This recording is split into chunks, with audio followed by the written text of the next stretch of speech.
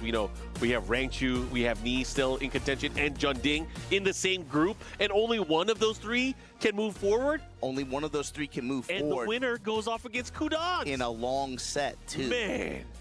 I'm just saying you have potential for TWT champion versus TWT champion versus TWT champion in two different ways. Yeah. You know? There's a lot of legendary matchups that are going to be coming in. If you thought yesterday was good, today is going to be filled with even more, even better. That's all, like, man, to me, this is like the appetizer. When we get to that long set stretch like that, especially with the potential for some of the matchups that we have, this is going to be fun. Shades of last year, too. We had some great sets, too. Man, Yagami versus Chanel, that was, hey, I don't know who or what voted on that, man. Are you talking about the awards? Bro, okay, I mean, I'm just saying, man, a 5-game run back in a first to 5 set like that, when his back was to the wall, ready for that, you guys are not prepared. But something that I'm prepared for, we've been sitting here waiting on it, man. They've been doing 3-4 button checks. Chikrin versus Edge starting for the now. right Let's to baseball high. Let's go. Close quarters, too. Who can get wall control? Edge, show us what you studied last night. I'm excited to see how you have evolved your game plan going into this. Because Chikrin, the way he plays, the way that he uses climb, it is literally a wall. That immediately sidestep 1 from Chikrin, working the down 4-1 as well. 14 frame down 4-1. Flame blast, he's fishing. Sidestep to the left this time with punish. He got a counter hit. I like that. Edge already showing the down forward 1 checks. That down forward 1 checks being the wall himself is one way to kind of nullify the way that Chikrin has been playing. You're going to start seeing the down forward 1 in conjunction with the jabs. Oh, but not when moves like that come out. Especially crush a low like this. Activate 2. Back 2, gonna get the wall. Oh my God, gonna lock up your system with all these flame effects, and just like that, Chikrin right back at you with some very, very pinpoint calls, especially on lows. Yeah, lows had a good sidestep. The 4-3 as well, that was crucial for him to be able to get that momentum. Let's see how Edge is gonna react here. Chikrin with the running 2 into the slide. Yeah, and I like how he sets up for it too. He's not just like doing it wide open like that, where he's susceptible to getting sidewalk. Using Rambo Spear at close range, you're able to get it there. Black Kite for the plus frame here. Edge laying it on him right now. Activate, had the sidestep whip. Chikrin did not pull the trigger, just like that. He's walking, Mark. He's trying to walk him. I mean, he's been walking people so much throughout the competition here, but now it's going to be tough because Edge closing out that round gets a nice combo damage. That pressure has been too much. You can't walk everything. Okay, sidestep 1+2, get the plus frame. Armor, no touch after. Black Halberd. Edge digging a little bit deeper into the move list now. Plus frame backs off. Black Kite once again. We have the engagement, the guard on the low. It's going to be big block punishment here, Mark, and likely going to get the wall as a result. Back 2. No. He wants to carry. Excellent adjustment. In a late heat activation. The down 1+2 able to land here. The follow-up is looking really strong for Chikrin right now, but Edge able to fight out. He does have range as well. Oh no. Flame blast with the wall and the laser. Potential miscalculation there? No, he thought it was going to kill. There's a adjusting version of that where it does a little bit more damage. Not able to do it there, Chikrin now. 2 rounds to 1.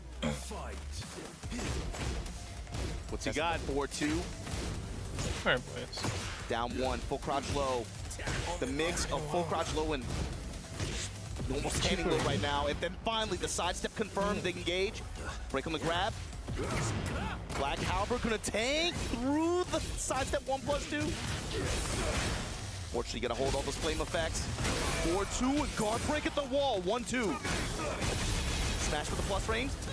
And it, that was respectful disrespect. Yeah, that was so good too because he burned the last bit of Edge's heat timer, but just like that, comes up with the while standing slash. Chikrin able to get that round, secure the first game. That was so good too, being able to burn a smash like that, to remove heat from the equation of Edge's offense once he gets his turn back.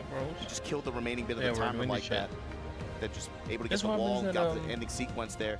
Chikrin with the advantage going into the second game of this set against Korea's top 8 for Tekken 8.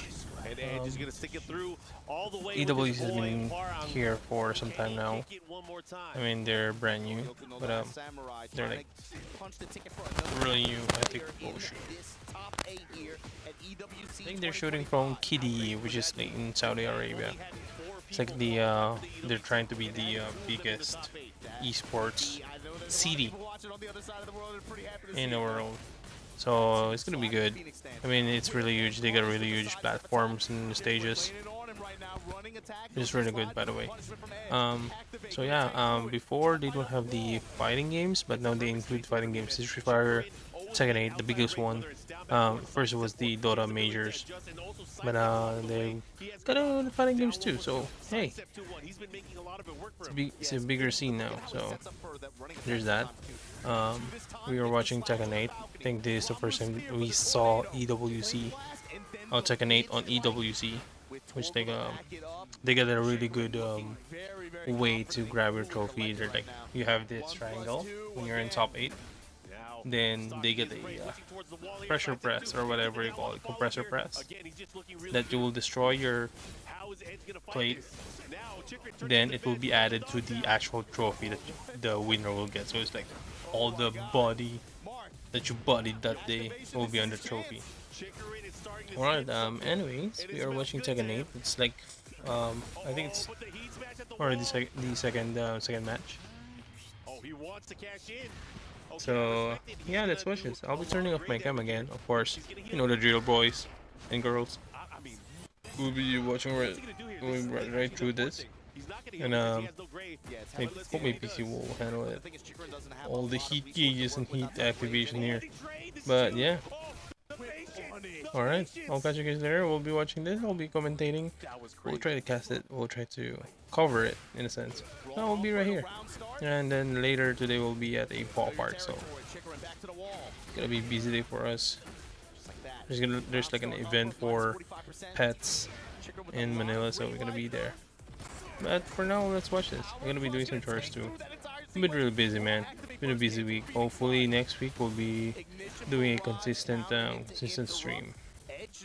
Right? Yeah. Okay, let's go for this. Alright, so Chiggerin still with the Clive. Edge, I'm not familiar with Edge. Who's Edge? I haven't been watching Tekken 8, man. Ooh. God, it's long combo. Even here, and he just wants to keep this pressure. Phoenix slide this time. Holding the plus frames. Good. Ooh. Got his back. Down one, sidestep, looking for Edge to mount some kind of response here. Looking for a whip punish opportunity. Oh, he almost had it there. Instant break with the down one, man. That low slash like that. This is huge. Very important round here. Either Chikrin is moving on and securing that top 8 spot, or Edge is going to fight for another chance. Decider match. Ball up for counter hit launch. Got the balcony. We're going to break it. Kick him back, and we saw Edge do, he likes to do this sequence here. Just to take the wall, but the water call out the pressure. Activate. He gambled on it and he bet that was a good one. He got a wall too. First time either. As a beat there, but then Torgal with the ice pressure. Chikrin looking to maintain the wall, rolls off. This is huge. What are you gonna do? How are you gonna deal with this? Man. Edge having rage in. He stole. Step not deep enough. Nice challenge there with the low, but he gets counter hit. This is huge. He's gonna have the light lead. Edge now. What are you gonna do? Never mind. 4-4-3. Ignition barrage dash. He just wants to force the mix. Oh, again with the low jab. The follow up there. There's no time. Oh, no, it's not enough. Oh my God, Chikrin. 2-0 over Edge in the most dramatic fashion. You can see he was sweating that one, man. And just like that, Chikrin punches his ticket for this final to face off against Flow High in a first of 5. But congratulations again. Thanks for playing Edge. He made this thing really exciting. Some awesome sets, especially day 1 and today. But man, that one went down to the wire. Oh my God, Mark. What a pleasure. You know, Edge, got to give it up. He put on some of the most exciting comebacks, the most exciting moments throughout the entire tournament, but it was not enough. All right, so we're just watching some final boss in here. And Chikrin, again, as we mentioned, 2 Japanese players now in the top 8. This is what I'm talking about. Not enough. Oh my God. Look. Yeah. The fist pump after, and just like that, Chikrin gonna punch the hydraulic press. Hydraulic press, there you go. Again, Then fuel to the fire at this point for that trophy, and whoever's gonna hoist it up. He's probably getting more comfortable doing this now. I remember seeing Dota 2, man. Chikrin moving forward, secures that top 8. On Dota 2 tournament, how So they had this Group A destroyed here, and wrap it up. added to the trophy. It was crazy, man. Urge and survive, but coming up next, we got to see who's making it out of this Group B, man. Bald guy. John Ding then put the mirror on the stick. He had to change it up a little bit. You know who it is. John Ding, who also gave us a hell of a day one. But he's got to go up against one of the toughest dudes to go up against in this event. Knee. Oh, it's Knee. Yeah, Knee. God, they look the same. Eddie versus Brian. This is going to be action-packed, and it's not going to be done there. Well, the winner of this has to go up against Ranchu. They got to go up against the Bear. They got to go up against Brian, him. Man. The reigning, defending Tekken World Tour champion is waiting for the winner of this set. Accolades, there is no shortage of accolades here from the players that are left in competition. Last time these guys played, Knee was able to win 3-1. And again, it's all about how you play the game and how you adjust. You can't rely on the last time, because the last time could benefit either side. This is what I'm talking about. When the thing becomes really huge, like we were looking at this event, like Dota, a best example is Dota. So when Dota has been like really big league, there's like it's like a sporting event, you know, like a really sporting event. Not just not just an esports. They have like commentators, all the status, all the stats, statistics, and all. It's really huge, man. But I just hope that they don't lose the touch of the actual fighting game. You know, maybe it's good for 5v5 kind of games, but in 1v1, it's gonna hit different. You know what I'm saying? I don't know. For me, when things becomes big, sometimes there's like a drawback in that, you know, big setup stage. So the stats is good, but I mean they're like they're putting too much into it. You know. Let's just get into it, man. Let's just get into it. You know what I'm saying? I don't know if you're agreeing with me or not. I don't know if you actually, it's just a personal opinion. You know, personal or preference. Man, hey, it's getting big. They're getting the attention and the stage that they deserve. We love this shit, man. Oh, we love PP. I mean, that's how it should be, because eventually when those aliens come but yeah, that's all I'm saying. We're gonna have to fight them somehow. It's I don't know. But again, this is what we expected, guys. It's been really good, man. It's a good journey. At least they're getting the attention that they need. The fighting games, the attention the fighting games need, man. It's getting big. Just hope that there's more fighting game in there. All right, it's John Ding, baby. Tekken 7, John Ding was my boy. I didn't know he got in so buff, man. It's like my soul head now. Tekken 7, he was like, alright. I mean, he's buff, but shit. Something that's been so fun to watch is Lee has been playing this game his way. That's what's so fun about it. He has been a Brian guy for I don't know how long. No punish, but Lee will just walk. John Ding was who's the John Ding character? John Ding really trying to find a way to, you know, start opening up Knee, which is not the easiest thing to do. But the thing is, sometimes it's all about your timing. That's a power crush there. John Ding now. Oh, he had the opportunity to launch here. Knee with the miss input. What's the I haven't actually played the whole Tekken 8 yet. I got the game. I think that I had like 1 month. Let's see what he does here in round number 2. I played that game for a month.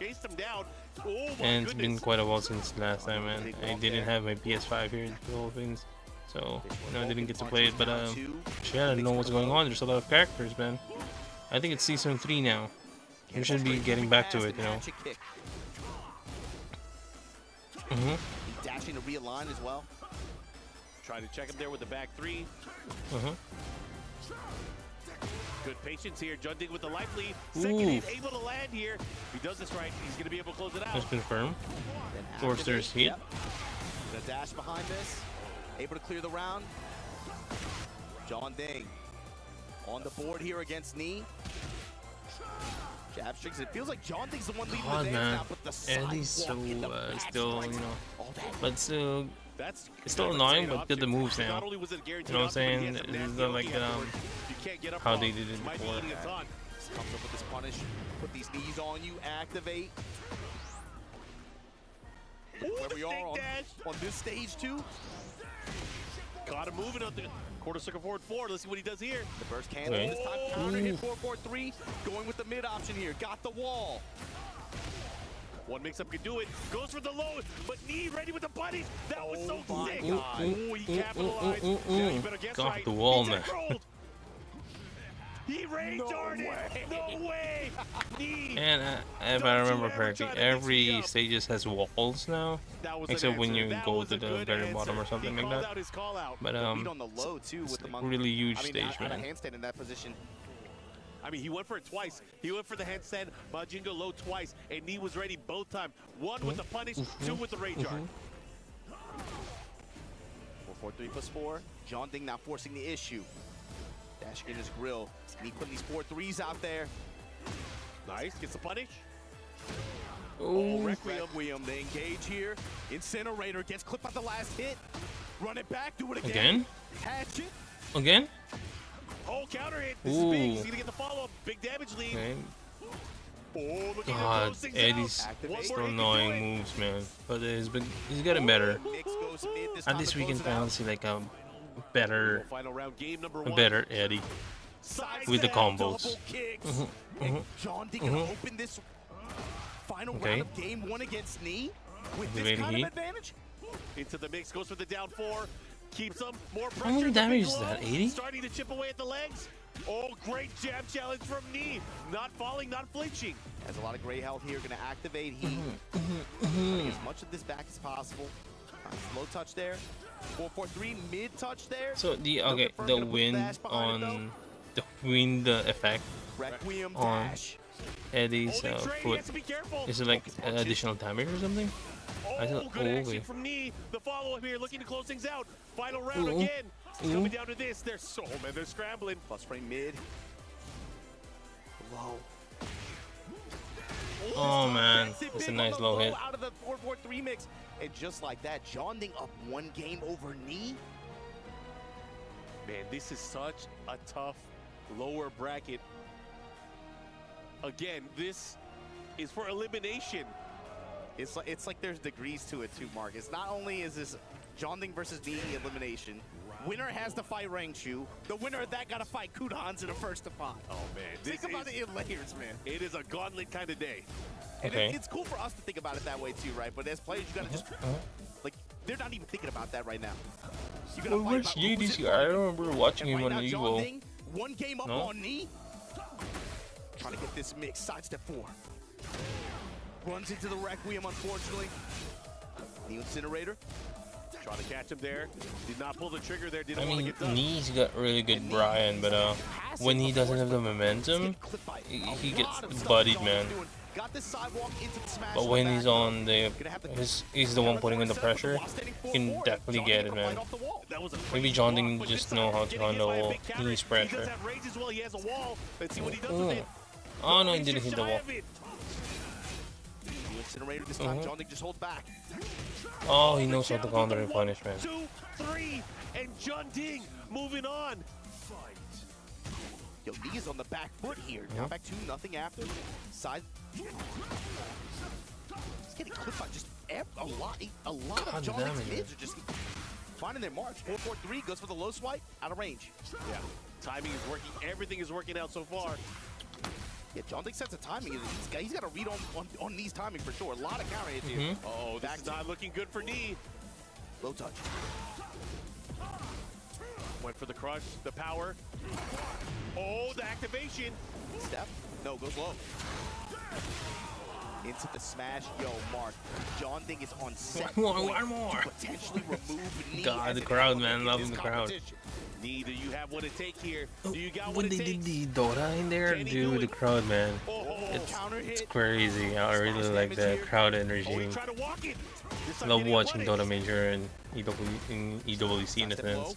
They're doing the meter there. Dangerously close to him, Very good. especially up in within jab range. That sidestep 3+4 might come out of nowhere. Wheel kick with the wall, activate. There's a stock, there's your tornado off the down 4-1. Mix up for game. Oh what god, man. Nice. Big buddies. He's gonna go the other way. Oh, okay. Oh, Here comes D. Heat the work with here. Activate. Gonna try to push. Oh, I didn't hit the wall. I was pushing for knee to get around. Ooh, nice. And knee staying alive. There is a pulse, Mark. Trying to clutch. There is a pulse. I feel it. Ooh. Oh, he hit him, counter it. Got the clean splat. Oh, dude, it is so annoying right now. Throw in the power crush behind it. Break the wall down. Ooh. Gets the follow up here. Things are looking good for Jun Ding. Can he do it? Can he pull it off? Big low. Ooh, nice go. Oh, okay. Again, one more time. Up for it. Oh, he goes for the mock. Trying to make this push with the heat activation. Needs to maintain this pressure. Oh, the checks. He's in trouble. But he's going in still offensively. Ooh, nice. Generator once again. He got the wall and he got the wall by the corner. Leave him smoking. Huh. Uh-oh, John Ding getting Oh, and he's gonna be a low. And he's gonna be a low, man. Out of the tournament. And that changes things because now John Ding has to go up against Rangchu Knee before the tournament turns to long set, where I think he would get a really strong passive buff out of this competition. Let's go, baby. Here at EWC 2025 Tekken 8. Hey, don't get me wrong, John Ding's my guy. Fist in the air. He has had a hell of a week playing. Just like he's Brian better. And again, just going back and forth. It feels like Knee never really got into a position. But John Ding's my guy in Tekken 7. Kind of play his game. I'm trying to remember who's his character back in Tekken 7. It's not the Eddie. And John Ding, you got to give it to him. He was in control. Control is the name of the game. Yeah, we've seen him play sets like this too, right? But usually it's like it feels more effective in finals and grand finals where you have the like at least one set behind you back in kind of adjust. It's a war on, right? You know, Evo Japan stands out in my mind where you just had that hard adjust in game 3, right?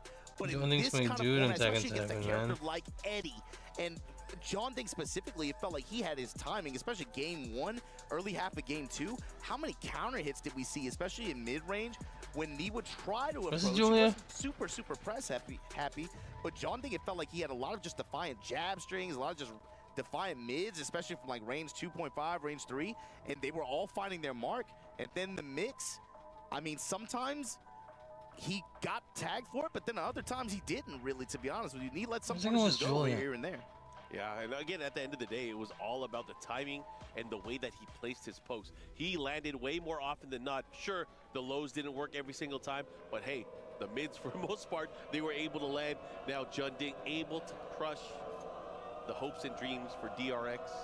Knee, Lohai is still in there, though. However, it comes down to now a pivotal and deciding game between Jun Ding and Rangchu. Oh, it's so good, man. Into long sets and the top 8. That's also another point, too. John Ding representing Team Vitality. They're watching this set with extreme enthusiasm. Yeah. Especially if he can be able to get... If he is able to win this set, he's going to guarantee them some points by making it into the top 8 finale of this event. It was Julia. It was Julia. John Ding's Julia, man. In terms of team point leaderboard standings right now, if I remember correctly. That's a difference of millions of dollars for the organization like that. Got to be a good feeling to see him. All right. Next. I would imagine it's a bunch of. Who's this? Is the Fakram? Fuck, I don't know if I'm pronouncing it right. Fakram. I would imagine that I'm about to go crazy. But we'll find out either way, because that is a character we've not seen the entire weekend. But again, I haven't seen Reina too. Where's Reina? How's it going, Reina? I think they finally gone within meta of Reina. Reina was like, I don't know, somehow OP back in the day when it was first released. The EWC, huge prize pool, but not only that, the pride of not only their training for everything that they've been practicing for the entire year. Yeah, they have the like stats and everything. You know, they're keeping track of everything in there, man. It was crazy. This is a big one too, just because of the implications on the next set as well. Rangchu, potentially be getting wait, Rangchu versus Rangchu rematch. I remember him playing like, EWC, what, 7 years later? 7 years later, being able to get that kind of set? TWC 2018 Grand Finals. I mean, Jun Ding and Kudans have played each other in quite a few tournaments as well. They played each other in CEO. They had that Grand Finals where Jun Ding ended up taking it. So these guys, again, all of them, no strangers to each other. And between these two, we are in for a treat because, again, we're talking about characters and character specialists. The premier Eddie player from Korea, the king of the Bears. So that's the other thing, too, I was thinking about, Mark, is what do you anticipate? How does Jun Ding even approach Rangchu like this? You got to remember, especially, like, he had some good success leading in with 4-4-3 a lot against Knee. Yeah. But you can't do that as easily against Bears just because of the way that their posture is. Yeah. Their natural defense, their hind legs kind of prevents the level of commitment when you're kind of just throwing out the loads. It's not the same versus most of the cast. However, it could lead to a lot of benefits because, you know, they are bigger targets, they are bigger characters. It buffs things like up forward 4 from the tip, standing 4, 3-3, down forward 2. There's a lot of options there. But again, in that range, or in the jab range, especially from the Bears, that's where it's dangerous because rank 2, as we saw, he's no stranger to using things like the G-Clef cannon. G-Clef. He can use the back forward 2. Even just how effective he is with just like 2-1. And just being able to just harass with that and really, really frustrate players from being, you know, even contested within that jab range, especially at compact ranges like that. Also, I'm curious about the Z-axis and how well, if at all, Jun Ding is able to rotate around or he's not going to. I mean, for him to be able to maneuver around the bear, he has to go for a handstand side step. Yeah, and that's really what I'm looking for with the built-in mobility that stance transitions have. Is that something that he goes to in some of these situations? We'll see. The Bumble Bear. The Bumble Bear. Out here against Eddie. I like that one. The Bumble Bear. When this man starts dancing looks so fucking cute, man. Oh, I love the music too. On the scene, taking it to him, we got Panda versus Eddie. Rank 2 Jun Ding fighting, race to 2. Winner will make it to top 8. High stakes, and just like that, jab float from Rangchu. Jun Ding, if you want to lead like that, it's not going to be that easy. Low swipe for the extra little chunk there. Bear X showing low swipes, and again, the consistency from Rangchu.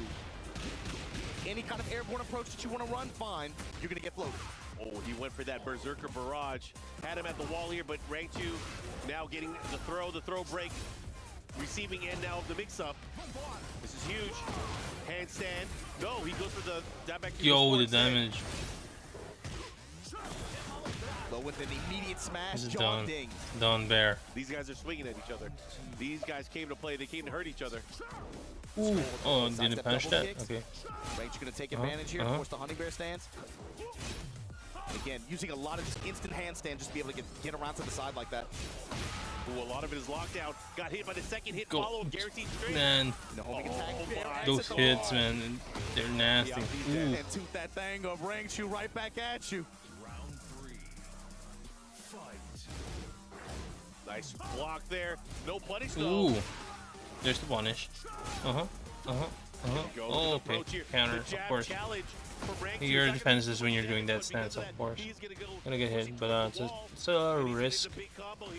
It's a gamble, rather.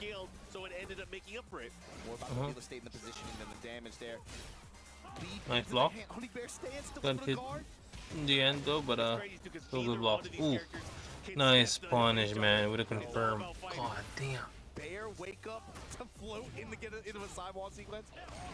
Oh, how did that whiff? He went for Rage? here. Okay. Did not cancel out in time. He was going for emotion, it looks like.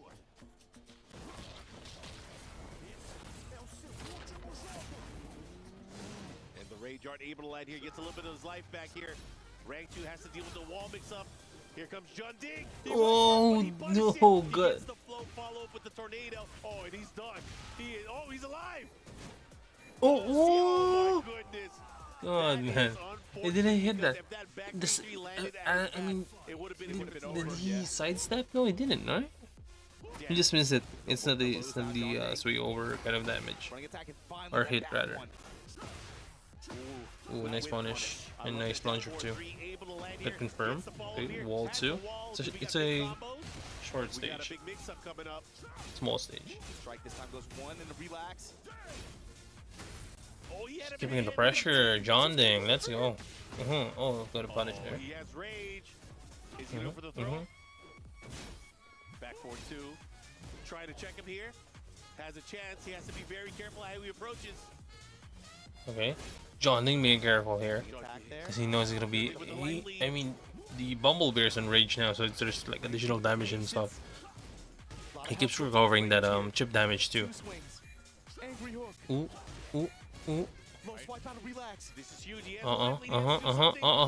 No time for a punish. Oh, dude!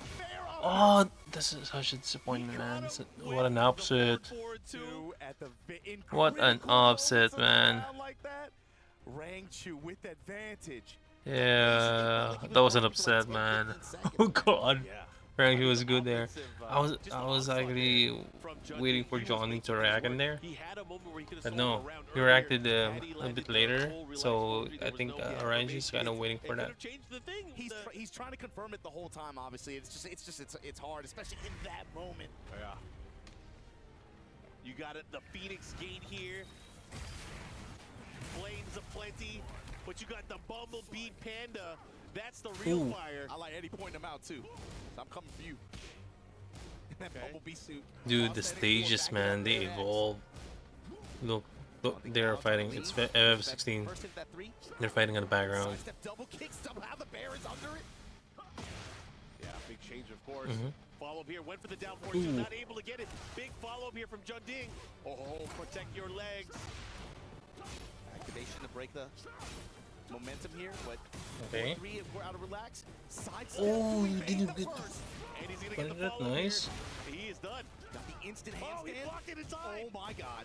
Wait a minute. Okay. It's not over yet. There's a rage going in. Immediate rage art here. Yep. Smart rage art.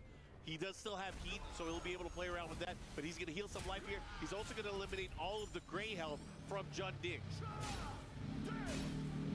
Oh, and Jun Ding. God, the chip damage. But the heat smash comes out. Nice check. Follow up here goes for the low. Oh, yeah, it's gonna be dead data. Having the life lead. Lowe's adding up at the very end there. I'm gonna say John Ding got an advantage with hitting those. Because I think Rangchu is not seeing some of it, man. He's not checking it either. Oh, and again, he had the wall, he had the positioning, he had everything. That's a bad position right now. Looking to close things out. One more hit can do it. This time with the dash, force the 50-50. Is it going? Yeah, I told you the lows, man. I'm talking about the lows. When he had him cornered was just the final stage. Jun Ding looking to tie things up here. He's one round away. On this stage, Jun Ding has gotten the wall, and it's really helped his offense and been able to, again, secure these rounds with speed. Back one there to crush it.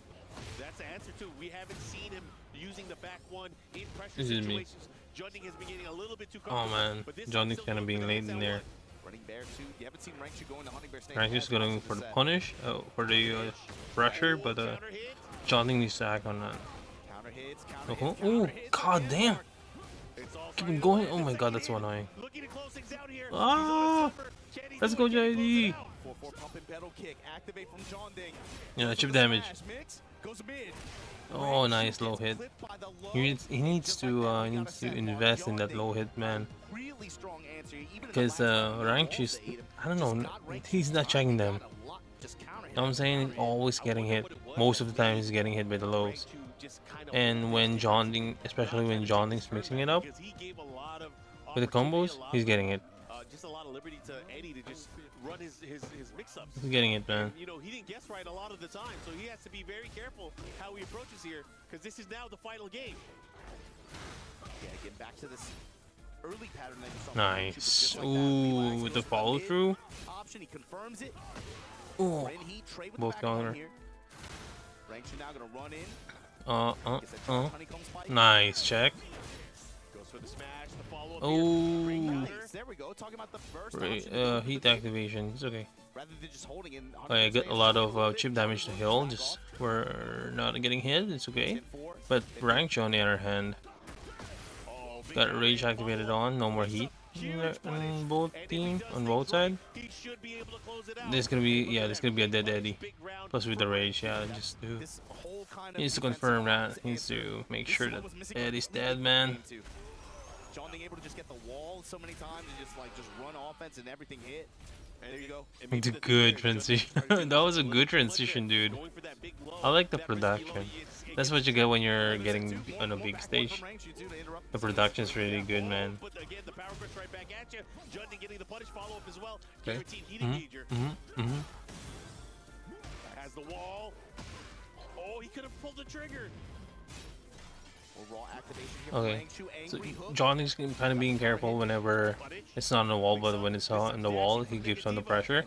It's just the rank you can, you know, quick check on the fast frames hit in there, the 8 frames hit.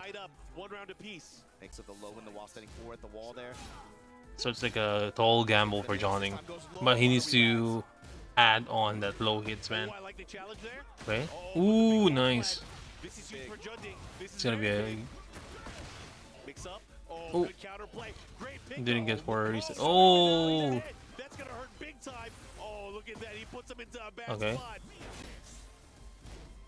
Low. I told you, man. Low hits. Johnny's gonna get him in the low hits, man. Ranch is not checking them. He's all focused on mid and high attacks. He rarely guards low. Maybe Johnny's doing the mind play in there. Ooh, guard break? God, man. Oh, damage. Huge damage there. Ooh, nice punish. See, when he's checking it, that's Johnny's time to hit high and mid. But the lows are getting. Ooh, nice confirm. I didn't know you can convert it in there. Wall, alright. Sidestep though. Ooh, ooh. There's gonna be a rage coming in. There's a rage coming in. I can feel it. The lows, man. I told you that low. The lows are hitting it. John Ding, baby. Wait, when is the top 8 though? It should be here. I'll show you the schedule. We got the schedule here. John Ding surviving, man. I told you. See, okay. Oh, this counter. All the lows are not being checked. Not being checked or not being parried. He's always receiving it, man. He's trying to do the low guard, but whenever he's doing the low guard, Rangchu whenever Rangchu does the low guard, Johnning is mind playing him with the high and mids. So whenever he guards high and mids now, Johnny's gonna be doing some low hits in there. It's crazy, man. He knows how to give the false thing in there. See, that's another low. That's a mild low. But the lows, man. No. Another low. Ranch is always not anticipating that. Well, except for that one. He kind of read on that. That's what I'm saying. Ranchu didn't invest so much in the low guards in there, especially with Eddie. I mean, Johnning has done that a couple of times. He could have parried it, or at least blocked it, man.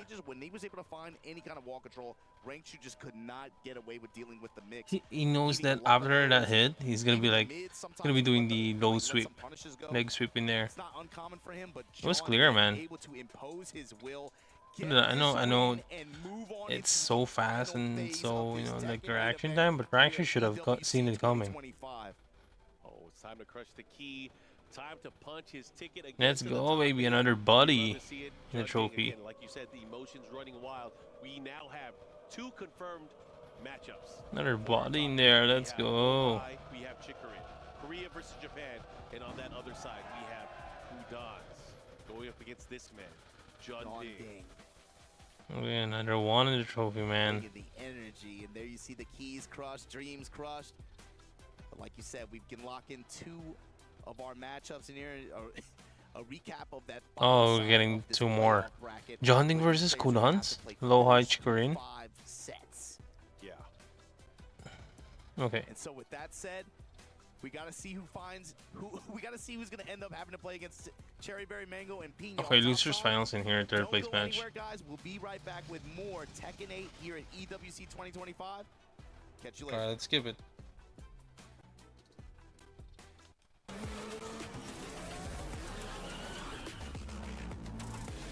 Dude, I'm telling you, it's one of the biggest tournament, esports tournament in the world now.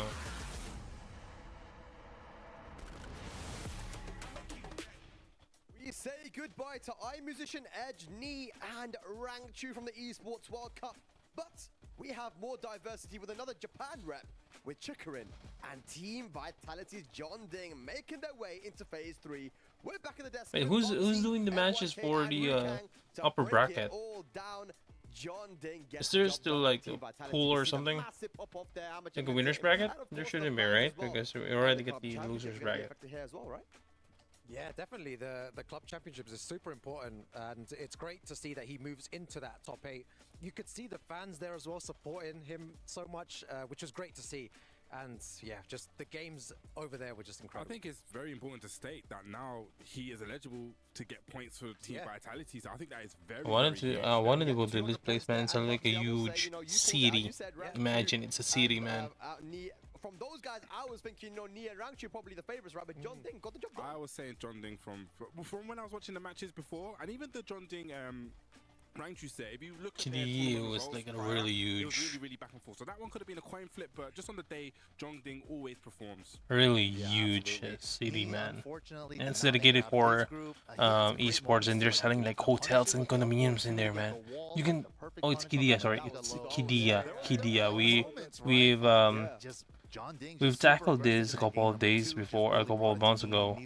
Like we talk about what's Kidia and all that stuff. It's a really huge city, man. Yeah, unfortunately, we must say goodbye to DRX Knee, the GOAT of Tekken. He looked super sharp, but the competition was just too hard for him. We have Ryan Hart with Knee right now for some final words. I'm here with Knee after an unfortunate bout versus John Ding. I just want to ask, what is going, he's only had a few moments to reflect on the match and everything that's happened here. What's going through his mind at this point? 일단 무르 선수 정말 아쉽게도 일단 탈락하게 되셨는데 무르 선수와의 경기를 치르고 나서 지금 현재 좀 어떤 감정이신지 궁금합니다. It was upsetting, actually. It was like he's getting some good spots there, but yeah, this John Ding's Eddie is so unpredictable, dude. Knee is the only one I think who we haven't seen the whole competition, but I think Knee did put some good numbers in there. Yeah, I feel like I'm still lacking of my skill level, so yeah, that's what I feel right now. All right, some self-reflection there from Knee, and I know we'll be seeing him back better as ever, as we always do. But thank you very much for being a part of the event. Always a pleasure to see you and watch you play. So that's it from us here on the interview floor. Back to the couches, not the desk, the couches in the studio. Take it away. Thank you, Ryan. And Knee, it's not only the way he plays Tekken and the tournament results, he has his behavior outside of the games, which makes him the greatest of all time, man. Humble as always. He didn't make any excuses. He said, look, my skill just wasn't good enough today. He looked super sharp on day one. Even phase 2, he looked really good, but it's just like, I feel like you need to have that endurance, going into this tournament. It's a 4-day event, and which platform is best to watch? Funny game. I think I still go with YouTube, man. I don't know, because Twitch, on the other hand, I think it's like for VODs. I think it was like 2 of the lows. It's been for live, but and with the chat, but we're not interacting with chat right now. Like I said, John Ding sometimes, he's just one of those players that, on his day can turn up. You saw the crowd behind him, chanting him. I think that really powers him up. Compete to succeed. Well. Let's go, baby. Oh my god.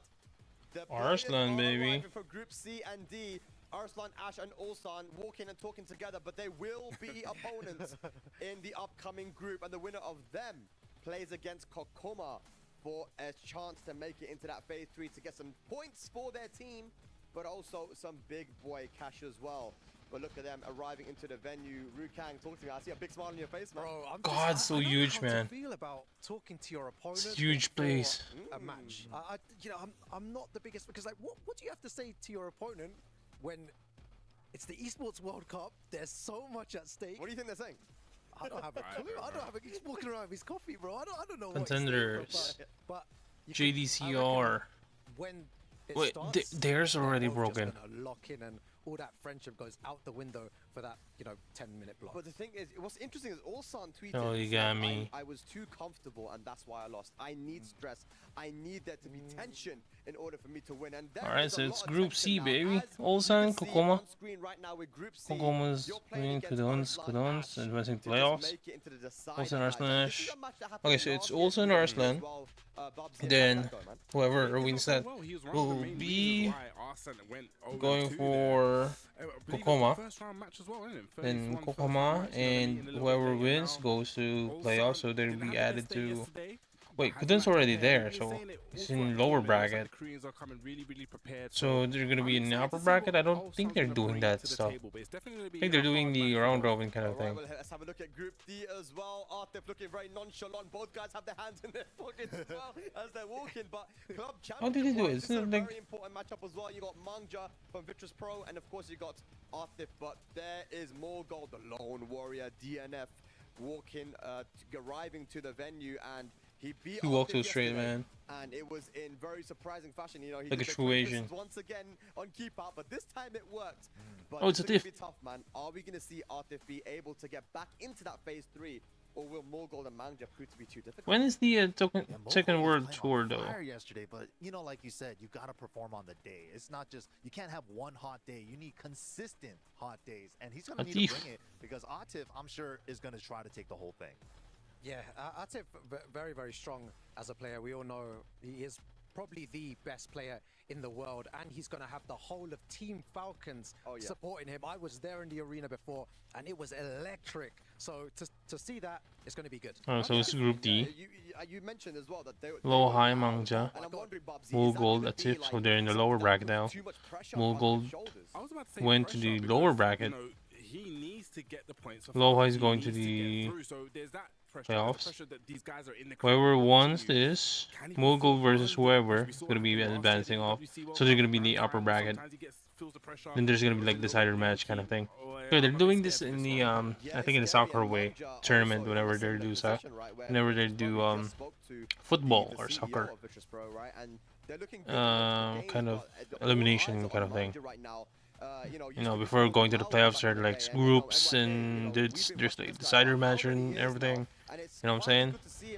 I think I haven't gone in with this. I always go with the double elimination, round robin to double elimination kind of thing. This different one. So it's like a huge bracket in there. He's doing it big out here, qualifying from Evo Japan 2 years in a row now, 4th place. He was kind of like jokingly at Master Cup called Saudi champ Malgu, right? Because he went 0-2 last year at EWC, but here he made it a lot further this year, and I'm sure he's going to try to make it into all those broken IDs of the players. He's going to be added to the trophy, man. That's what makes it really I don't know. I think it's morbid in a sense, and it's like really sick, but it's really cool. No, like there's like all the people that you defeated, man. It's like you are the one on top, man. It's really good. For me, it's actually sick, but it's also at the same time a bit dark in a sense. Yeah, I think Arsanash and Atif, you know, the caliber of player, the accolades that they've won in the past, I feel like both of them will make it into phase 3. Well, 6 are in phase 3, and 2 more will join them. It's time to fill out phase 3. Will there be Pakistani representation, or will Korea prove to be too strong? Groups C and D after this break.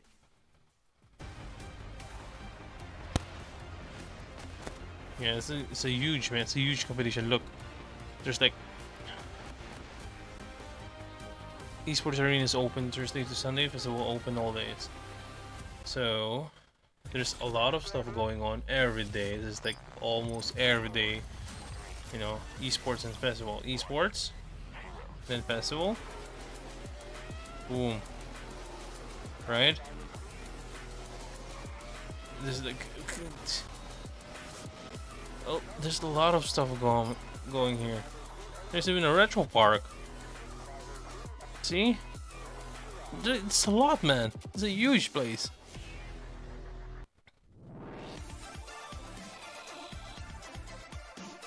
There's a motorsports park. There's a simulator, content creator league. It's meet and greet. Street Fighter tournament. King of Fighters 98 still in there. Then there's like what you call this? Here is coming week. It's instrumental, Counter Strike, cultural stage shows. There's a lot going on, man. It's like a huge huge event. Now here, okay. So see what's going on. We are here already. We're doing Tekken 8 finals. And there's PUBG Battlegrounds too, right? And they're streaming most of the time on a different schedules. The next week, we have the Street Fighter here, right? Then we're gonna be doing Street Fighter finals on this stage. So it's like there's a lot of stuff going on, man. Whenever it's a brown one, it's finals. So all those are finals. And how many games are they running? They're running Crossfire, Street Fighter 6, Counter Strike 2. There's Rocket League, Teamfight Tactics, PUBG. There's Dota, FC Pro World, Call of Duty, Rainbow Six, Motorsports, Forza, even chess, man. It's like a huge stage and everything. You know what I'm saying? God damn. It's week 3. This week 3, week 2, week 1. Right? It's for the month of July. And look, I was exploring the stage. Oh, they haven't shown it. They're not showing it. Okay. So yeah, they're getting the huge stage. You know, they're getting the huge stage. They're getting the good attention in there. But the thing is, it's becoming so big, man, that they're adding a lot of stuff in there, like a tall sports kind of thing, like stats. They're keeping track on that, which is really good for me. But there's the downside in that. The commentators are kind of being technical and everything, kind of like that. It technically doesn't make sense anymore. I remember Dota getting the attention of the big station, EWC, right? So they have the stats, they have everything. The production's really good, the coverage, but there's like an additional, I don't know, cringy stuff in there. So it's like a technical segment for, especially I don't like this dude, so I'm not gonna mention it, on Dota. His analytics are so bad, man. You know, just like he's just famous, but the analytics are bad. Something like that. I'm just saying, I'm not a pro. I haven't played in this stage. I'm not really good at that technical stuff, but I'm saying it's for a regular guy like me, it's kind of cringy. So at least, you know, that's only about it. It's too much glorified in a sense. They're glorifying it like it's a pedestal or something. But sometimes you have to go back to the raw fighting game kind of feel. Like when they're doing the production, dude, like the transition thing, you know, it's best for the viewers. But with the hosts and stuff, it's cringy, man. I don't know, maybe it's my social battery, but it's kind of cringy. But when they're doing it in the stage with the production and the technicalities, it's good. It's good, man. It helps you improve the game and understanding the game, so it's kind of applicable. But when they're doing it in the very micro details, it's like, oh, dude, go on, please. That barely made it here. First spot in the quarterfinals. 3 players, 1 spot, and I think it's time for officially kick off this game. Ladies and gentlemen, please put your hands together. Incredible that this is happening in lower bracket. For our next 2 players from Group C, it's Arslan Ash and Ulsan! What an incredible matchup we're about to witness. The EVO 25 champ, Arslan Ash, going up against the EWC 2024 champion in Ulsan. Both are ready and set, Rob, and I cannot wait. Yeah, what I'm saying is there's a lot of things going on. So when you go there, it's like a tourist spot for esports lover, but there's a lot of games going on. So if you're a fan of two games that are being played at the same time, you're gonna miss one, right? So all the audience are gonna split it. But hey, it's a big stage, so it's a good spot. Here we go, Rip and Tasty Steve bringing in the action to close out phase 2. This is the big one though, elimination match. Ulsan versus Arslan Ash. Oh, let's look at the tail of the tape. Last time they met 3-0 it seems, and then 16 heat burst to 21 activation. The heat engage is 14 on the side of Arslan, 1397 for total combo damage. Not looking too fresh on the side of Ulsan, but I feel like just for Arslan is EWC in dire straits right now, man. In this, he's definitely facing elimination, but he also, so I feel like his that character stats and a choice has not been doing sense. so well. But on the same side, Ulsan but as the well. heat activation and heat engager, Time to believe in Nina. the heat question. activation and heat everyone engager that came to this stats, competition that studied and kind of prepared for tells the Anna, that and the Anna Arslan has is a not had really success for Arslan and aggressive Octave. kind of They're player. both now facing You know, elimination. if he's using Is that it much, time it's for really Arslan to go back into it. to the Nina But Williams, or that will doesn't he really stick make it any out sense with that with the Anna? tall combo damage. Looking like the Anna might You know. get, Oh my unless this is a goodness. button But check. We I might mean be 3-0 I think by they did the Ulsan butt checks, Steve. last time they met, so technically Anna's it's coming brutal. back out to play. It's about to get Maybe this real. is Arslan you know, in Ash rock versus paper scissors, Ulsan, game this is number one. your Elimination off First to two. hand in there. First to two. Oh All right, my here we God, go, the baby. gambling's real. Olsen versus Arslan. 1-2-1, no counter on it. Okay, and look at this offense on both sides already engaging. Anna and Block on Nina the low for and the Arslan, hit. I Now believe. that's really But strong, we're especially with right Anna out the right gate now. to be prepared to deal with these lows. One of the conversations we were having is the fact that we know that Ulsan is definitely prepared to deal with the Anna, because all of Korea has definitely been trying to practice to get ready for the Anna to deal with both Ulsan and Octave. Full shot down push, so fast with it. There's not going to be enough damage to close out the round, though, but Arslan's going to have a big lead. Arslan getting the hits. Oh, the fake Getting the out confirms. for the low. Ooh, Why nice. did you get a combo off of that? That's crazy. He did it so fast. Arslan. That's what That was I hard to mean. block. First round, Arslan Ash with that Anna. I thought That turnaround Olsen was already crazy because it was looking already so read good for Ulsan in the beginning of it. Arslan's Anna. Ooh, Boom! Boom! Lovely Tom indeed. Boom! what's the poison in there? Bam! What are you doing? Down two. Third hit. Ooh. Okay, let's it rock engage. Running two. Okay. And finishing the strings Got him once there. again. Ooh, another one. That's been a major thing that both Ooh, Octave nice and mind game Arslan there. has been doing with this character and has been clipping Nice people break. quite a bit. Okay. 1-2-1. Ooh, ooh. What a Oh, block. good read. Important. Yo, God, he knows Arslan what's is gonna looking go crazy there. right now. 1-2, and he gets the wall. Another Two one. rounds up with the Anna. Elimination is Oh, on them the Arslan. line, and Arslan is looking serious. With the Ooh, game nice these counter big there. launch. And that was after the duck, right? Got the wild standing two there. So he was anticipating a high start there. Oh God, bazooka.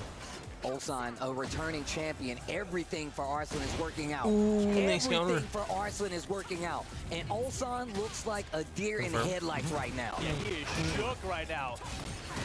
Okay, Ooh. engage. That's great though. Heat engage, gets back some gray, and now you can work back some more as well. Extensions blocked. Okay, break. Good. Wow, stays But up close. he's rigid. He's doing rigid on the HP now because we And already. again, But finishing gotta the kill strings, the and Arslan. Ulsan not respecting it. And just like that, Arslan 3-0s him for game number one. What do you do in this situation if you're Ulsan, though? Dragunov got him the W last time. We know he's in a bit of a character crisis. Big time. What are your thoughts going in this, man? If you're Ulsan, what are you thinking? He's got to stick it out, but this is Ulsan how he plays as well, right? He loses, makes the adaptation, and then he really settles in.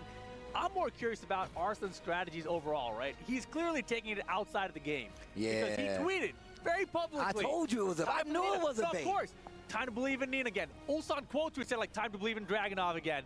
And he brought the Dragunov, and Arslan's out here running the Anna. Got him. You thought I was actually going to run the Nina? Yeah, Not for this, at least. For all of you casual fans out there paying attention on Twitter, don't believe everything you see. What? But it's... Ooh, no break. Internet It's the says so. internet. Running two. Oh, Nice hit. Oh my goodness, Chaos Judgment counters below. Man, this dude Arslan is looking so good right now with the Ana.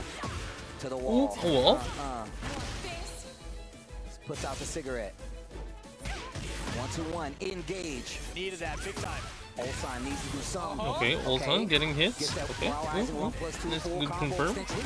A wall too. Can he close out? Is the yeah, this question. is Yes, it is. Stops the round count bleed. Ulsan is now on the board. What is Arslan gonna do to take it back though? Nice punish. Start just from 1-2-1 heat engager as Good well. That's all you need sometimes. You have great help behind you.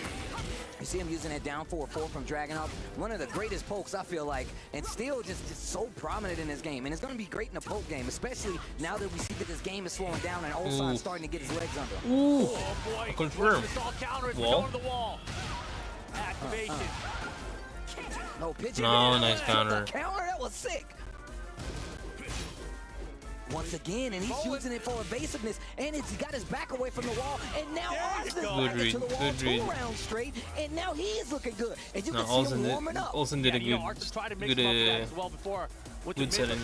A good match. Good round rather. Look at the movement that he's displaying right now. Great interrupt after the down back 4. My man says, I don't care if you're doing it anymore. You go in the stance, pick up my shoulder. While rising 1. While rising 1+2. A full heat extension. He's not going to get the kill. Olsen can read Arslan now. Arsen's got a chance. I like that. Take the Oki. I like that. Take the Oki after the knockdown. Ulsan. It was one of the better situations. Ulsan just woke up with a 3-round kill, and look at my man's alive right now. But now, Steve, do we get the Nina? Does he believe in the Ana? It's one game for elimination or to stay in the tournament for Arslan Ash? But it was so well played for him to actually get in here. Ulsan actually did a good job in there. He's like warming up, man. He's like checking the reach and everything, like in the boxing. Dude, Ulsan, man, he knows how to read. He's like taking the patterns and learning, man. Who's this? Who's this dude? Oh, Arslan's going for Nina. He's going with the Nina Williams. Oh man, I'm gonna tell you right now. I feel like there's no way Ulsan isn't ready to deal with the Nina though. There's no way. Look, yeah, because as we see, Ulsan's warming up with the character, right? So if he's warming up with the characters, he needs to grab the pattern first, but it will be dead after this. I know one already. I love this song. Alright, here we go. Multiple floors. Alright, let's go. Multiple explosions. Let's see if there's a Dragunov comeback in here. Elimination. You think that Nina's ready for that jumping punch, Steve? Oh no. Oh no. Arslan, okay, Arslan getting the move. Starts with the down 4-1 to get the game started. Back 1+2 from Dragunov. Uses some of these slower, big-hitting moves to try to interrupt something big coming from one another. And you can see it's kind of a stalemate here. Punish in there. Here comes Ulsan to the wall. Trooper roll. I like that he's taking the Oki, forcing the guest on wake up. Not dead yet. Running 2. Ooh, this is dead, Nina. Okay, okay. Ulsan's hype up, man. About to say, that's what we saw last year. Okay, I think my dog is streaming. Fight, hands off. Power. Oh, okay, wait a minute. Here comes Arslan. Oh, it's gonna get good, Steve. Like you said before, man, the Ana isn't the Evo champ. The Nina's the Evo champ. Oh, man, we need that sound effect when somebody gets eliminated. Oh my gosh, the trade to the wall, yes! My dog is having a dream. He's gonna still get some after this. Get back up on here, though. I'm not done. Oh! What happened? My dog is having a dream, man. Use the heat dash, pressure down to the corner. Finishing string, full ready this time. Flow conversion. Good down 4-1. Ooh, Ulsan in the combo. Ooh, a wall too. Oh my god. Oh my gosh. Ignition switch. The jab. In control right now. Down jab. Try to steal it back. Ooh, Arslan was checking. Arslan was checking. Dude, Ulsan's aggressive. Let's fucking go. Let's fucking go. Like, guy's energy. Let's fucking go. What are you gonna do? The Evo champion is in peril. Engage. Oh, he's using the heat early in the round. Nice. Might come back to haunt him. Nice break. Let's get something started. Oh, didn't get a punish there. That's unfortunate. Bro, the trickery coming from Ulsan right now is crazy. Yo, Arslan, you gotta wake up right now. Arslan, you gotta wake up, bro. You gotta wake up, bro. Oh, this one. Engage. Pressure at the wall. Throw break to switch position off the break. Nice 1+2 break. Spins the heat. No okay. resources Can we check? except for rage on nice either break. side. Hands off the merchandise. Oh, this high level now. It's high level. Ooh, another break. Okay. Trying to make a grab in there. Small Tekken, side step down forward. Oh my god, the breath. Poison breath. That's got him. Do something, now's the time. He's got Ray to do it. Boomer going downstairs, extending even more time off the clock. It'd be even harder for Arthur to make this comeback. Pigeon roll for the tackle. A break, nice. Okay. Arthur, you got 7 seconds. 7 seconds. Are we getting it? He's got Ray. Oh, dude, it's a miss hit. Oh, that's a miss hit.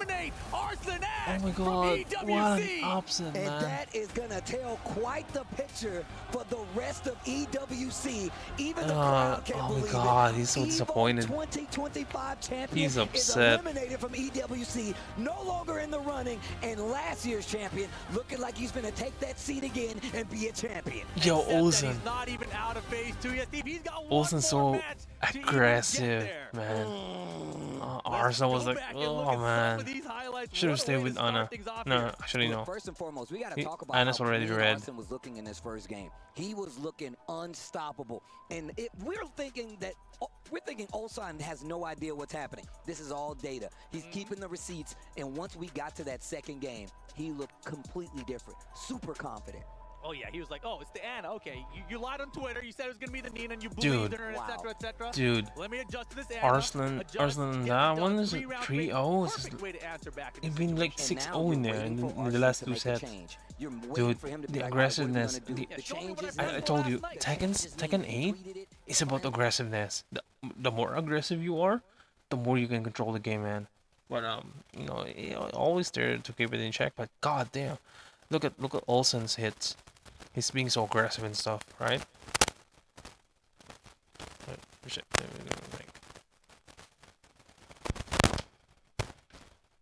Yeah, again, Olsen's being so aggressive. Okay, so he's getting the hits, but with Arslan, I mean, just like 7 seconds, he can be aggressive in there, but he kind of waited for it, and there's like a missed buttons. Kind of, I don't know, it's a missed button, but kind of not hitting it. I don't know. I think it's gonna be a special move, but we didn't get to hit it. That's unfortunate, man. But Olsen, goddamn, this is the first time I've seen Olsen in action, and he's kind of fucking good, man. He's aggressive. But first, gotta crush the key of Arslan Ash. Oh my gosh, dude, look. Oh, dude. Right now, I'm telling you, go tell everybody, because it's about to get crazy. We've been talking about this all night off the camera. We knew it was going to be crazy getting in today, but this is the last you're going to see of Arslan Ash here at EWC. The crowd, dude. Unbelievable. Unbelievable. Oh, and Twisted Minds just won PUBG. So that means that club championship is getting a little further away just because of this right here. But we're looking at it. Club championship race still there. Twisted Minds winning this PUBG is amazing. But still, I wonder what holds in the future for this team now that we see the layout of Tekken 8. Oh, just that. There's no more trophy with the body and everything. Here outside of 9th place. So not the best position, but still getting that big dub for them going to be crucial. Shout outs to Twisted Minds getting that big victory over there on the side of PUBG. But now we're going to Kakoma. This guy, and this is one of the players we were talking about yesterday. He said he needed to go back to the old me, in the tuxedo, leaving it smoking. Now we see Kakoma back, ready. He already has fought and beaten Ulsan this weekend. No more of the trophy with the bodies underneath. Prepared to go up against the Kakoma? I'll search for it and I'll show it to you, alright? I'll show it. I'll show it. Yo, first of all, Ulsan in that last hit with Arslan lost 3-0. And then he came back and 6-0'd him. Like, that was crazy. So he is on top of his game now, even if he loses the game. The thing about Kakoma throughout the entire event, he's been hot and cold. And every day on Twitter, he goes online and he says things like, I just hope I can play like I did yesterday. I hope it's not like before. How can you play like that? Just go out and do your best, brother. That's it. Oh my god. Man, this is like the most tense RPS game I've ever seen in my life. Why he's taking What's the score right now? I think it's 1-1. Ooh, and Kakoma, oh, he showed it the one. Kakoma winning the battle before the battle, getting to pick his side. Oh man, this is gonna be a crazy one. Arslan Ash is out of the tournament. This is crazy. Hard to believe. Every time that happens. I'm looking around like, what? He's not there? Oh man, but the last time they met yesterday, you could see a lot of blue on the side of Kokoma. That's for good reason, because man, he was playing amazing. Not only just to get Ulsan, but just even to make it this far. And he's talked about how he really wants to make it to this long game set. I want to see what Ulsan has in store for him, knowing how things turned out last time, knowing that he's really trying to get back to that spot, and this is the last stop for both of these players to make it to top 8. And the thing that's interesting is that 2 nights ago, when I asked Ulsan about this match with Kokoma, he was like, dude, Kokoma knows how I play, and Kokoma has a very weird play style, so he can throw me off, and that's exactly what happened yesterday. So is it just that in general? Like, does Kokoma's play style just beat Ulsan's? We've seen player triangles like that before, right? So now the question is, has they call it player's triangle. He had to spend the whole night just preparing for Arsenal. You know, you like both at that point, right? like a chess. Immediate threat. So if Ulsan can defeat Arsenal, which is a really good player, now can he get past Ulsan can be defeated by Kokoma, but Kokoma will be defeated by Arsenal right now, bro. Player triangle. I'm looking at Kokoma. If he's it's anything like like he's been playing these last few days, he's gonna be a problem the for Ulsan, no matter how much he's prepared. He's the water in the earth and fire. Like you said before, we just had 6 rounds straight from Ulsan versus Arslan. Versus Arslan Ash, the best player in the world. So you know my man's ready to play right now. Well, Ulsan said maybe I'm the best player in the world. Look, who knows? He's the GOAT. Man, I feel you, but he's not in this tournament anymore. Damn, so he's the best player in the world and the GOAT is not in the tournament anymore? Saying, That's what you're trying to tell me? Just saying, maybe bro. People don't know what they're talking about right now. If you just tuned in, please note, things are getting crazy right now. Champion is Korea. And you see it right there. Champion is Korea. I mean, look. That's the Soup Squad out there. The Soup Squad is out there, man. And look, once again, we've been seeing a lot of competition when it comes to just leading up until this point, whether it's EVO, whether it's the TWTs. But EWC really does set the stage for all these things to happen, especially when it takes place in the year. Like you said, the Soup events as well. All these things really lead up to it because they got a lot of experience versus each other. Not just in Tekken 8, Who are we but going also to in side Tekken on 7 this in match? history I overall. want to go with Ulsan. So a lot of people coming in, they're looking at Kokoma and they're like, man, where's this guy been? It's like, no, he's been here, but we're in a new game. If you go back and check the textbooks, then you'll see just how good this guy is. Check the textbooks, man. These guys don't want to learn, bro. Go look at the records. It's Let me check. It's crazy out there. And then I'm gonna show it to you. But yeah, these guys getting settled in right now. I gotta believe we're gonna see the Fang Wei out of Kokoma and the Dragunov out of Ulsan.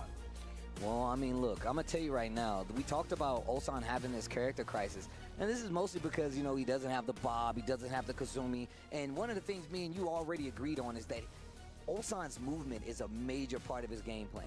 He loves having the freedom to move around really fast, and he's really good. If you've ever watched his hand while he actually does his movement, it's actually crazy. But how is that going to help him here going up against a player like Kokoma, who has, when we looked at his last game, super staggered pressure, right? Really good at finding the right poking instances, right? I gotta believe these guys are doing a button check This is 100% a button check. Yeah, I can tell by the way Kokoma's messing around over there. It's definitely a button check. Oh man, yeah, but I'm thinking about that last match they had, right? Kokoma just really had good control with Fang. His post raw landing, he was calling out the jab. And I think when you play that phone boot style Tekken you described, I think Kokoma's really good at that style of Tekken. I think Fang is really good at that style of Tekken. Especially Fang as well. And Dragunov definitely kind of excels in it. So they kind of changed it a bit. When it was first introduced, you will get like that totem. It's now called Totem of Legacy. Alright, so Totem of Legacy is gonna be displayed in the Riyadh's Boulevard, and but before they can grab like all the broken pieces are gonna be added to the trophy, so there's gonna be like added in there, gonna be shared and everything, you know. But goddamn, man, they removed it, and it's gonna be embedded in there in the trophy, so they're gonna just like. Not so much in trophy right now, but it's still a trophy. It's good. But yeah, they have that. And in like Tekken 8 at the beginning, he was really one of these guys that was really going in with him. But then there's a club championship. Club championship trophy. There's a lot of Koreans in this top 8, but for the top performing player alive coming up in Group D after this. Like I said, be careful what you wish for, because I'm telling you right now, it's not over till it's over. Look, I think what happens is when you get to these instances, you give your power to the next, right? I agree. In this instance, yeah, you see, know this is what I'm Arsenal's saying. like, yo, I can Opponents who bring are it defeated home. surrender You know keys, that's which what's are happening then right now. A crushed lot and of pressure, embedded of course, in their but if S scene anybody at the can live base up of the that pressure, totem. if it ain't Arslan, it's definitely Aten. But look, we talked last night, and I told you back It's gonna be then, like additional in there, you know. And And remember in Dota 2, all the crushed game keys or the player keys are added to the bottom of the trophy. Then they made the rest of that. They're gonna be in the turn into a trophy, like a big trophy. That's a really good question. It's really good, man. We talked about like, But hey, if it works, it works. These guys were gonna come and try to practice for the end. Did it help them none? No. Oh, for sure. Anytime I see Kakoma playing up to his potential, it's a fun watch, right? Yeah. We've seen him doing this for so many years now, traveling around the world. He's one of the most traveled players in Tekken as well. Facts. I definitely have seen this guy in almost every continent at this point that I've been to, at least for some Tekken, if not more, because he's been traveling even more than I have to try to get, you know, qualified, get points. But I think the time for talking is done. The time for diplomacy ends at this handshake. We're about to get into the next elimination match. Ulsan, Kakoma. This is a career mirror match, but it's only going to be one moving from this spot. All right, let's get to it. Characters have been selected. They're hovering on that random stage select right now. This is going to be a qualification match to get into the top 8. Loser goes home and is eliminated. It's going to be Fang versus Dragunov. Kakoma versus Ulsan. Yo, chat, if you can hear me, let me know who you think is going to win in the chat right now. Discuss amongst yourselves. We're about to get to game number 1. It's first to 2, best of 3. We're still going Olsen here, okay? We're still going for Olsen. I think Olsen's my better bet, I think. But Kakoma, I haven't seen his gameplay. So it's kind of scary. Ooh, okay. Ooh, nice. Hit. Okay. Kakoma. Hitting back. Ooh. The heat smash. Big extension here. For the wall smash, doesn't find it, but now Kakoma going to poke his way back. Still has the heat. This is where Kakoma gets faced. Heat activated. Ooh. Ready as well. I think this is dead Dragunov. Oh, your extension might kill even without it. He's got to get that wall. He chased. Okay, yeah, this is dead Dragunov. Extension with the heat. Wow, and the back and forth didn't seem to last long, but when Kakoma got control, that was the end of the round. And look at Sting really up close there. Back turn mix, get him out. And the back turn mix actually helped a lot the first time they met yesterday as well. Heat activated. Going for the extension. Oh, just the wall. He's got pretty slow lows comparatively. And that's Olsen why I feel reading like it. Fang's going to do really good in this matchup, because when you're this close, when you're fighting like this, you have way too many tools. Ooh, this is dead Dragunov again. 2 rounds straight. Oh my god damn. This is crazy right now. Ulsan's face after the last round, he did not like that. Hop kick called him out coming in. That's a clean hit. He tried to overextend. Okay, bang. Kakoma tucking him Got a in wall bed too. with the hop kick. And heat activated? No. Waited for it. But we saw this last time. We saw this last time. Ooh, another hit like that. He lost 3 rounds straight and ran it back 6. It doesn't matter how far behind is, you can't Yo, count Ulsan out. That's are you hitting rush it? assault What? after rush assault finally gets the counter hit. Talk about there we go. my man Ulsan. I gotta confirm in the wall too. And a break. This guy's breaking the furniture. He's got heat behind as well. What are we gonna do with it though? Just I like that. And so we can get the wall. Wall pressure. Okay, nice, nice. Okay, Olsen getting hit back. Happened a little quicker than the last set. Wow. Actually sneaks up under it. Yeah, Kakoma's slowing down right now. And one of the things we pointed out, the speed that he plays at has definitely helped him out over these last few days of playing. Yeah, way more defensive right now compared to the first 2 rounds. Could begin check. Ooh, bang, going for the aggressive. Ooh, nice launcher. Once again, this is what we've been talking about. Kakoma does a great job of just staggering his offense, and now he's starting to no mix walls in there, clean no. launchers, and it's working out. Rage activated. Makes up the back position, counter the down. Ooh, nice counter, and heat activated too. Okay. He rushes to avoid getting hit. Counter hit again. One more exchange, and the round could be over unless Ulsan makes something big happen right now. You know he's looking for the low. Ah, that's a nice low. Kakoma, and Kakoma got the round. 1. And you see the big exhale. Look at the face. Kakoma's face. You better hope he ain't got a sin up there, bro. And that wild standing one and the jab before it set up that low, right? It kept Ulsan guessing for it. Sniff it up, get in that nose. Here we go. Game 2 setting up. What the heck? Oh, that's Scam 4. That's Scam 4. That's one game away from getting that. To that shouldn't be a. That shouldn't be allowed, guys. Like a drug. Look at the offense Okay. now. Here's the speed up. Now Olsen is getting the offense. He's kind of not backing up now. Getting the rhythm. Okay. Ooh, nice exchange of bang. Getting hit. Ooh, nice punish. Yeah, Kakoma, he loves this up close fighting. Okay. If everyone fought Giving him the like this, he'd distance do way in. better. 100%. But also remember, he had other characters in Did his bank, they run right? them this thing? Oh yeah, they Also, did. he had him for all Just these it different looks so situations. different now. But I feel like what we're witnessing is how Kakoma plays best. This Bang's up getting close, those forcing small the hits. situation, making you make mistakes. Yeah, and that QCF one, Also he did getting a good jump read. up, that's something he did Ooh, not do okay. when they played Hit last time, right? activated. It's a much safer low now. Also cannot be low parried. It's getting those low. Ooh, nice counter, man. Nice hit activated. That's a dead dragon now. That's it. Goes straight into Rage Art. And my man That's had a his dead foot on dragon the now. break the entire time until he saw Ulsan one at the reach. And that's when he decided to teach.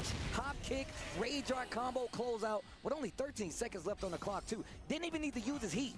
I mean, those kind of moves, they're like small gambles, right? Like just throwing out a hop kick, throwing out a down back three. But he's gambling perfectly right now. Okay, I think Olsen should give the aggressiveness that can. Oh, my Ooh, goodness. Oh, this is not looking good. The Ulsan swinging the Kokoma. wrong times right now. It seems that timing-wise, Kakoma's got to Olsen beat. just waited for it. Just Like I said, oh, I'm the gonna way wait for Kakoma it. layers his offense. He does a really good job of throwing Ulsan off.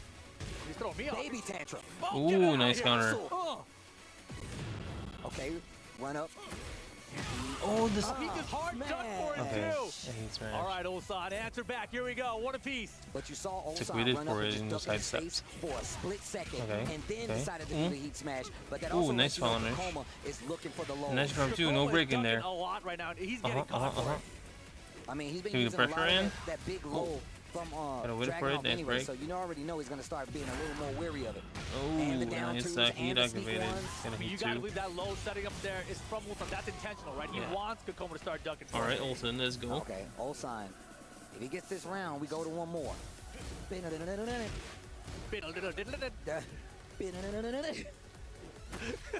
Oh, getting lows, another low. Ooh, We were talking ooh. about how that back turn stance is really Okay, Olsen good. Back forward this time.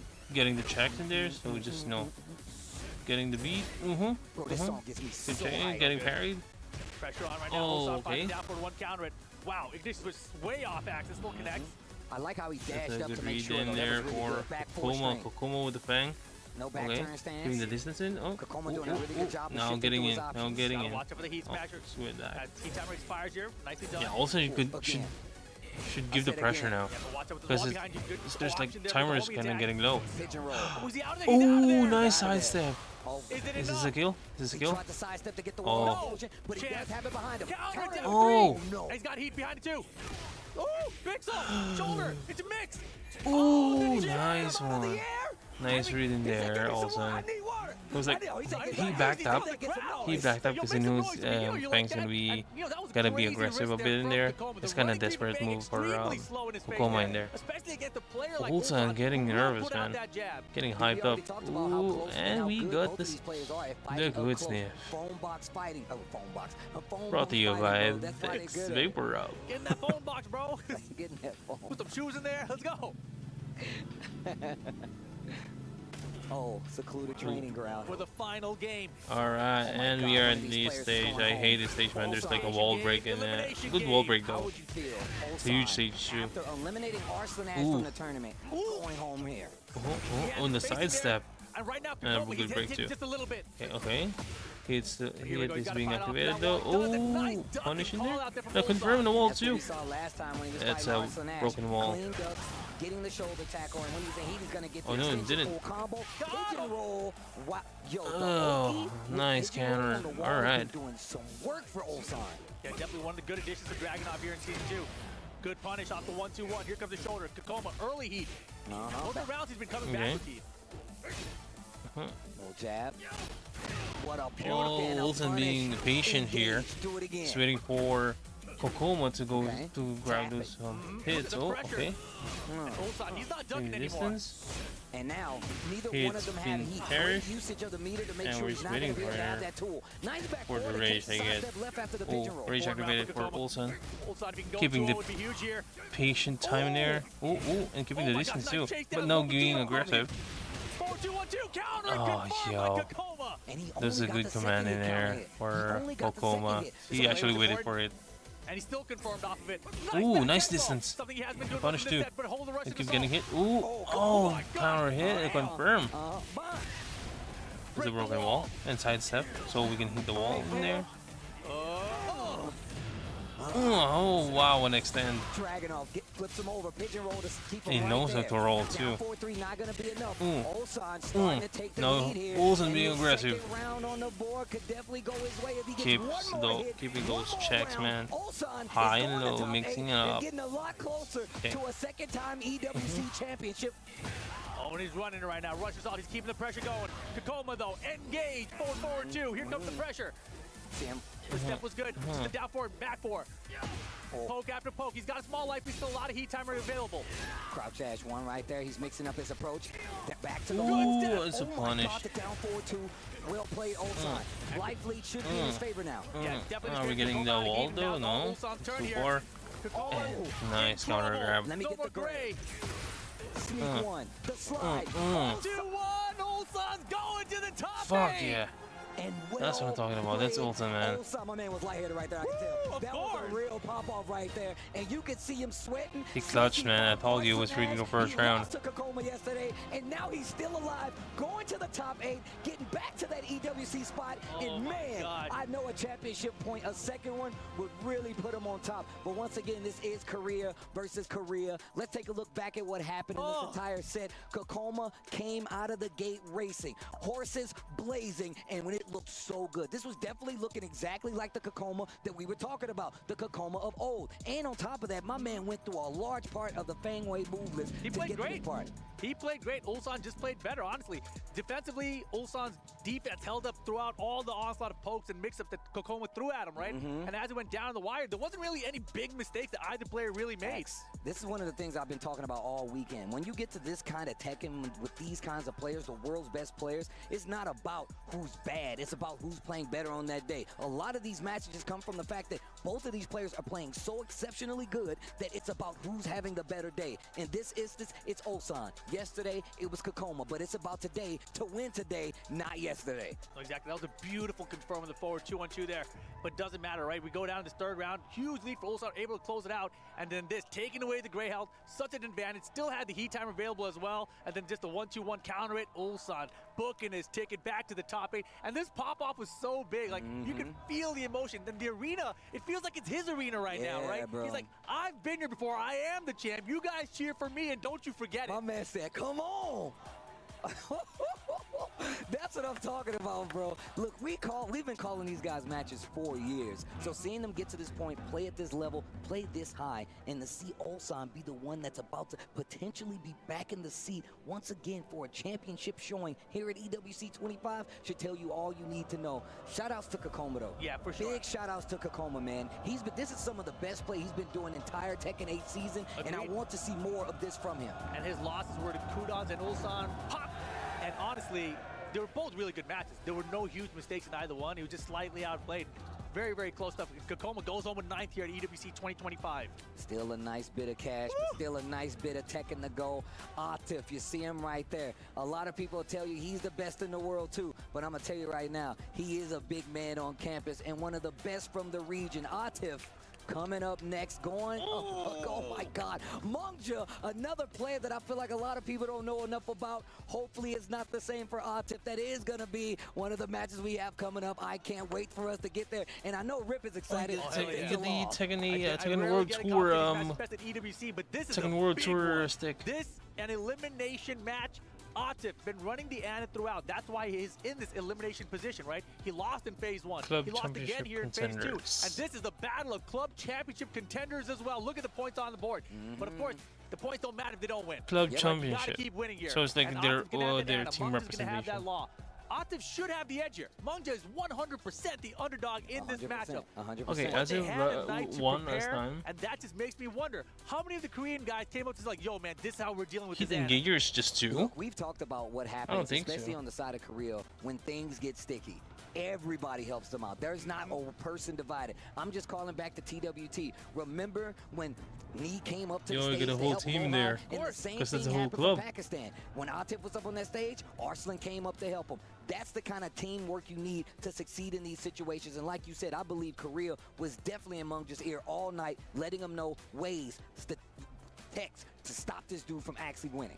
Yeah, I mean, there's so many question marks here, but of course now it's elimination time, right? And you know, going back to my original thought we had before was, will Atif be sticking with this Ana throughout here, or is it going to be something completely different? True. I mean, look, I know you were saying you think he might go back to the Dragunov. Dragunov is what he was runner-up with here at EWC last year. It's still a strong character. We saw Ulsan just qualify into the top 8 with it as well, right? So we still have our top 2 from last year still in contention right now if Atif can keep winning through this.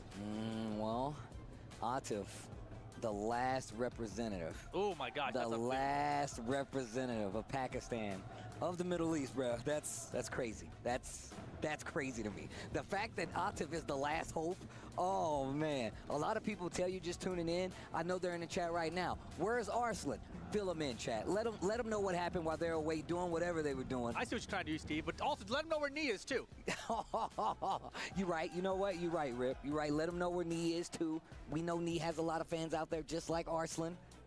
But they're going to be doing the same thing, watching from the bleachers. That's exactly how it goes, bro. This is one of the most stacked tournaments ever. And honestly, the Phase 1 and Phase 2 into the top 8, it's a little bit of a different format, right? I talked about it on Twitter a little bit, but if this was a normal first to 2 double elimination tournament, Atif and Arslan would have been out already. That's facts. That's right? 100% They both have facts. 2 losses already coming into Phase 2. But luckily for them, it's not. It's basically like a new tournament every day. It is. It really is. And in the instance that, like we were talking about in day 1, it's unlike any other tournament because a lot of times you playing right again. Same thing today. You play right back to back. And that's just to qualify for top 8. So it not only are you going to get exhausted on the sense of just playing, you're playing at a high level. The mentality it takes to hold up and be able to compete at such a level is not easy. So if you're going to say anything about these players, it should be respect because it is not easy to play up on a stage like this with people cheering for you, with team points on the line, club championship points on the line. And look, Atif is one of the best in the world, and he is locking in with the Ana Williams. Oh my gosh, Ana Williams versus the Law. We're going to the battleground. Game number 1, elimination. Atif versus Mungja. Pakistan versus Korea. The parry. Oh, he's late on it. That darn easy DSS. There it is. Engage. I wasn't paying attention to what they're saying, but all I can feel is right out of it. G-Clef into the tornado at the wall. The club championship. I was reading the club championship. It's crazy, man. Wow, he had the step there too. Whoa. Oh wow. It's like overall champions. It's so good. It's a good law, man. Ooh, okay. Lead activation from Atif here, though. No surge, just throwing out the wall. Nice hit, nice launcher. Atif with the defense ready to go. And on top of that, he's still got plenty of heat left. Let's see what he can do, especially on the wall. Not dead Mungja. You got a chance. And we know they like to finish the stream sometimes, him and both Arslan Ash, but Atif again to the wall. Nice punish. Committing to the duck. Good punish there. Going to pay for it. First round, game 1, Atif. Yeah, he hit a couple of slides, so he had some confidence there that the mid would work out, but beautiful low parry there. 4-4-3-2. To the wall. Flip him over. The low. Well, back one. Yo, Mungja's playing good today. He's not leaving himself too open. Oh boy. Big damage on the table. Now in range. Mungja. Heat burst. Has to make something big happen. The heat smash. Lots of life. Or at least a chunk. That's a small one, but he got back. But oh my gosh, I got one of those too, bro. Quick 2 rounds up for Atif here in game 1. Double dragon. Billy and Jimmy just showed up. Oh, I like this combo. It's a good damage comp from Law for sure. Slide. Is it anyone damage? Yeah, that nunchuck gives the heat timer back. That one as well. Ooh. Wow, pushes him back to the wall. Oh, and he interrupted the delay. Alright, let's see if he's coming back up with the HP, man. Yeah, but still Atif, a lot of life with that heat timer. The great, ooh, nice counter there. Look out, wall saves him. Yeah, the QCF1. Okay. No heat on either side. It just wake nice up launcher, nice good read, that's good read. Able to kill with the wall there. The Ranger is gonna do it. Game number 1. It's gonna go to Atif. 3 rounds straight. Mungja made some big bets that did not pay off, right? A lot of wild standing 1-2s in that first round. Just the slide mix-up game, just trying to force it, not really working out. Also, the DSS transitions on offense, very risky. All Law really gets now is that DSS forward 2 if you do the wall standing 4. So he did the heat smash one time, but he didn't get much damage out of it either. So not really the best offensive strategy here, I feel like. I mean, very risky. It's the way that Atif is playing right now. Just hard ducking, calling him out on quite a few things. You see Mungja willing to still go to these lows, those big slides. It's been a great way. It's been doing a great job of giving him his momentum back. But as far as keeping said momentum, it has not been doing the best. But we get into game number 2. Dude, I'm loving the crowd. They have like. Nonetheless, I like how he's using the lost parry at the very beginning of that like first there's round. drums and everything. Fell away from it and stopped using it completely after that. Dude, the crowd advantage, man. No, I'll take half. Nice pre-pressure now, and oh my goodness. Mung just is backed up here. He's trying to fight out. He's getting caught. Counter it down back 4 that time. Oh, you're going back on the wall? No, but drops the combo. Mung just got a chance. He burst. Look at the health, though. Yeah, like nothing after absorbing that. And he's got a lot of gray. And he's getting a little bit back. But the wall messed up the combo. A lot of heat timer saved those 3 nunchucks, though. But he runs into a heat smash again. The Desperado to close heat it smash, out. dude. And you can see him right behind And the him. crowd, man. Crowd There's gonna be the pressure for Mung now. in there. I can tell. It's like having a home court advantage, right? The wall too. This is looking real clean for Atif right now. I had that one. Looked like. Goes for the low after blocking it. The low again. Atif can read it, man. Ooh. Oh no. Yeah, side to 3 too slow. Spring kick here, knocking him out and down 4. Just like that, set point for Atif. Well, my man is working fast right now. Had enough time to get a shot of the golden lever. He saw Ulsan making that top 8. He's like, I want to be back there too. It's like, you know what? It felt great being on that stage again. Let me go back. Oh boy. He is getting opened up. Okay. While standing forward. Wow, that was crazy. Engage. Whoa. At the wall, the flip kick. Big Mungja. damage. Big trouble. Oh my goodness, I don't think so. Big gamble. Big bet. And it's gonna cost you your tournament. It's a dead match, man. I know Atif's gonna win this round. To move on here and potentially make his way out, but he's got one more match. Who is it again, Rip? It might be the guy who put him down in this elimination position in the first place. All the way from Korea. Mulgold still to come against Atif, and that'll be the qualification elimination match. But let's look back at some of this.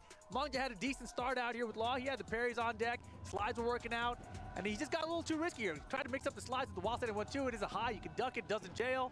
Atif with the defense. I mean, we talk about the speed that, you know, Atif is able to play at, and just being able right to, back, you know, chat. kind Be right of back, circumvent what Mungja wants to do, keeping him locked down. We saw the slides start to work out, but Atif, for the most part, never really engaged unless it was in his favor. And I felt like that was one of the main reasons he was able to control. And especially situations like this, sidewall combos, making it a lot harder to close out these rounds, and him just using this heat smash to actually cause big damage on the side. I mean, we saw Mungja kind of fishing for life, fishing for his turn back, just using a heat smash, and it just didn't come together like he wanted to. No, and yeah, he was just really trying to gimmick him at the end, it felt like, right? Yep. Like you're gonna fall for something, just please fall for something. Yeah. Atif, relatively easy, but like we said going into that, Mungja was definitely the underdog in that position. Tried his best, but Atif, the one gonna be moving on. Mungja, 13th place out here at EWC 2025. Yo, shout outs to Mungja, and shout outs to the last pieces of Mungja that's about to be crushed in this machine with his key. Oh man. Also, man, I've been looking at pictures all weekend of Atif's face while he's crushing these keys, and it's hilarious. My man be looking like a construction worker. It's like, look at his key. Get it out of here. They're cheering for the key crush. Oh, and another one bites the dust. Atif gonna have one more match. See if he can make it into that top 8. He's gonna have to go through Mulgold. And what a history is being written between these two players. I mean, I feel like we got to talk about the stories, right? Looking so Obviously, slick, one of the dude. biggest stories, the biggest story, is Pakistan versus Korea. But it's pretty clear now that Pakistan is definitely the superior region when it comes to Tekken Steve, right dude. now. Might I not need look, some it might not snack. look that way. How can you say that right now with the results of this event? Because it's a 6-time Evo champion that is now out. Still, Atif is in. He's got a chance. Until this is over, that's all I'm saying. RPS begins. There were 6 Pakistan in this 32. Rip, what are you trying to say right now? I'm saying there's 1 left. There was like 16 Koreans. So they don't take anything away. I'm just saying there's a lot of Koreans here. It is true. I'm not here to argue with you, okay? All right? I didn't argue either. I'm just saying facts. I'm just saying I feel like Pakistan might be the region to beat. And Atif just so happens to be Padding from your follower Pakistan. account, I get it. Okay. Let's look at the head-to-head here. Mulgo 2-0 the last time they met. 27 heat burst. Why'd you squint like that? My eyes are bad. I'm old. 15 heat engaged inside of Otzip there, and 9 step and punch from Mulgo. The history between these players, though, goes back to Evo this year, right? That's facts, yeah. They met in the top 8, and Otzip blew up Mulgo, right? And Mulgo, he was playing uncharacteristically risky. Yep. Like, he's just throwing out twin pistons without sidestepping. He actually did that a little bit in the last set last night in this matchup as well, but it worked. That's the big difference, right? It's a huge risk. Didn't pay off at Evo, paid off here. So now the question is, Otzip gets the run back. You know he wants the run back. And now if you're Mulgold, can you get it done again? Well, I mean, look, Mulgold, I feel like he has a lot on his plate too, but also I feel like he's one of the most prepped. Also, I honestly just feel like the way that he plays and being able to play like up to par with some of these other players, especially just with the recent travel. I mean, I just saw him for the first time last year, and I feel like he's been up, and up even more so ever since then. So Mulgold, I feel like he understands the weight of the situation even more so to the point where he's already put him on the loser side of the bracket one time. I mean, talking about just, you know, the soup tournaments in general, I remember when Mulgold was not a sponsored player and he won one of those. And then all of a sudden he gets picked up by DNF. And now we've seen that rise you just described, right? So in order to pick up a player and they support him for a long time, this is the kind of performance you can expect to get out of someone who has some time dedicated to the sport. No, that's 100% true, man. Having a player like this on your roster for the foreseeable future, I mean, look at Kudans, man. Another perfect example. This dude's been playing Tekken for 20 years. You know he's going to shine eventually. These are the players that are dedicated to this. They're going to be here no matter what, and in all honesty, they deserve those spots. So being able to get here, to be in the running for so much money with it on the line, and on top of that, the club championship stuff. There's a lot going into all these matches. Yo, and you see the Mulgod with the crown?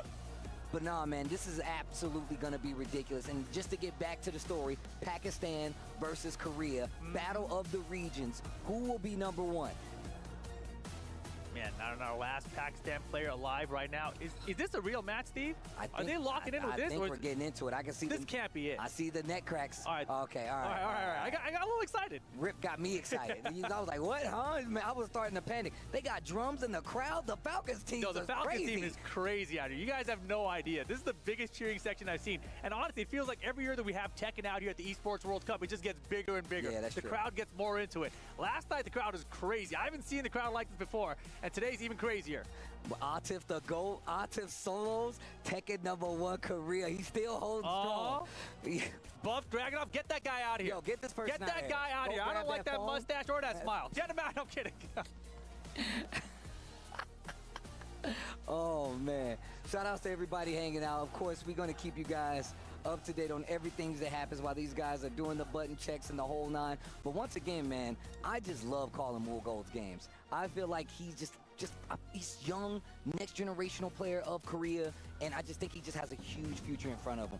This is one of the best ways you can kind of shape a great Tekken player. Yes. Going against some of the best in the world, the best in the world, on all forms, on all continents, at every tournament that you can. If Mulgold is even a fraction around for even me being here, we know what we're to expect down the pipeline. Man, and this got to be so much pressure on Atif's shoulders right now, right? He's got not just his Team Falcons he's got to try to carry through this, but also his old region Pakistan, as he's the last sole survivor from that region now in this tournament. I said it, man. I said it when I was talking to Spag a little earlier, bro. Putting the entire region on his back right now. Is he going to be able to do it? Because now he's solo. There's no more Arslan there to pick it up the slack. It's not going to happen. Either he has to do it or nobody's going to do it. Or it might be somebody for Korea, you know, or somebody from Japan. And that would look like a tournament of Tekken old, and I'm sure some people would like that too. Wait a minute, I think we getting locked in? We might be. There's the trophy. That's what they're playing for. And Atif going to be going with the Anna Williams versus Mulgold's Claudio. And look, Rip, one of the things we were talking about is how these guys from Korea should be prepared for this. And we saw what happened the first time these two crossed paths, so we're going to see what happens this time when it's a match decider to see who stays alive in the goal in the top 8. Mulgold, Atif, best of 3. Let's go. Atif the 1+2 at the start of the round. Got a little counter in there. Mulgold already evened it out. No gray either side. And the duck, this is what we saw last time. Yes, sir. We saw him willing to duck these streams, and that's a major part of Anna's game plan. Knowing when to step, knowing when to duck, and getting the punish. Oh. Didn't even get the full charge. Oh, think about it. Backdash. No, not far enough. He tried though. Good duck in the high, full cross, lows there, but the wall's in the way. I like that. He was off axis. He wasn't going to be able to get it. Speaking of off axis. Oh my gosh, he's so crazy with it. No starburst to the side of Mulgold right now. Atif running in, not going to matter. First round from Mulgold. The sidestep is what did it. Mulgold taking first blood. Round number 1, game number 1, Mulgold. A 4-2. Yeah, looking for some low post here. Atif known to use a lot of lows. Today, a lot more mids actually, much less the lows. I mean, think about it. This is what we've been seeing where, you know, the low crushes, just making sure you're aware of how many lows the Ana has and how she takes advantage of it. Yeah, Mulgold, he's trying so hard to call lows, and Atif is not doing that, right? He has changed up the game plan completely from the first time they played yesterday. So it's Mulgold who called you. They actually got a look. And Atif is Ana again. Yo, and the heat dash combo here might be enough with the wall. There's a good reset there. I think he's alive. Takes the Oki, I like it. Oh, low heat smash. Anyone's ground right now. Charging it up completely to guard break. He's still alive. Not dead. Oh my God. 4-3-1 play. Nice, Atif. Let's go. God damn. What happened? What's happening? Okay, one apiece. My man was repping the Falcons. So there's a guard break now. Don't make me tap the sign. Yeah, Alright, so just boiling some water. We're gonna grab some more real fast. Gonna grab some good hot ass He got a couple throws in that was kind of surprising last time as well. I like that he went back to it here. Those sides step right. He looked for twin pistons there. 4-3. Okay, punish right there with the 1-2.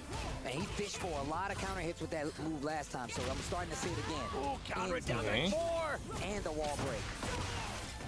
Good round for Atif here. No gray. Double wall. Full heat timer. Now it's finally being blocked. Okay, chance. But gotta watch out. That heat's still there. We saw the heat smash, but look out! Moon first with the heat on top of it. Oh my goodness. With time winding down too. Breaks the wall. Rage too. Can we get this other wall? We can. Time winding down here. Charging it up. Blast them. Dude, that charge, the delay in there. Atif did not like that. 2 rounds to 1, game 1, and this is exactly what I was talking about. The momentum. Okay, so whoever wins this is gone. Or whoever loses this is gone. Could have been way worse for Atif. It's gonna be playoffs now. Back 3, you're gonna be not top 8. on me. I'm not gonna take your mix up. I'm not gonna stand here. Ooh, corner. Fix the low. We're going to the wall. Yo, he's still heat available. This might be done. No. Too close to the wall. Big block, oh, and that will be it. Dude. Oh. Sidestep 4. I was gonna say didn't get that, but the sidestep. For Mulgold here, and now Steve, does he stick with this Ana Williams? We saw it last time. We saw it from Arslan. Will Atif give us another character? Will he switch it up? Mulgold looking sure of himself right now. He's got to be. I mean, look, he is prepared for the Ana. Everyone has prepared for the Ana. You've had multiple days to see this, and now Atif, this is your last moment. Pakistan, Team Falcons on your back. What character is it gonna be? I mean, he's looking like he's locked into the Ana. He's gonna put his tournament life on Ana? When we just talked about the fact that do you believe in it? I wouldn't stick to this character. I wouldn't do it. And I'm a character loyalist, but I know that they came in prepared to deal with this character. So either I have to be so confident that I'm gonna play this character with no doubt, but there's obviously doubt. He went back to the character select screen. Let's see what happens. Atif facing elimination. Can he pull through? Can he get past Mulgold 2 games straight to make it into the top 8 with the Ana? And eliminating Pakistan's chance to stay alive in this tournament. He's looking good right now for the start, though. Floats him out of the air. Heat burst activation. Okay, here comes Atif, but the wall messes up the combo. Sidestep left to make something happen, gets the heat engager instead. Immediately cashes out with the heat smash. Not much damage, a lot of gray on the side of Atif. He can still make this back. Still has heat available as well. I like the little delay right there. Booty bump with the heat dash. No reset. Orbital. Wow. Life bar's all caught up. Got him with the wall splat here. That'll be the round. It should be the Superman. Mulgold gets the first round in game 2. Big lead here. 1 round in on this second game. Atif trying to make something happen versus Mulgold. But it's as much as Mulgold is being offensive, when he is on the ropes, his defense has been very solid. Oh, without a doubt. And defensively, you know, he's looked at these Ana options. He's trying to calculate what does Atif like to do? What can I do to beat that, right? That's the issue right here that Atif is facing. Oh, and that was beautiful. 4-4-3-2. Still has heat as well, but the combo gonna drop a little early. He rolls away from the last hit, booty bump. Doesn't even use the heat dash, so he's still got an option to do this right here. Close out the round. All right. Stops the round count bleed. Let's get it, one apiece. The church singing in the background, they're hyped too. The Space Church. Space Church. Counter it, 4-4-4. Why did you nod when you said it? Space Church. Elbow. Down back 4, and this is the mix. That we Did he step it? That was awesome. I like this option. Like you said before, slightly stepping it down back 4, tries to look for the elbow off of the counter hit. Chipping him up. Good block. After forward dash. Okay. Okay, God, back no 3. gold. Really good option after a poke like that, especially when people try to sidestep because it's so slow on the startup. Starburst here, gotta be careful when he wakes up. Wow, what a roll to get away from the second. Oh my God. The pressure. They're running to my Are we kill. getting? Oh, dude. Oh my God. Oh, I think he's gonna survive that. But yeah, we'll get a lot of gray health to And that was replenish. such a good calculation, recognizing it Right. went for the rage. Set point for running 2 Moogle, would be man. enough damage. After And this active's engage gone, with the running 2 as well. no Pakistan representative. God damn. You got a huge crowd in there with no representative. I mean, the team's there, the club, whatever. He's gotta go. He's But gotta Deef, turn man, around right Deef's now. the last Do or chance. die. Alright, okay. Keeping the flame alive. I promise you right now, Korea's gonna be Oh, good pivot. Oh my Wall gosh. goal in there, plus the I'm telling you stage right now, burst, if and Wolf call it, gets they call it this, stage burst. Korea is gonna freak out Oh, in the best way that's huge possible. No damage. combo Oh, comes he's out. charging it up. No guard break. Keeps with the delay. Full Ooh, conversion though. punish. Out of the stance. Atif's in big trouble. You gotta do it. Now or never, Atif. Punish is good. Okay. Oh my God. See? Big damage on the Go board. over He's the got combo. rage It's on. gonna be a rage. Atif just It's gonna be a gotta rage. do it. He's got it. He's got it. Oh my God. Why didn't you do a better combo? Nice slide. Let's go. He's still in it. Oh my God, dude. Alright, he needs to Oh win my this. God. There's gonna be a Round, game 2. Atif's still in this. Don't count him out match yet. point. We set point. Breaks the throw. Hands off the We set point merchandise. for Atif. Down back 4 repeated. He tried to call the low. Not working out. That's Has game not been point able to already call the for low. move Atif, ball. So, get it out of ooh, here. nice Calling parry. out the lows. Perfect low parry for Atif. To the wall we go. Go parry there. Too low. Oh, get up attack after the Gets roll. greedy. Staying on the ground to avoid it. Good step block from Mogul that time. Atif, great defense right now, though. And now the mix-up to coming through. All the lows added up. The block punish. hit. Mogul, chance, but the wall's in the way. Heat burst activation. Heat They activated helped him for last time and Moogle. hurt him this time. One more hit. A little bit of the HP low left. heat smash. No Let's see if way. there's gonna be a clutch He's still got play the rage for on. Moogle. Atif with a huge life lead Just advantage. one more hit, Dave. Come on. Nice low hit. Gonna do it. Damn it, Keeping it Atif alive, survives brother. the game. We're going to Alright. a final game to see who can qualify into that top 8. My ears are on fire right now. Even It's got I'm the just drums, hyped man. Right now that I can't believe what's happening. I'm glad the crowd is standing That's up hype. because that's exactly how hype this is. They go right back in. This is the last Alright. game between these two. Top 8 is on the line. The pride of your country is on match the for now. line right now. Oh my gonna be- God, let's go. Who's it gonna be? There's gonna be top 8, man. Korea, Pakistan, Mogul, to final game. While standing 4. Let me grab our Go note. down 4-1, quick sidestep. Looking like the Tekken of old.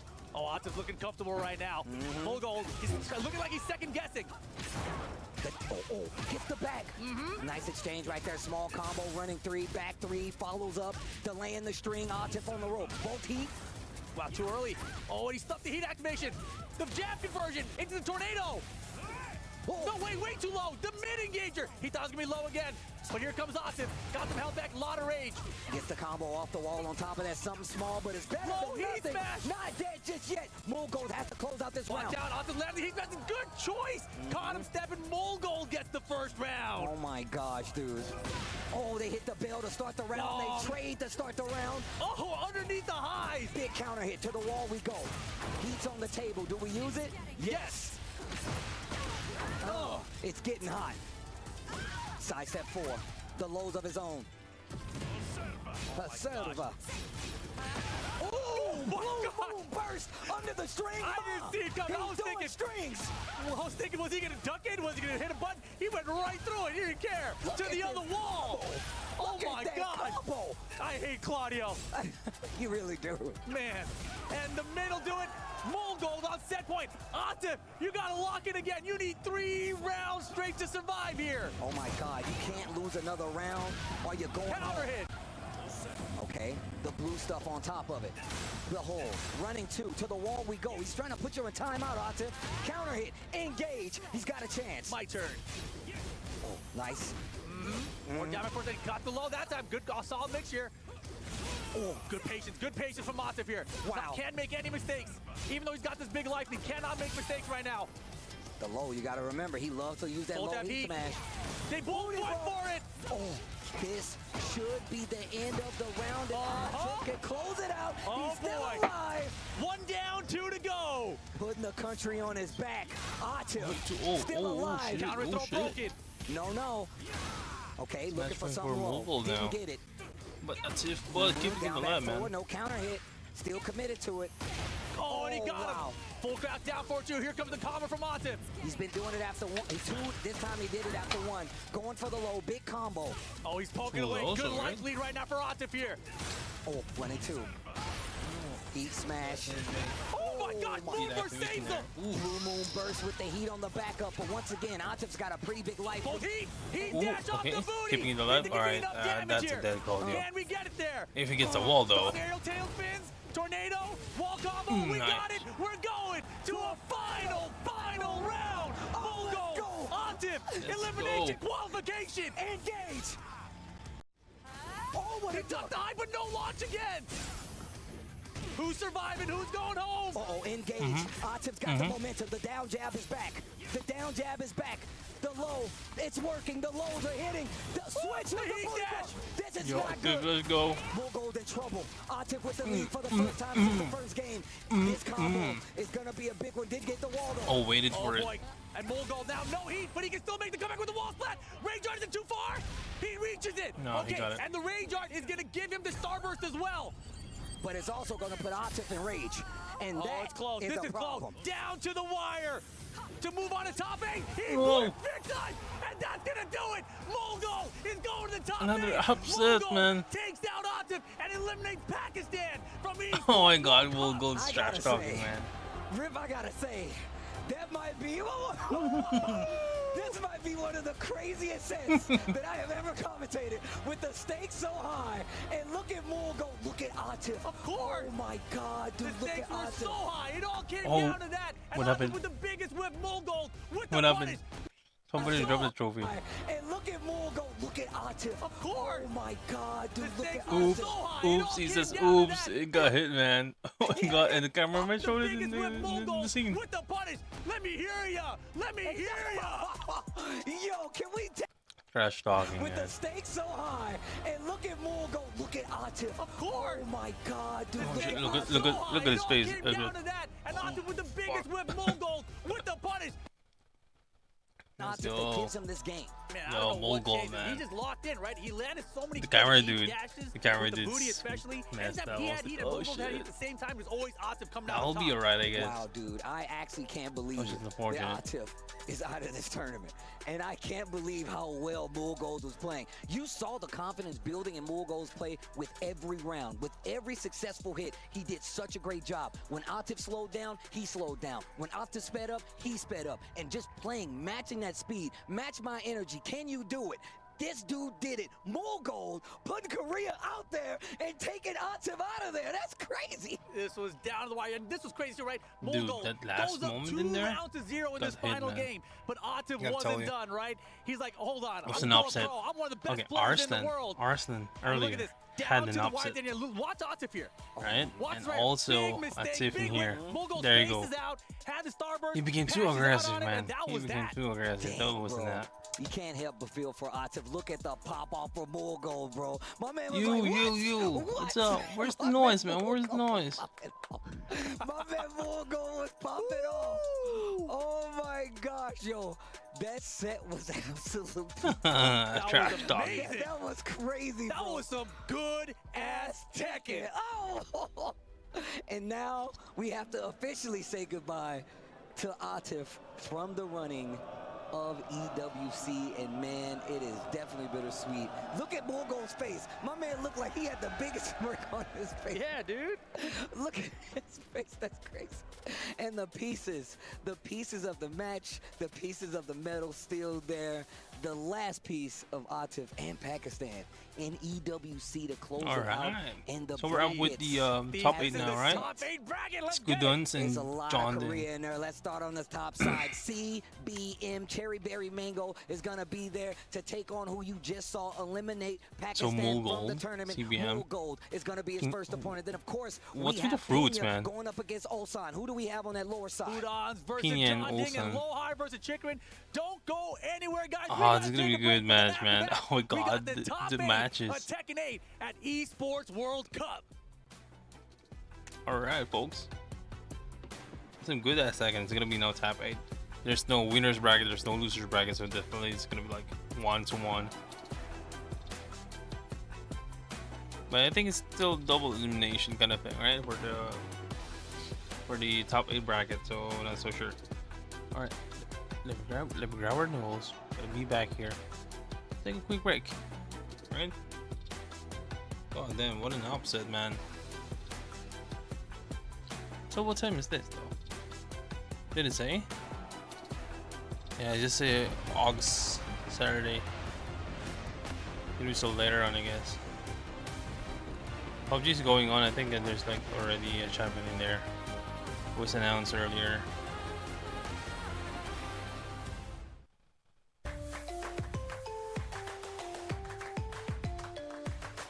There's a lot of going on with this EWC, man. I'm loving it. Level up your gaming experience with over 8 billion playlists. So yeah, only on it was an Spotify, option, man. Look, the official audio streaming partner for the let me 2025 check out ESports Arsenal. World Was Cup. right here. What's he using again? This is Dragunov. Oh, here.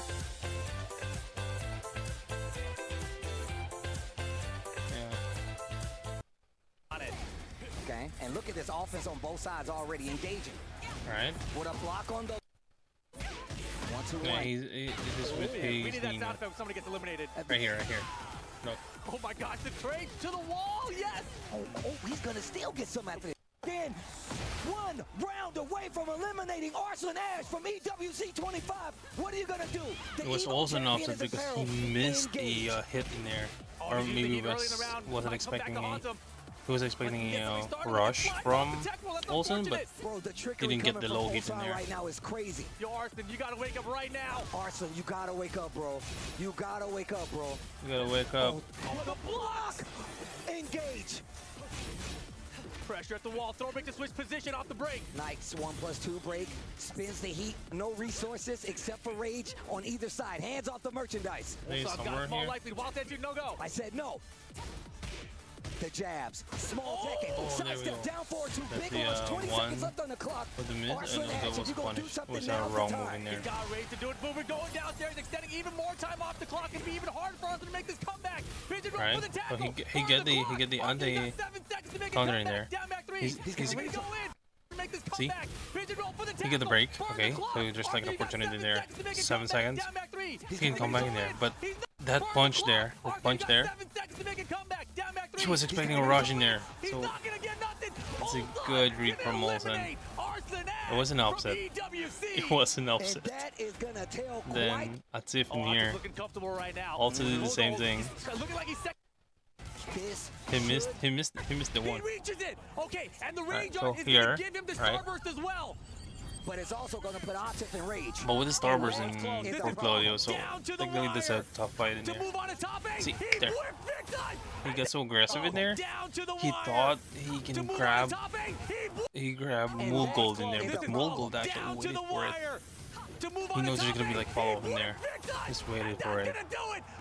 Yeah. That was crazy, man. It's those double upset for those two, but they're the ones who went for the matches in who's this? Evo.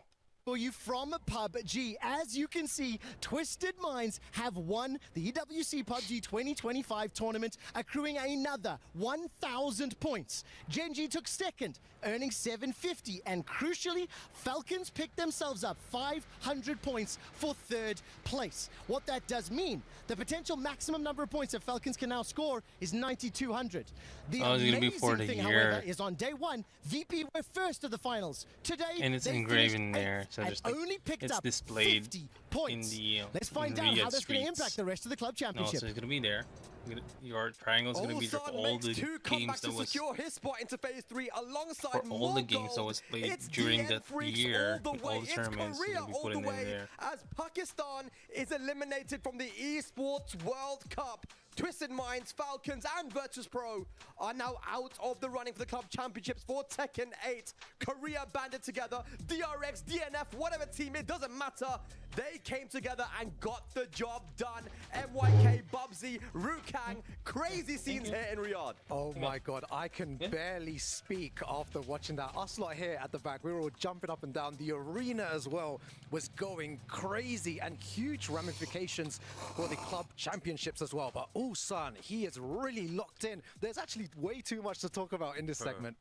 Talk about way too much. Ulsan, you know, EWC champion, it seems like he needs a fire lit under him before he gets performing. Like when he started against the Arslan match, he was playing so slow.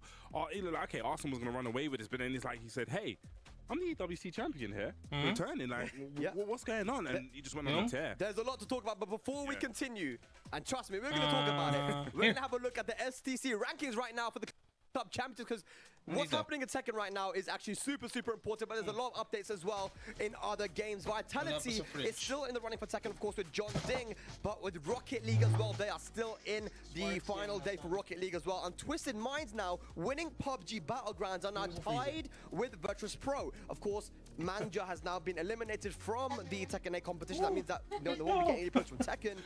And now, of course, Arslan Ash is out alongside Artif, so there will not be any more points coming from the Tekken side when it comes to Tekken 8 for club championship. And Twisted Minds. So everybody that participates here has their very own team, and they're gathering points in there. So Team Falcons is the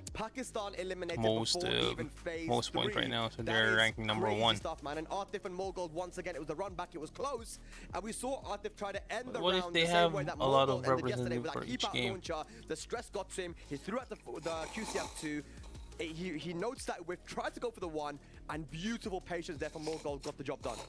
Yeah, that was a ridiculous set. It's just oh wait, so that's a different thing. 2025, and this that's a like different run-back thing twice from Jeopardy, right? the one that we saw earlier, the one with the Totem of Legacy, right? So that's for every game that's the one championship.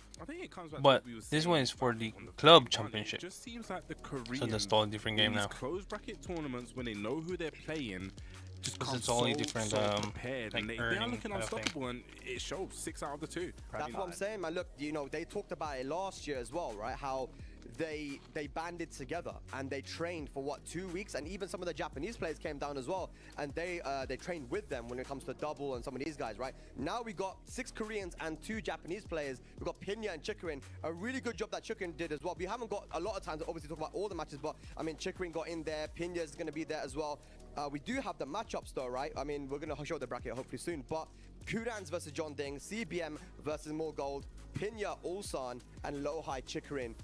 With the way these guys have been playing, it's like some days they look a little bit off, and then sometimes they look really strong.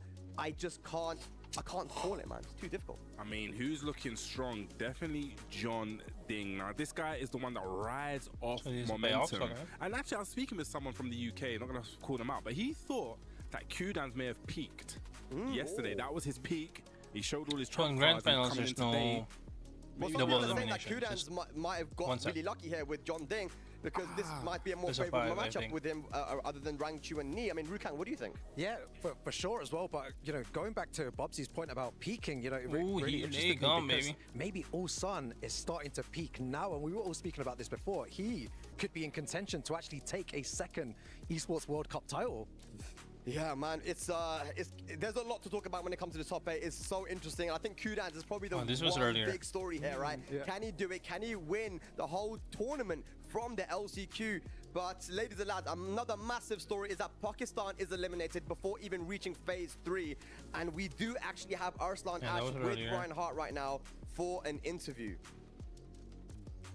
24 contenders, only top 24. So.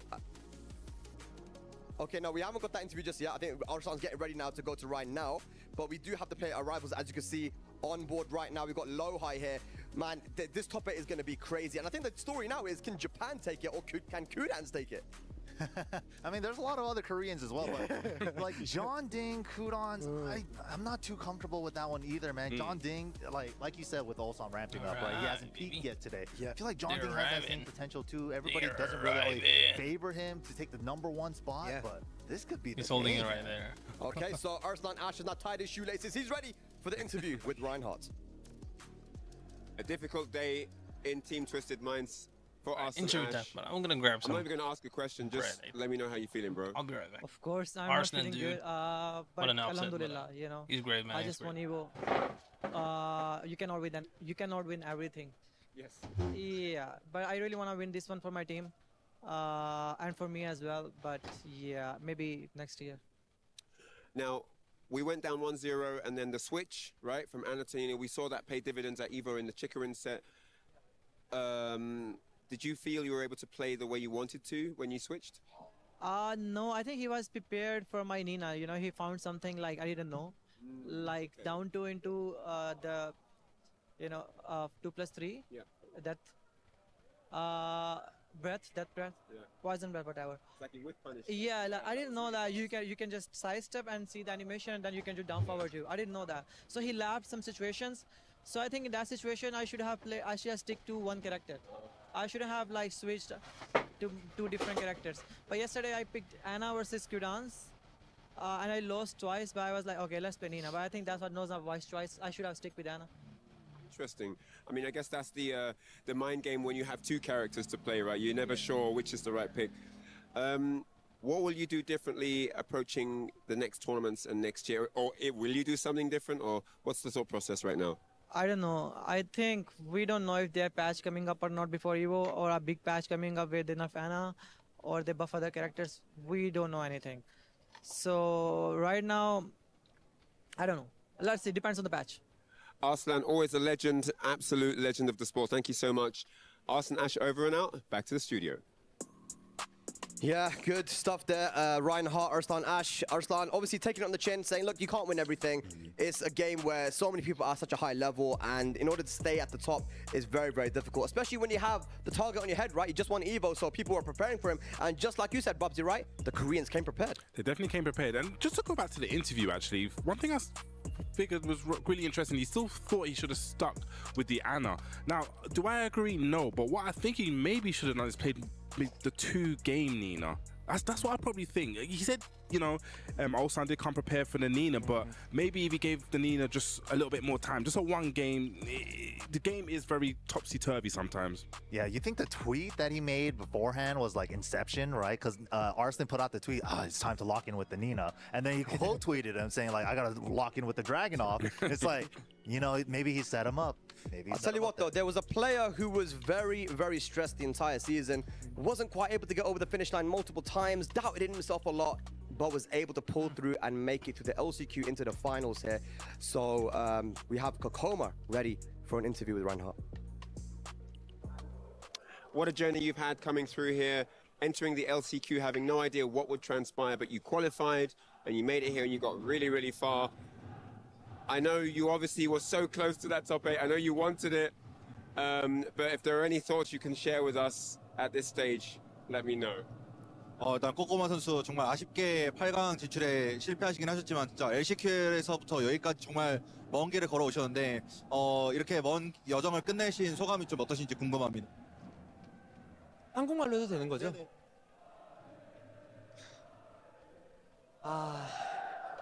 제가 진짜 이번에 정말 이게 힘들었거든요.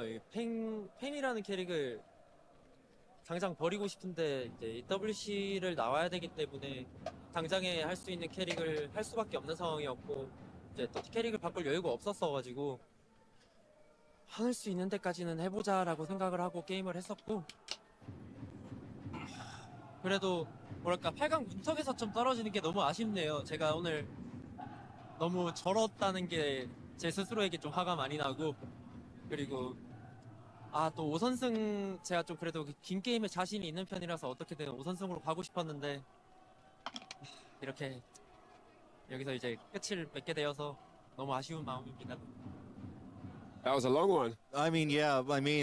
This journey is really hard for me because the character didn't fit me. Actually, like I couldn't find a replacement, so I had to stick to playing a lot of times. So in a long time, I've been struggling a lot. And that being said, I really wanted to get to the top 8, and it was so close for me. And if I could just go to the long game, if I would just go to the first to 5, then I would have done something more there. So yeah, I mean, it's been a really hard journey, but yeah, it's kind of a bummer that I whiffed it a lot. So yeah, it's been a really hectic and a hard journey here. Thank you for sharing the contents of your mind with us. It's been great having you on for the journey. Always a great pleasure to have you around. Man, Kokoma, feeling the brunt of those effects here at the Esports World Cup. It's rough, man. Elimination day for a lot of players here. Not easy job for me either, but we get through. Congratulations on the successes that you have had here. On the successes that you have had. Getting to the LCQ, that was a success. So don't be too hard on yourself, all right? All right, guys, that's it from down here. Back to you guys in the studio. I think I can speak to for everyone when I say that we're all very proud of Kokoma. Yes. And the journey that he's had, man. There's a lot of stress, but he managed to pull through. We're getting very close now to our top 8, and I want to get your final thoughts here. Rukang, Bubsy, MYK. I'll ask you first, Rukang. What do you think of going into this top 8, man? Oh, man. Do you know, I feel like momentum-wise, Ulsan is in a very good position. We saw him bouncing his head. He's really feeling it, and he looks hot to take a second Esports World Cup Tekken 8 title. I think I'm going to flip-flop now. Cooldown's before, but I actually think John Ding, just the momentum and the implications of the club championship, what he can do for that team is going to get a million high fives, boy. All right, chat. I think I'm going to press X to believe in my heart, and I'm going to go with Cooldown's because that hard work is going to show us how it we all have pays money. Well, I'm going to go for one of the Japanese players. I believe in Pinya. I think that Pinya Who are we will rolling do this and show that Tekken is a Japanese game. But ladies and lads, the group stages are done, and all that remains now. I haven't seen Cooldown's play. It's been a week where Korea has shown the fruits of their labor, and Pinya and Chicory will join them. Will they show? But I might go with Chicory. Japanese game. Chicory's Clive. That's good. After this break. John Ding's Eddie. And I'm gonna go for Olsen, man. Olsen's Dragunov is crazy. I think can go match with the other players. But who's this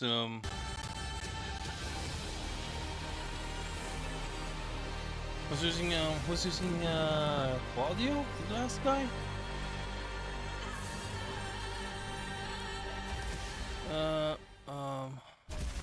Mulgold. I can say that I'm gonna be rooting for him, but I'll be rooting for.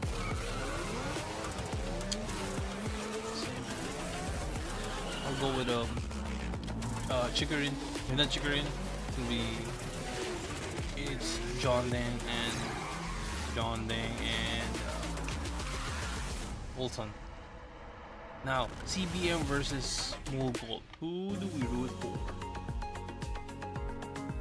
So we'll be rooting for each of the matches. Then we'll be rooting for one ultimate winner. And for me, I think it's gonna be Chikurin. I'll go for Chikurin. I want to root for Arsenal, but Arsenal's on. Or Thief rather. No, Arsenal rather. Hidia, dude, that's the city that I'm talking about. Anyways, yeah, CBM versus Mulgold we'll go with. I haven't seen CBM, so we'll go for Mulgold. Olsen versus who's Olsen's match?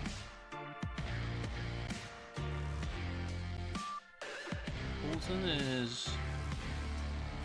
Yeah, we should actually brought our PS5 here. We can compete, man. Let's start competing. Olsen. No. Olsen's match is with. Who's the match? Who's Olsen's match? Pinya. I haven't seen Pinya. Pinya's pineapple thing really for us. I haven't seen his gameplay.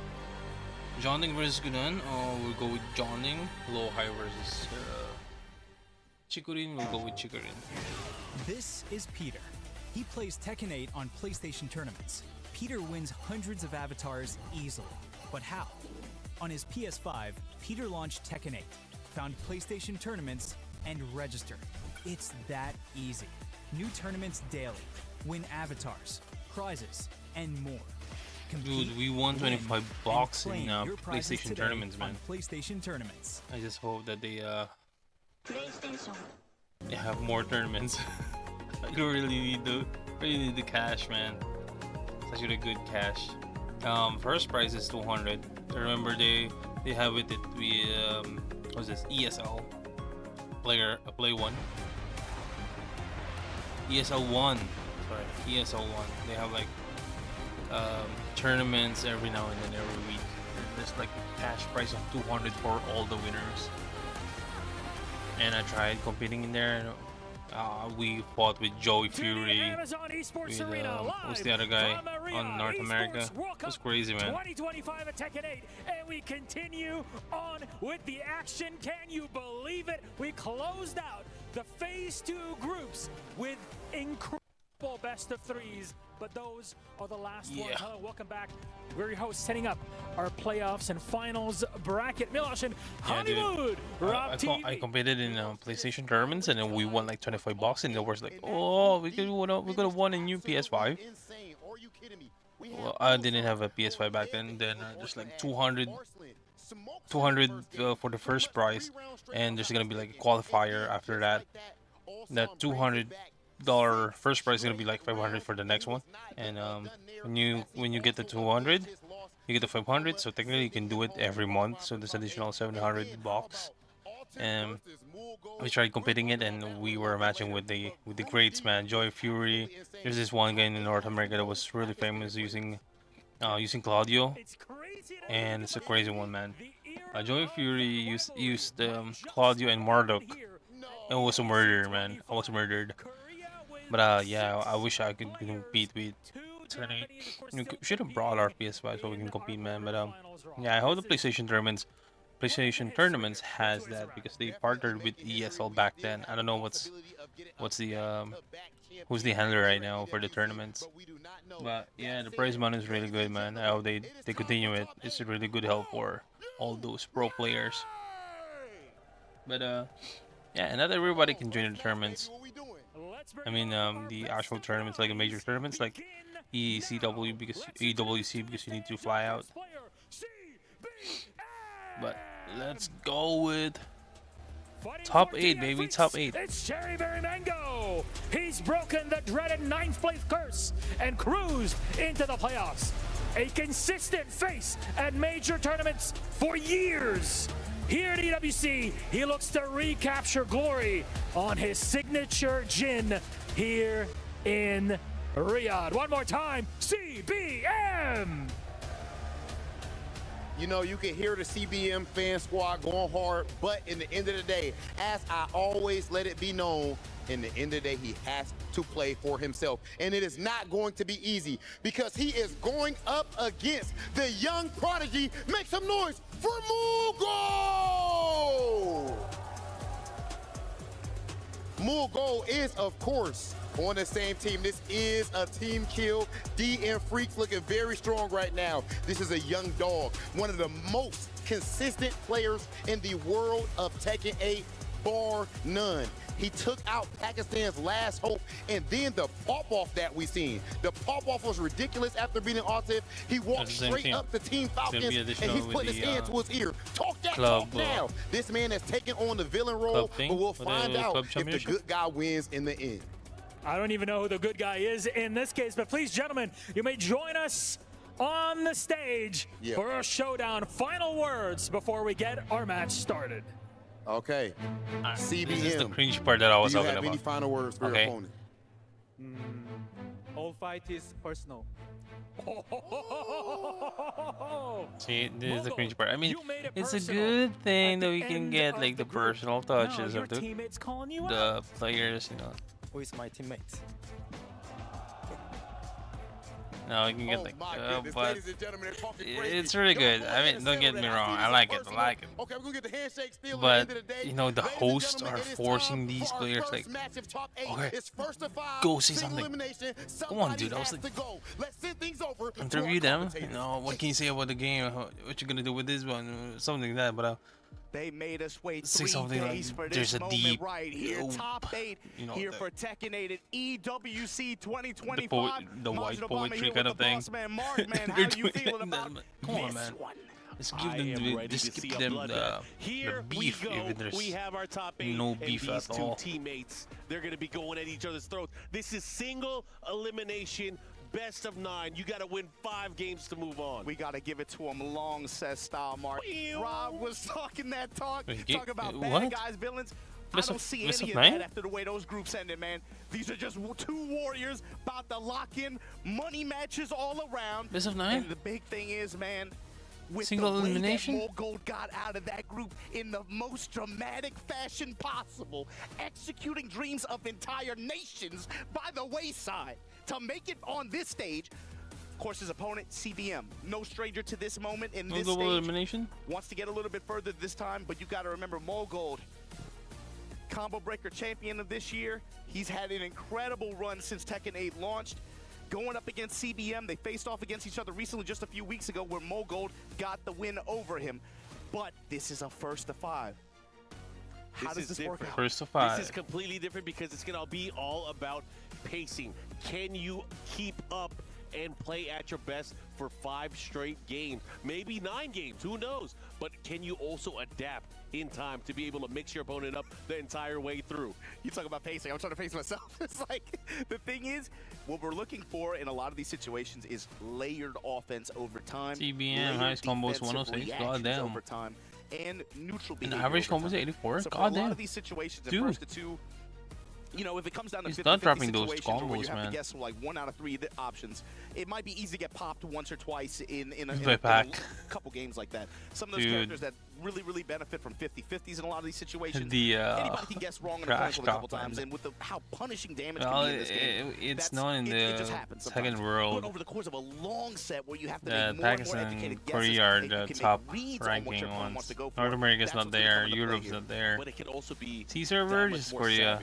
You can couple get of into Philippines, someone's head couple of even the more. other stuff. You can Pakistan, really open them up and expose them to the even world Japan. stage. Japan's We saw not this in last there. year. It's just In 2 of the Chicory sets is in the only top one in 8, there. there was that crazy comeback. You know, Chanel was up 4-0 against Yagami. Yagami came back 5 straight. 4-0 set point, Mark. Wait, are we seeing Reina? 4-0 set point. We had Ulsan. We had Atif. They had a crazy 5-game straight set. Again, this could be where people come to play and they destroy their opponent. And what's cool too about this is Gold he got here to face off against CBM. CBM got to this stage of the tournament last year, lost to Atif 5-2. And think about who Gold had to get over to get here in this process. Yeah. You gotta think about it too as well. CBM qualified yesterday, so he's been watching a lot. He might be cold. Gold just finished his last game to get into this. He might be on fire. And it's funny too because of how we were talking about it all week, man, how low his confidence has seemed recently coming into this event. He then pulls up, and it's like, as soon as he's in the interviews talking about, I don't know how I'm going to do this year, blah, blah, blah. You know, he's got his looking like Kevin James sometimes, just like shoulders puffed up. Yo, Obama, we're going to be here for a minute because this is our first right, to 5 as mentioned. go, baby. Who do you like? Jin do you versus like CBM? CBM Do you like Gold and why? It's hard to go against Gold, especially with what he just showed you.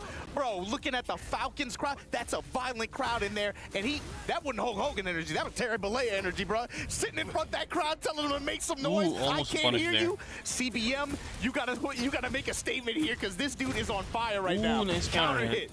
Looking at the matchup, this might be a little bit different for you that have been watching and following Gold. He is pulling out the Fengway in this particular matchup against CBM. In long set style, I wonder if that might be something that we change off of too. Maybe he gets a few games, builds some momentum with Fang. It hurts. Then once CBM kind of adapts, he can always go to another character. CBM also has that potential as well. You got to think about the Clyde. There's other picks that he has shown so far in this tournament alone.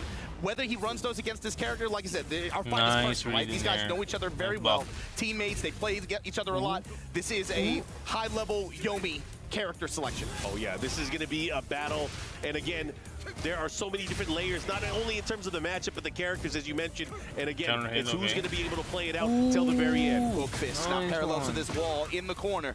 CBM, driver's seat, big block on this sweep. And look at that, Mogul with the adjustment here, stepping into the wall, going to pull him off of it. Pushing towards the wall, not able to get it, and CBM with the life lead, and the rally 2 rounds straight here in this opening game. Top 8.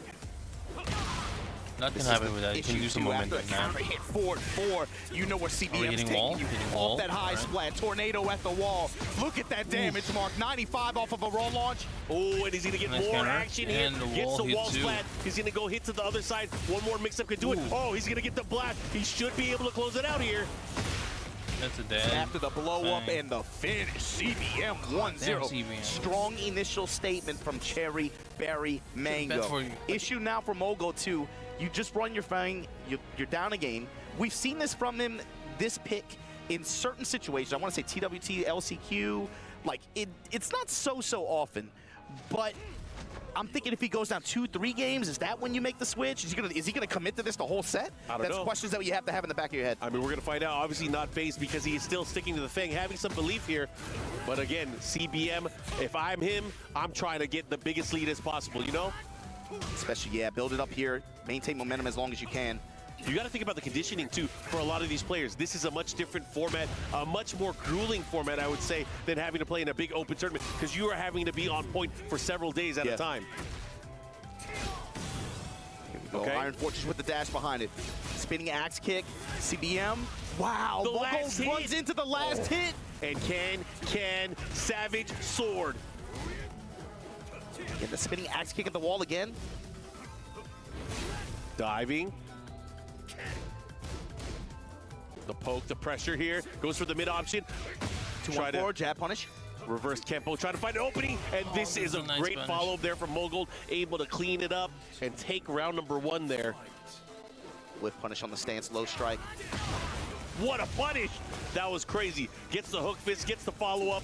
Now pushing towards the other side, just short of the wall. These clouds, they shift. Whip punish, dive kick, good for CBM.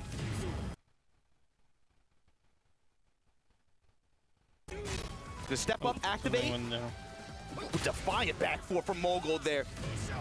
Ooh.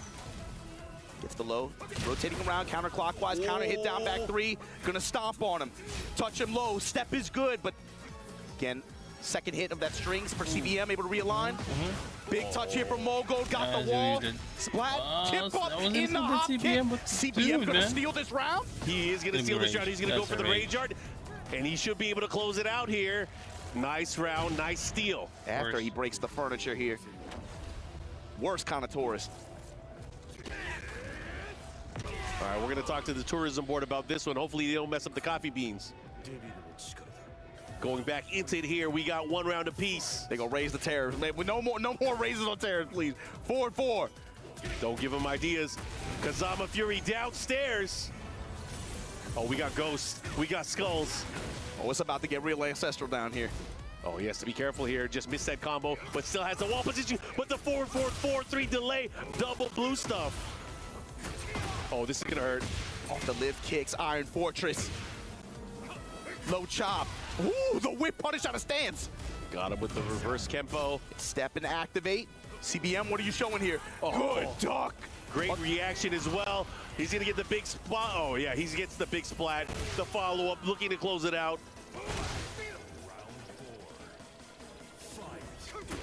Battling back here, 3-3. Headbanger's ball. Slow push on CBM. Trying to push him slowly towards the blast wall. 3-3. Low touch for CBM. Eats the mids, eats the blast. Pre-tornado. And gonna get the other wall as well. Damage, yo. At heat activation, 93. Guess for game. Goes mid and Mogul with a strong response here this game too. He brushed it off like it was nothing. sticking to the Fang, making sure he made it count. Now tied up 1 game apiece. Again, you got to think about the conditioning for these players. These guys have been practicing, playing in the desert. I want to say, if you talk about the chapped lips, maybe CBM is coming out on top. He doesn't have that redness. He doesn't got the roughness. But Mogul, he's fighting it. He's fighting it. He's hungry. Why you gotta hurt my feelings like that? You know I lost my chapstick day 2, man. I'm out here hurt. It's sensitivity, baby. But sometimes you need that sensitivity training. Let the players know he is a savage. Sort of savage. Look at that damage. Break on the throw. Down for 1, and then just CBM trying to go to this poke and dash away, bait and kind of wait and see approach. Okay, man, he is getting all the hits. Able to land there, and look at that CBM. Not phased. You want a game? I'm gonna take this round. Yeah, especially since Mogul's approached that round, especially back to the wall. He was showing a lot of like trying to swing off of it. CBM got a read for it. Just give him a slight touch at poke, max poke range, then just back away, let him whip. You know, he's starting to make more advancing tactics here because of that reverse Kempo, but because of the down back forward not finding its mark, Mogul able to cash in big time here. Tantrum swinging the Iron Fortress. Stepping with the mid-strike. Down forward, 2-2 finds its mark. Big combo, big follow-up for Mogul. God Fist. Nice punish there while sending 4-4, now pushing with the running slash kick. Oh, but a big duck from Mogul. You can't get away from going with these highs. You have to keep it tight. Eyes wide open. CBM back to the wall here. Roll off of it, eats the plus frames. Poke with his down 4-1s. Different way, trying to adjust his timing a little bit here, but yeah, started using the shifting clouds as well. This time again with the reverse Kempo step. Gets the big launch tornado. The follow-up, the adjustment here at the wall. Oh my goodness. That could have been even worse combos for CBM actually, but here we go. Iron Fortress with the dash behind it. Mogul trying to rotate around. Nice positioning here. He whiffs the low, the follow-up with the heat smash. Get off of him. CBM in rage with a lot of health built back just off of pressure. Oh, back 4, has him at the wall. Scourge. Look at the timing. Not that many seconds left here. You have to do something, you have to make a decision. Back 4? My God, he's stolen it back. Back 4 with the follow-up into the sliding shoulder to steal the round in the last seconds. Mogul now, advantage here. Oh, again, he's so good at utilizing that kick. Yeah, you can tell CBM's trying to chase, but like you said, he's using Mogul using a lot of back tempo. He's running into some lows, running into some mids in the process. But there you go, counter hit forward 4. Gonna be a big pickup here for CBM. Got the wall. Rondo, get the tornado there, spinning axe kick. Pressure, resetting the pressure there. Back Kempo, able to get him out of dodge, but still back to the wall. I like him using that down forward too, having the ability to crush, unreactable as well, making great placements of him. He doesn't have a way to reverse Kempo because he's by the wall. And CBM looking to take advantage here, going to a final round here. Game number 3, very important. Perfect defensive reads from CBM at the end of that round. Okay. Plus frames, he's the 3-3. He had the first 2 hits there of the 4-2-1. Looking for the follow-up here. Again, pressuring with it at the wall. Oh, but a big forward 4. Threading the needle. That's a big boot. Speaking of big boots, that lift kick. And this monk gonna put you on the wall. Throw his shoulders on you. Plus frames. Trying to fight out of it. Got to be very careful. This is an interesting position to be in as well. But the follow-up here from Mogul does just side wall slid incoming. Excellent defensive duck read here. And again, the combo adjustments with the sidewall. Looking to chip away. Nice, gets the absorption. The follow-up here. Here comes CBM. Has rage as well. Oh, while standing 1-3. The follow-up. Yo, he is making now in favor of Fengwei and Mogul 2-1. You got the STL crowd here, representing all the way from Korea. Shout out to Tekken Crash. Really good adjustment too for CBM in that moment, that using heat burst to be able to deny the plus frames on the knee after. Might be something that you see him use a little bit more in some of these situations to try to take away any momentum that Mogul might force, using a little bit more resources like that. Great walk, and that's the CBM we're looking for. Clean walk around on the 3-3 string, and look at the positioning here. Axe kick for the engagement, smash at the wall, Mogul. Up 2-1 here, but down in this fourth game rather. Jabs. Look, oh, that was an interesting air-to-air sequence. The interaction between these two, hit him out of the sky. Doesn't get the wall here, but a wake-up while standing too. Now going to push towards the deck here. What's going to happen? CBM right now, all one. Plus frames, east to low. 4-2-1 string. Look at this. 4-4. Look at the corner control here from Mulgold. Corner control, CBM though. Runs up, just goes with the axe kick. Oh, the heel drop, they trade blows there. The side step 4 able to go to auto tornado, but not able to capitalize with the combo here. They're about even, but heat is activated on CBM's side. He's gonna try to make use of this. Big dash, heat smash isn't coming in, there it is. And the dive kick, shift damage adding up. Jab trying to lock him down, step not deep enough. Heat burst, eats the down back 3. While standing 4, Fortress forced the 50-50. Punish. Bait and punish to take the round. Here we go, tied up on rounds. These guys are going back and forth. True test of wills here. I don't think there's anybody that plays Tekken that doesn't know CBM's name by now, but you got to remember Mulgold, man. They were singing this guy's praises for years in the East. And right now, CBM got him locked up after a big while standing punish here. Good reactions there. Again, doesn't give him a lot of room to run away and sidestep there. That was a great placement of the Demon Paw. There you go. Similar approach to last game.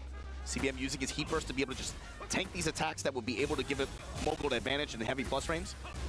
Oh, he had an evasion. He wasn't ready. He probably wasn't sure if he was going to block it. But look at that. CBM able to capitalize now, looking to tie things up. Yeah, with a big interruption there. And again, this is single elimination. You have to win the set. There is nothing else after. Y'all talking about y'all want first to 3? All right, we're going to give you the first to 5, but you only get one shot. Low touches. CBM eats the 3-3. Mogul now. Critical HP. Has rage. Eats the raw smash. 2-2. Oh, man. CBM, strong answer here. 4th game. Is he thinking? He is sticking to Feng Wei. Still believing in the Iron Palm, the Iron Fortress. That's crazy, Mark. I'm just thinking, like, when we started this event, almost half the bracket was Korean players, and yet it felt like a lot of favorites were not there, but the matriculation percentage of the ones that were able to make it to this final bracket, that's just crazy. Yeah, I mean, again, I don't think anyone could have expected the outcome of how we got here, and even some of the player surprises that we had. But again, I'm just happy to see it because now we get to see him shine in a bigger stage that, you know, maybe most people aren't used to. We get to see long sets in tournament. And we get to see stuff like that. Parry on the burst, and CBM gonna take him all the way to the side of this wall. Still going, activate. And nice adjustment there. Gets the knee follow-up on the Oki here, but a big follow-up there with the back 4 string. Oh, and he smashes him. After delay, too. Just good read on Mogul's timing there. CBM. Eating the low shoulder, poking away in mid-range. Good block, great punish there from CBM. Good patience, because that could lead to a juggle. He was very wary of it. Yeah, it takes us 4-4 and then just dash up block it the first time. Now he's trying to press a little bit more. Divu. Diver's high. Let's see what he does with it. The parry on the get-up kick. Run up in your grill. Heat burst. Even plus frames, and Mogul this time willing to activate. Just raw activate. Maybe anticipated CBM would do something. Oh, great follow-up there. Heat dash cancel, looking to clean things up. He should be able to get it towards the wall.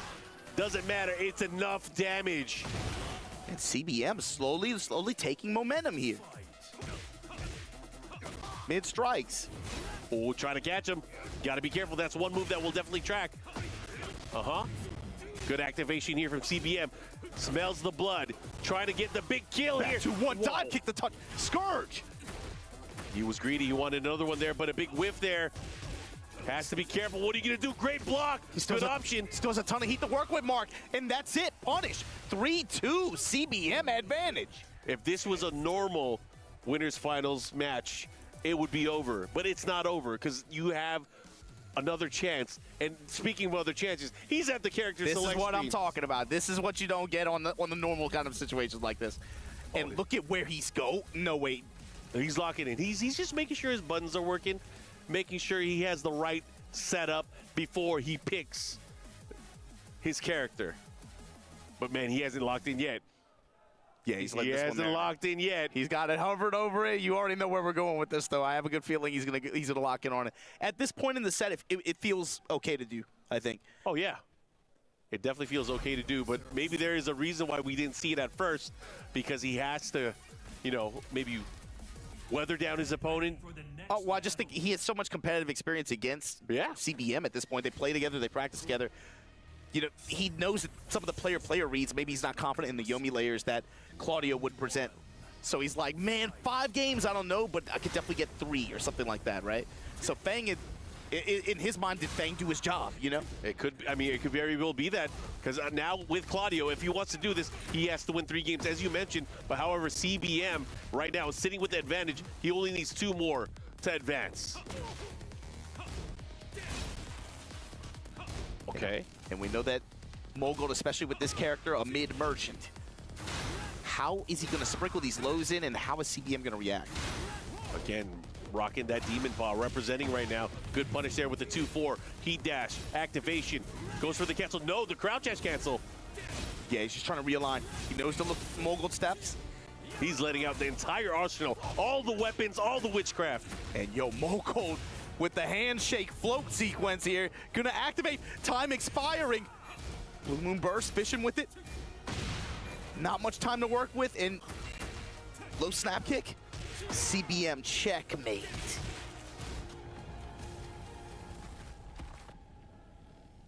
Really slow, grindy kinds of rounds now, it feels like. Meteor strike. CBM just poking away here. We just polite jab pressure. Makes a forward 4. Dive kick, the move. Poking with his down 4-1, his back 2.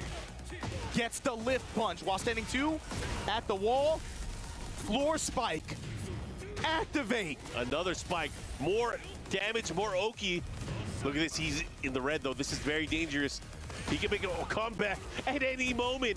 And that's one way to start it into the burst of the Blue Moon. He's going to get the second wall. Oh, he missed the follow-up. Low smash. They're so cheap, man. Mogul is a demon, too. He was talking.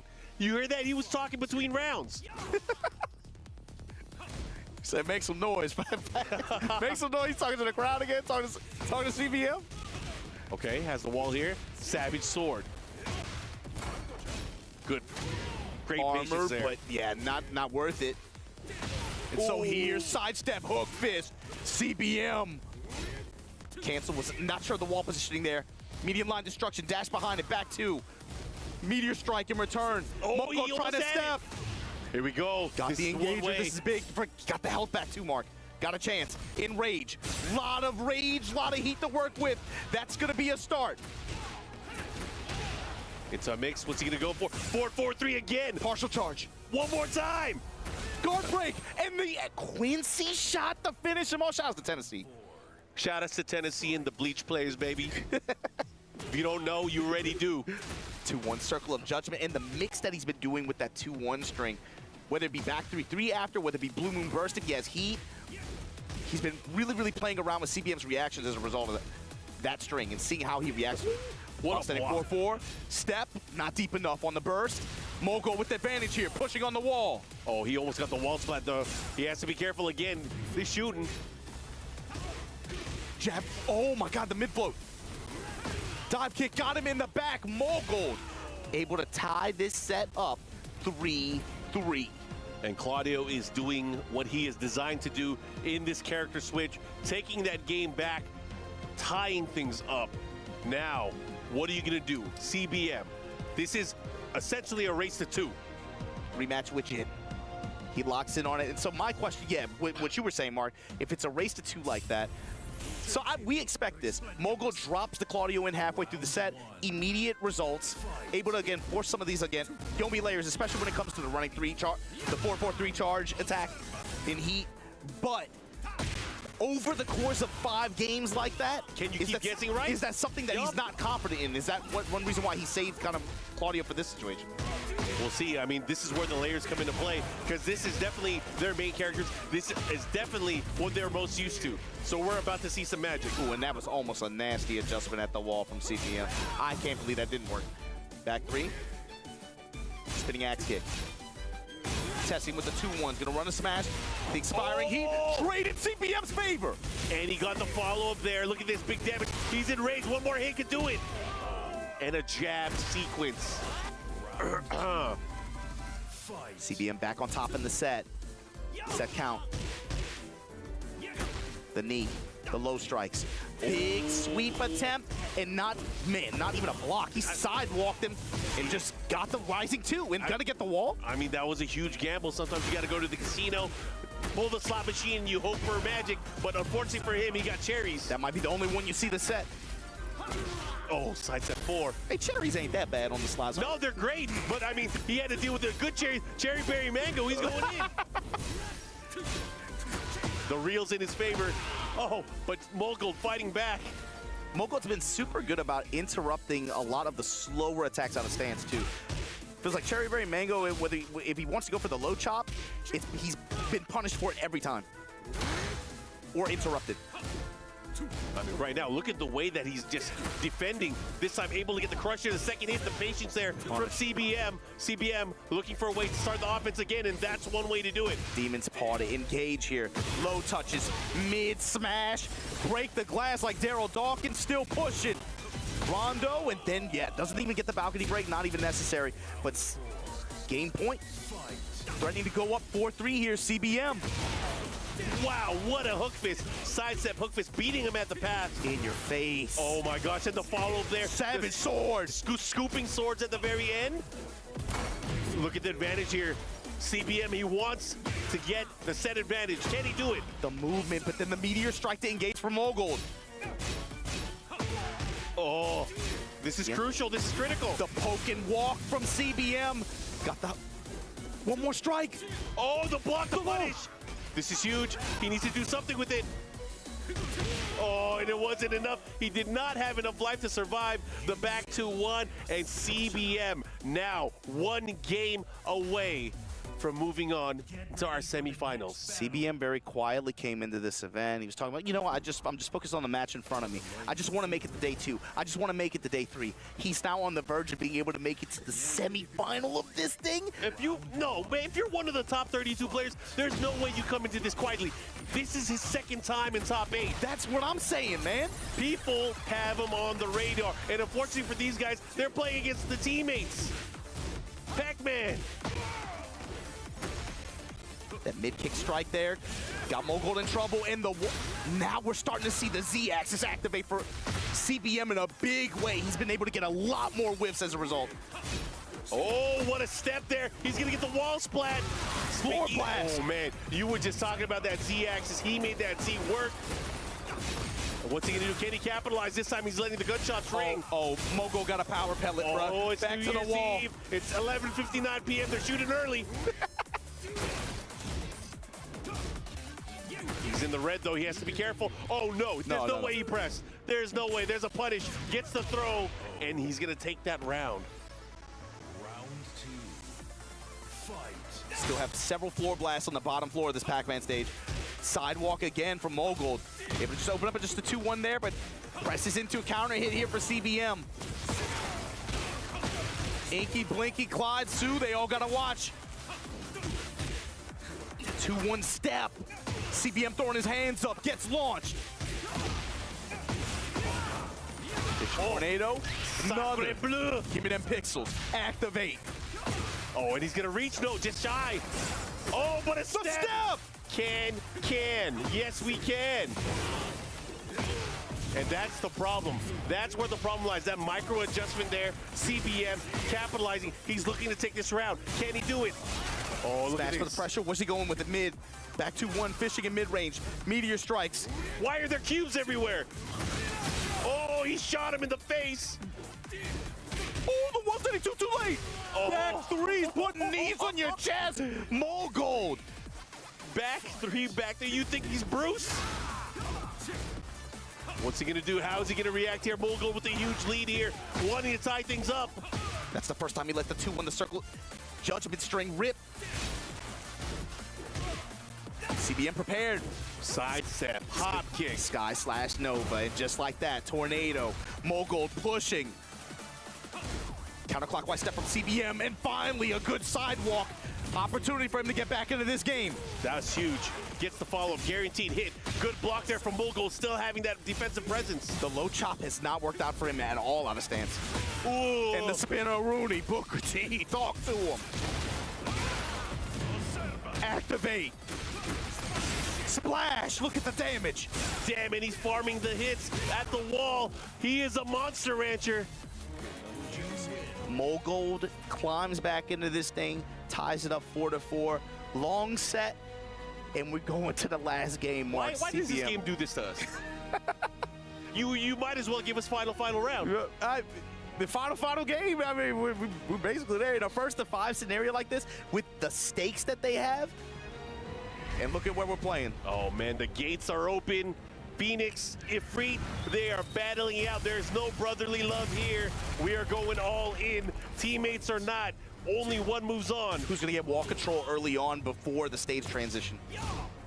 Or are they going to force the stage transition? If you're able to get the break here early on, it goes to the stage right away. Do they want violence? Do they want to settle it like that? Man, look at these guys. Their spacing is crazy. Oh, the hook fist trade. Oh, and the trade? Running 2. With both of these characters, it seems appropriate. Sidestep on the burst. CBM eyes wide open here. And he's going to get the follow-up here. Absolutely. He's going to queue up. Oh, and the down 4s again. Just inside rage. Wake up, low smash. He tried to step. He got him. Oh, and now the blue moon burst. Blue stuff, then red stuff. I like it, and I respect it. Well, well, well. The advantage now of Mogold. CBM open, backs off. Eats the back 3 while standing 4. Good sidewalk. Good float sequence here. Gonna be able to get the wall. Sidewall, steps into it. Oh, this is big. He gets a splat. The follow-up here. He's gonna activate. I feel like he might. He has to, right? Here we go. Into the smash and full conversion. Down 2 to touch him there. Low kick. Back 2. And the low to close out. CBM, that felt like a dangerous round, but he got it. Yeah, he used all of his resources to do that combo and get that final sequence. And again, having another opportunity here. What's he gonna do with it? Solid opener. Back to those cards. And good splat on this punish. Activate. There's the smash, and CBM on set point at EWC, trying to punch his ticket for semifinals. Boom. Over Mogold. Not out of it yet. Eating 4-4s. These players thinking about their path, how they got here. They've gone through so many battles. And this time, a huge punish here from CBM. Gets the big launch there on the Twin Pistons. What's he gonna do? He's gonna activate. Full blast? Yes. And like they're gonna push towards the magic wall. He missed the follow, but doesn't matter. Look, he has the positioning. He can end it here. Dive kick. Lows. He smells it. He has heat smash. He's going to get it, and he's going to punch his ticket to go to the semifinals. CBM eliminates Mogold. He said, our fight is personal. Stepped up. Both of them had smiles on their faces that I haven't seen in several days. But CBM just punched his ticket, made it 1 round further than he did last year. Unfortunately, Mogold no longer going to be a factor here in this top 8 bracket, but he had a hell of a run. Got here in the most dramatic fashion possible. And this was a long set. Obviously, Mogold opened up with the Fang.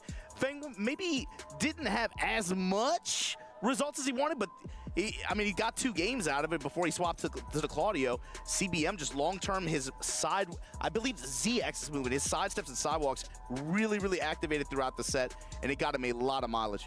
Yeah, again, a ton of mileage. And, I feel like going into it, there definitely seemed like there were a lot of reasons why he didn't launch the Claudio right away. And it showed over time CBM's adjustment, CBM's ability to sidestep and find openings, use the parry, and just hunt down his opponent with the wall.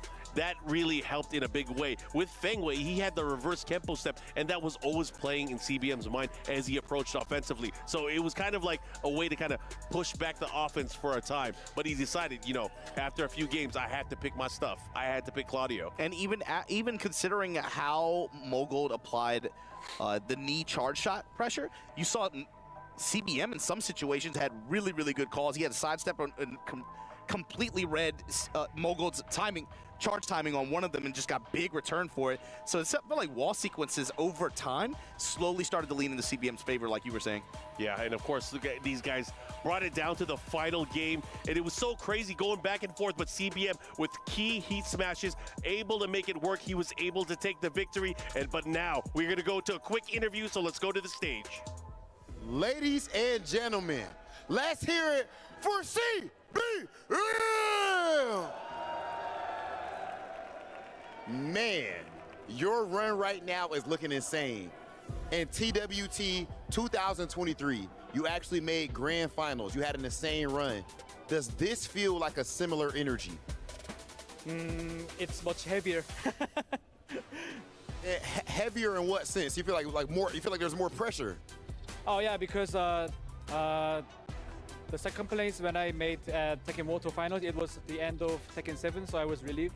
But it's still, Tekken 8 is on fire, and you know, pressure. I cannot express how it's heavy. Well, I'll tell you what, we cannot see it when we're looking at your gameplay, bro. You're playing absolutely insane right now. Now, as far as your run, your next match, if I'm not mistaken, you're playing the winner of Ulsan and Pena. Who would you rather face if you could choose? To be honest, I had a bad winning rate against Ulsan, so I want to meet Pena. Of course, you know, as a teammate, I want Ulsan comes to face me. So I just want to leave it as a no comment. Okay, all right, fair enough. Ladies and gentlemen, you guys saw it right here, our first top 8 match, and CBM gets it done. CBM, please go and crush your teammate's key.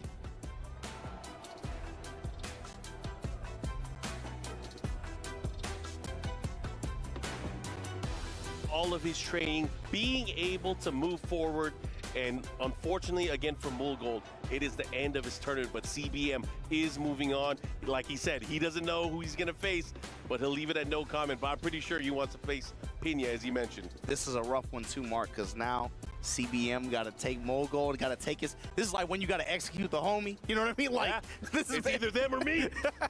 It's either them or me. And right now, you can't bear to watch. Yeah. I don't want to crush his key. I don't want to crush his dreams. I don't want to crush his hopes. But you got to do it. Sometimes you got to be the bad guy. This is rough, man. This is like a Mice and Men vibes. I don't like it. I don't like it. Spoiler. That's a good book, man. Well, yeah, CBM here gonna be moving on. You know he's got to be pleased, but looking ahead to this next match, man, I've been waiting for this one, man. This is gonna be good. Finally, the Shinobi World War. We're back at it. Yeah, I'm excited to see who's gonna be Lenny, really.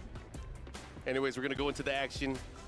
Only one player will move on, but CBM, man, you gotta give it up, man. I honestly didn't think he was gonna be able to move on as much as he did. You guys can see a preview of the players that we're gonna have coming up next. It is gonna be a battle, as you mentioned. And as much as we were gassing up Mulgold in his run into this event, you gotta talk about Ulsan, man. Defending EWC champion, going up against the last ninja from Japan, Pena. But let's check it out, head to the stage, watch our players come through.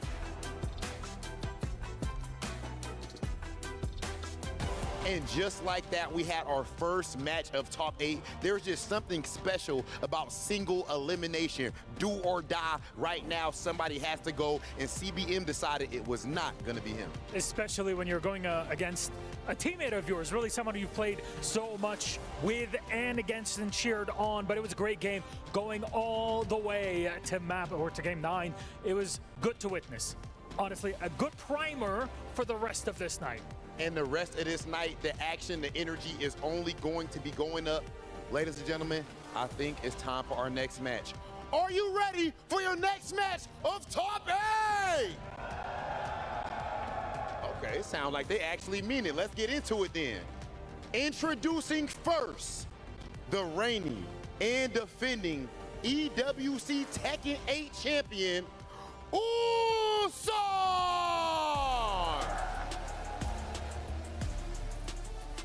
Ulsan, the man himself, also, of course, representing DN Freaks. This is last year's champion. We just saw him defeat Arslan Ash in an absolute banger. He also avenged his loss to Kakoma. As you guys can see, when it matters most, this player steps up to the plate and he gets it done. Right now, he is on the verge of making history and becoming the first ever back-to-back EWC Tekken 8 champion. No one has ever done it before. Him making it here to the main stage, lower bracket, defeating two intense opponents to get to this point is incredible. He's got a tough fight against him regardless on a stage like this. Please join me in welcoming the contender, the challenger, Pinya!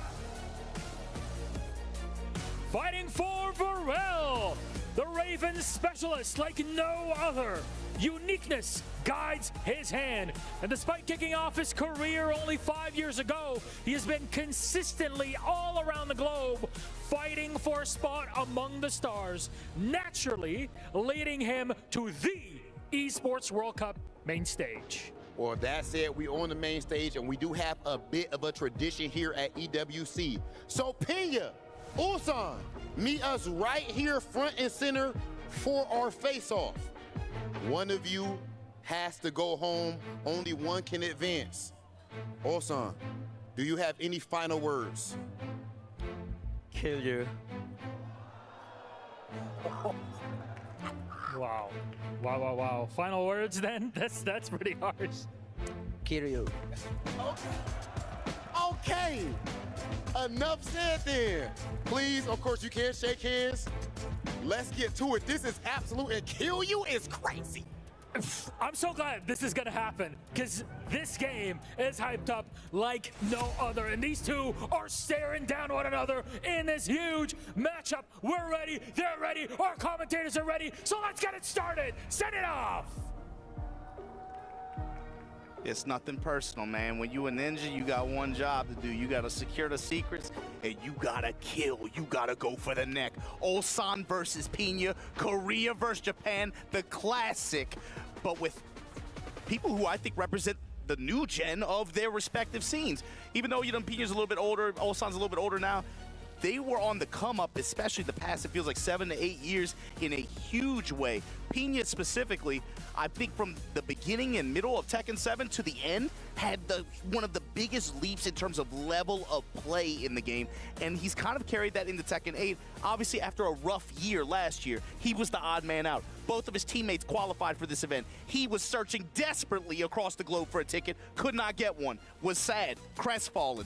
Comes into it this year, and it's lights out. Believes in the character, dials in, secures his ticket early on, but going up against him, what more is there to say, man?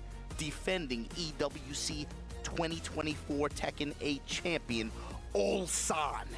And man, with the way that he got out that losers group, Mark, here's the thing. Pinya and Ulsan played recently at STL. Yep. Pinya beat him 2-0. Yeah. And there was some character swap. He was running drag. Ulsan running drag, going to Lars. And a couple weeks ago, it felt like Ulsan was not really confident, but I'm thinking after he just sat down and played the way that he just played, maybe he's hot. He's starting to feel himself a little bit more. He's bouncing up and down in the chair. It's so important for both of these players. They feels like they play with their heart a lot, man. How they feel in the moment matters a lot, and it comes through in how they play. So you just mentioned when they played at STL, Pinya was able to win 2-0. However, this is not a 2-0. This is not a This is a long set, and traditionally, Pinya has not been a long set type of guy. Yes, he is, especially when I think about like Topanga sets, where they are used to playing long sets against a lot of the competition in Japan, longer sets in terms of the inner competition in that region. That's typically really difficult for him, and especially with the way that Raven kind of operates too. However, his style and his approach, I think, especially watching how they played, it's going to come down to long-term reads and adjustment on how Ulsan wants to defend, how Ulsan wants to move, how Ulsan wants to press. Pinya's going to have to develop reads. So, for example, when they were playing at STL, something that comes up a lot is without Pinya having to take some huge risks, he was able to just find a lot of counter hit mids and apply his crouch dash to great effect and really just interrupt Ulsan's advances when he was able to get health leads. I think a lot of it leads to is the characters that Ulsan uses whether it be Lars or Dragunov, are well-practiced characters for that region of Japan. Sure. They are characters that Pinya would be comfortable with. However, again, heart of a champion, the fist of a champion, especially beating, again, one of the most storied players, he has to be feeling some type of way going into this. He has to feel like, I got this, no problem. I mean, both of them for that matter. Especially Pinya, I think getting out of that day one, getting out of groups, especially in the way that he did, that group matchup-wise was probably as difficult as he could have hoped for. Just about. Yeah. I mean, he prevailed. His, let's just talk about his ninja way. He is a ninja of hard work. He is Rock Lee.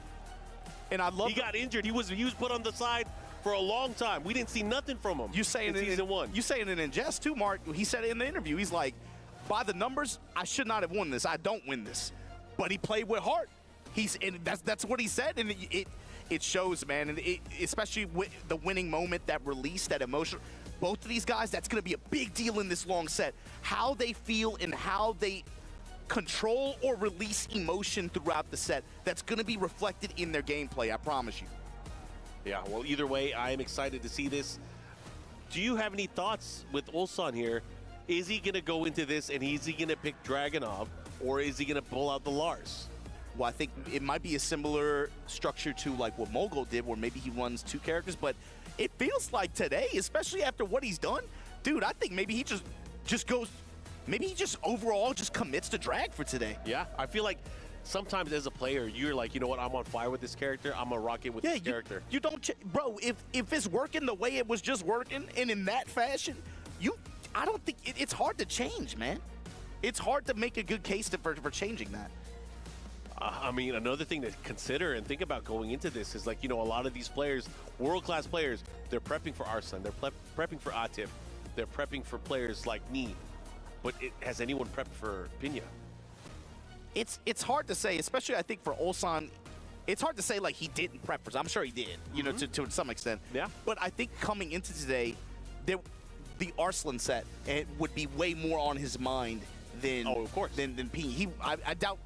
He's thinking like that far ahead in terms of, right? You would want to micro-focus on that match, first of all, but I'm sure he definitely did his homework, especially in the past 2 weeks since they played.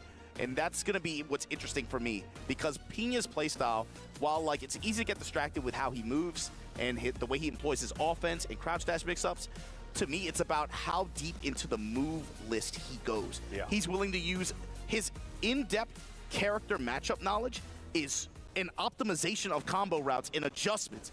Very, very high just game awareness overall. That's what makes him fun to watch. And that kind of stuff counts in long sets, but he has to make sure they go in his favor. I mean, it feels more impactful in short sets, right? Especially you saw it against Rangshu. Just a couple times, all you need to do is Uchisemi escape and punish him on his rage smash, on his heat smash. I said rage smash. But in a long set where when a player might be able to counter-adapt to that, you might not be able to go to some options like that as consistently. 4-4-2. Shadow Spear, gonna put the dash behind it. And already Pinya taking some chances, man. Oh, the vampire knee. And that's gonna be a big one, Mark. Yeah. Reading Ulsan's advance and then punishing him with either counter hit jackknife, so that while standing 2 state counter hit launcher, or just shooting for the moon, going for a 4-4-3, big damage conversion. I mean, the payoff is huge. You risk getting jab punished versus getting a big launcher, clipping them on a step, clipping them on key movement, or just getting the right hit at the right time. Also, excellent stage for Raven as well. Oh, yeah. He turns his quicksand into a launcher in many places in the stage. Also, it's down 4-1 into a launcher. Yep. Follow up like that down back 2. That's another key with this matchup. Watch Pinya whenever he connects with that 13-frame down back 2. Watch how he plays Ulsan on block and on hit. Look at what options he goes for. He's going to be giving him a lot of different looks here. See, that way, just cancel out, go into guard, see if Ulsan wants to advance or press, and from there, he'll make another decision. That time goes into teleport, goes into mid kick. Oh, he's shades of Kazumi. Yeah, pressing mids here. He is pressing down forward 1. Tundra Slasher able to somehow connect there. Russian Assault. Pixel Blast at the wall. Ulsan trying to mount some offense here. Wall pressure, goes for the back turn 1-4. No dice. Ulsan's right back at you. Smash. I feel like something just clicked with Ulsan there just now. He's remembered, like, you know, if I keep it compact, it's not going to give my opponent a chance to really get his offense started. And from here, you're going to see Pina go for a lot more micro sidestep left. Down 4, maybe some more high crushing options, trying to read. Sweep attempt, stuff like that. We haven't seen as much Hydra Spider as much from him, that full crouch down forward 3. Right now, Ulsan in the driver's seat, activate. You hear them ghosts. Stomp. You better guess right. Once the mix goes for it. Oh, and the follow, he trying to get the punish. Stuff like that. Not fast enough, but doesn't matter. Look at the life lead. And here we go. Very important round here. Final round, game number 1. With that teleport counter, the problem is back to the wall. You don't go anywhere. More effective in open area, open stage. Raw slide this time. Woo! You whip with the Shadow Spear. Ulsan gonna make you pay. Uppercut. Oh, and it's big damage follow-up. Going for the from crouch out forward 1. The follow-up. Uh-oh. Big chance here for Pina. Look at this, the positioning by the wall. He does have a life deficit to deal with. Ulsan threw away his heat there. There you go, off the sweep. We launch, we get the wall, tornado, activate. Now it's party time. Yep, back into the game here. Kagebushin. -3, Ulsan with the immediate swing back.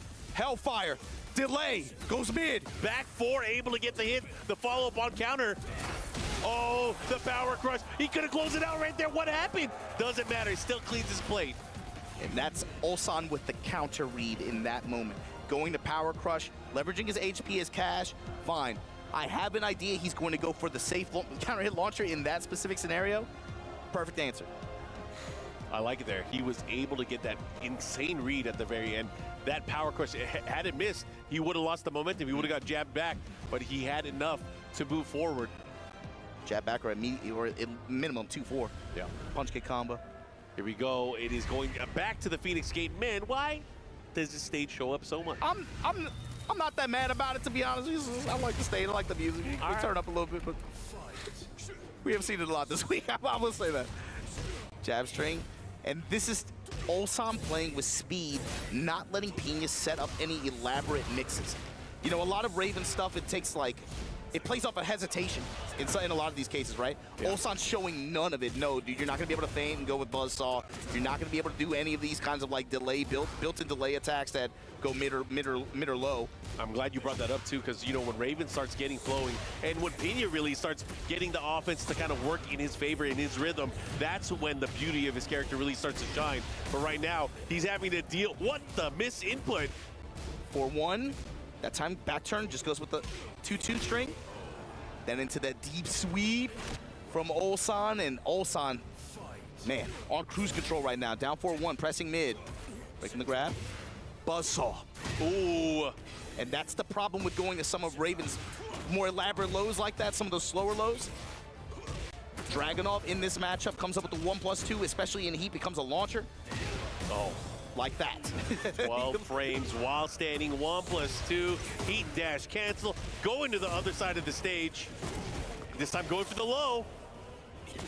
Oh, but a big challenge there with the while standing 4. The punish 4-1. This time delay mid, gets a float. Stepping and activated the wall. What's the play here? He wanted to keep him at the wall. That's unfortunate. Crusader with the dash behind it. Delay nothing. Down back 2. Wow, the back turn 1-4. I like it. Able to clip him after Ulsan stepped. And sometimes, you know, we've seen this from a lot of players.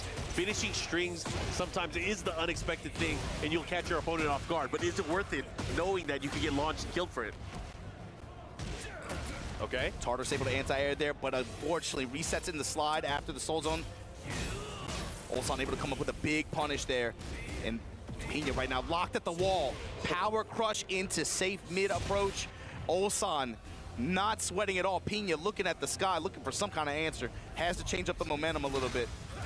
Not able to get any mix effectively started, and Ulsan's just been shutting him down, just no. Playing with speed here. Ulsan really starting to open things up here against Pina. The step. Oh, look at the steps. He's just moving. Backdash, sidestep, all working out here for Ulsan. Pressing when mid's gonna eat first here. Back 2, able to catch the step there. Stormbringer spike into the floor, flames everywhere.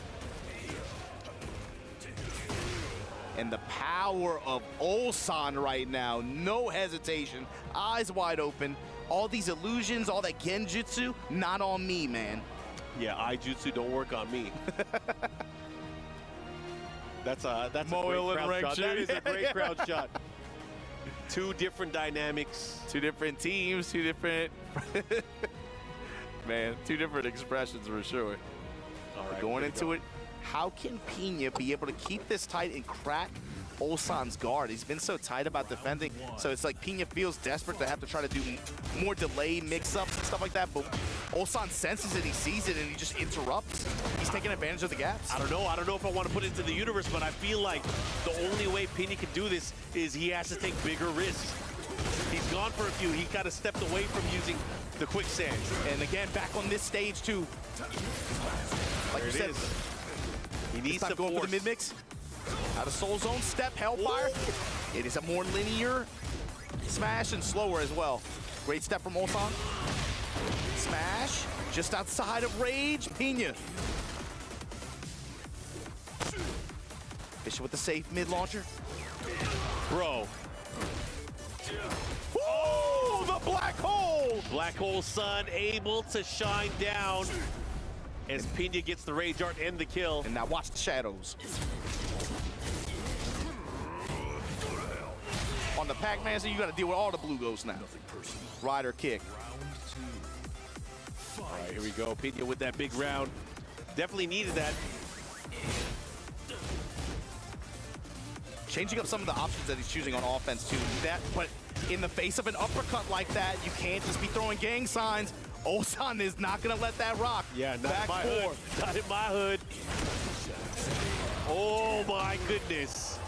Did you see just how confident Ulsan was from that moment where he hit that down forward too? And he was just able to run him over. And STC saw it too with that STC perfect, but that's the other thing too. Some of these teleports and counters that Raven has, even if you use an open stage, if it's against characters with forward moving or really long reaching attacks like that, they can tag you. They do have recovery. We've seen it against the Jack matchup against Moel time and time again this year. Ulsan showing it off against Drag there too, but this time the Hellhound at the wall. Yep, big wall splat, big damage coming in. Might be able to clean up the play with one more mix-up. 1, 2, 4, this time going to the smash. Bets on mid. No, the slide, that close. I like how we put him in the blender, force him into a kill situation. Oh, he caught him out of the air. It's still able to convert. Oh my goodness, side wall, doesn't matter. And it's just no fear, no hesitation from Ulsan, and it's ultimately stopping Pina from getting cooked in a lot of these situations. Off the low parry, gonna be able to get the back turn homing pickup. Nice combo here. 51 plus frame there, just takes a while sending forward. Pressing with jab strings, trying to interrupt, trying to give Ulsan any space. All these counter hits, all these mids, step in, activate. Crusader with the dash. Oh, trying to catch him. Get the delay there. Smash right back at you, Pina. No bite on the pigeon roll. Nice, core circle for 1, goes to the slide. Jab with the micro duck. Okay, the while standing 2 float sequence here. He has rage, goes for the sweep. Oh, he has the advantage in life. He stole it away. Oh my God, final round here. Man, that sucks. The get up kick, really? Showing stab, Tartarus. Nice, good jab to interrupt the Russian assault that time. Oh, the trade. He's gonna get the follow-up there. In his favor, gonna go up over a 4-3. Yep. Let's see what he does here. They're about even on life. Again. Oh, he's using him. He's using him. Ulsan standing in a very dangerous spot. That's like some Looney Tunes stuff. Hey, look at the floor. Dock, activate. Oh, he missed the follow-up. Doesn't matter. Having another shot. Pena, no way. Do it again. Back 4-4. Has to watch out salvo. Ulsan step and activate. Trading jabs here. Back 4-3, Tundra Slasher gonna press. Wants the wall, down 4-1 with the follow-up. Tartarus again, clips him. Yeah, second hit, like big low upper. Oh my gosh. Oh, he didn't even press anything. And down 4-4, sequence to punish Pena. There is a pulse mark. 1 game on the board here, finally, against Ulsan. I'm actually really glad he got that game, because if he gone down another one, it would have been really tough. Yeah, you know, really tough. And of course, Ulsan gonna random. You got to get off the stage. That stage is really good for Raven. All right, back into the arena. When your normal mix-up just gets hooked up with even more damage, even more stage coverage, you just get more for doing what you were gonna do anyway.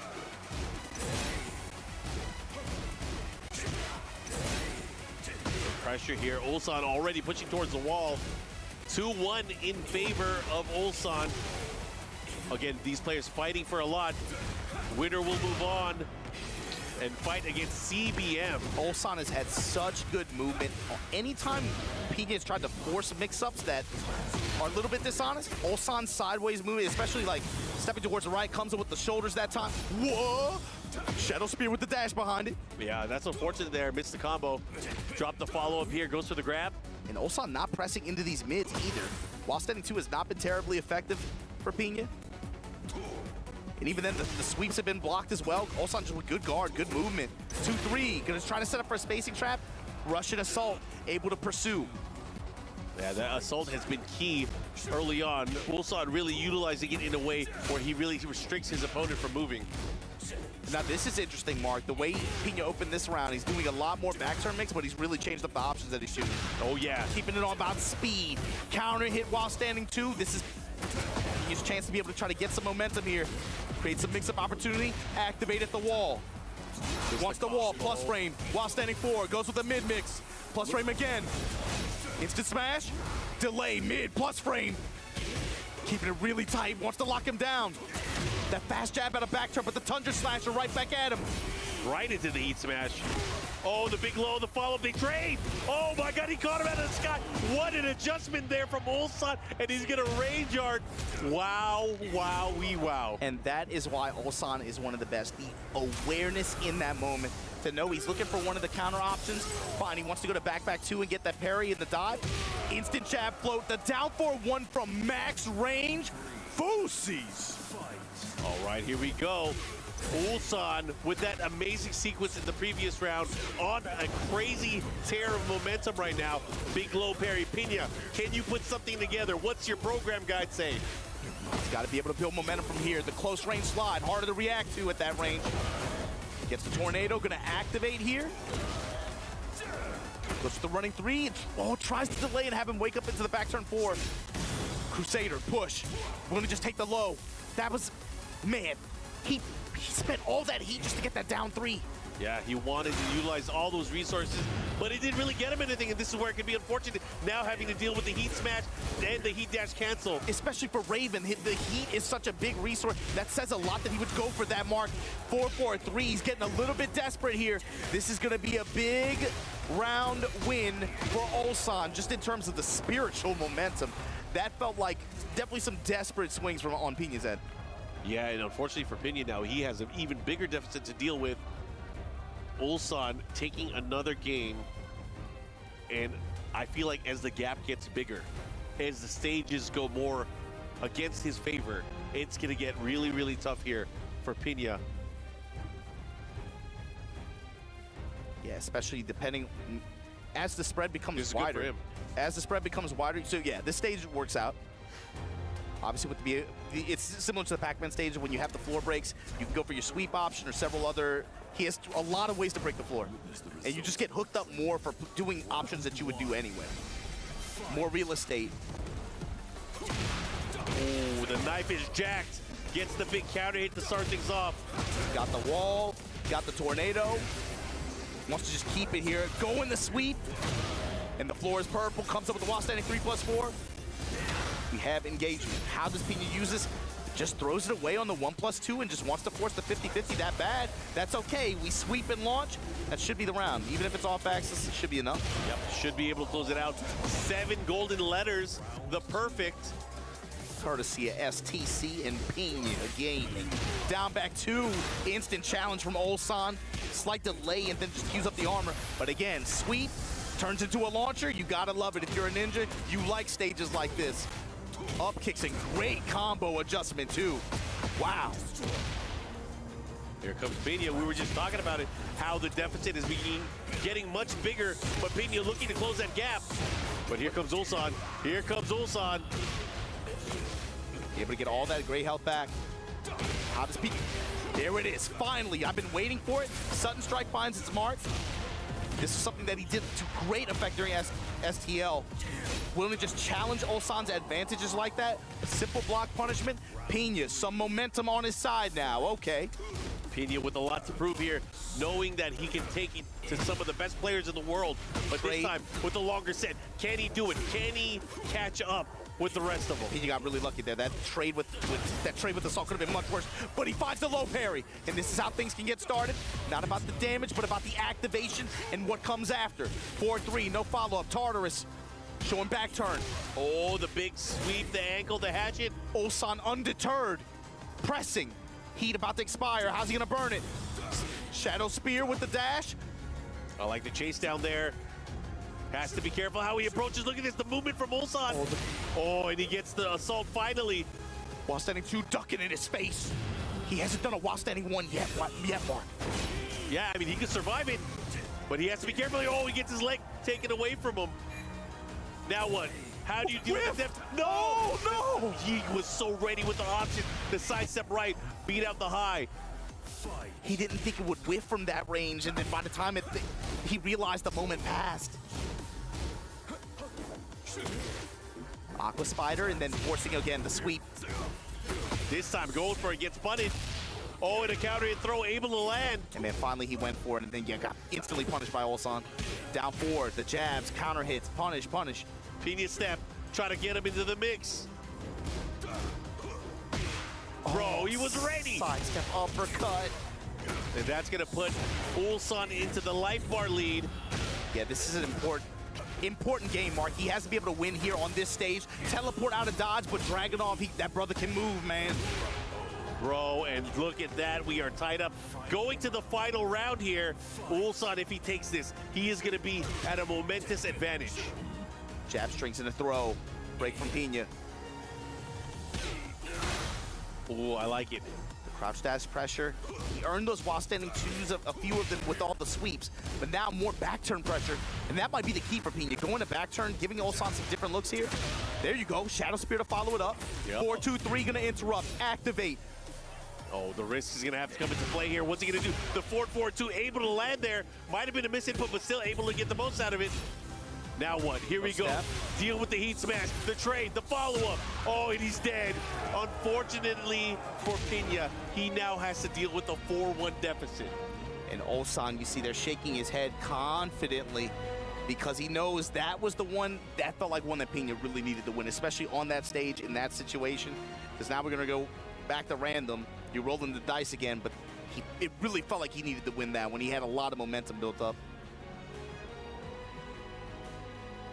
Looks like we are going to a random stage, and it's going to be the Phoenix Gate for the first time. Familiar territory, I'm sure.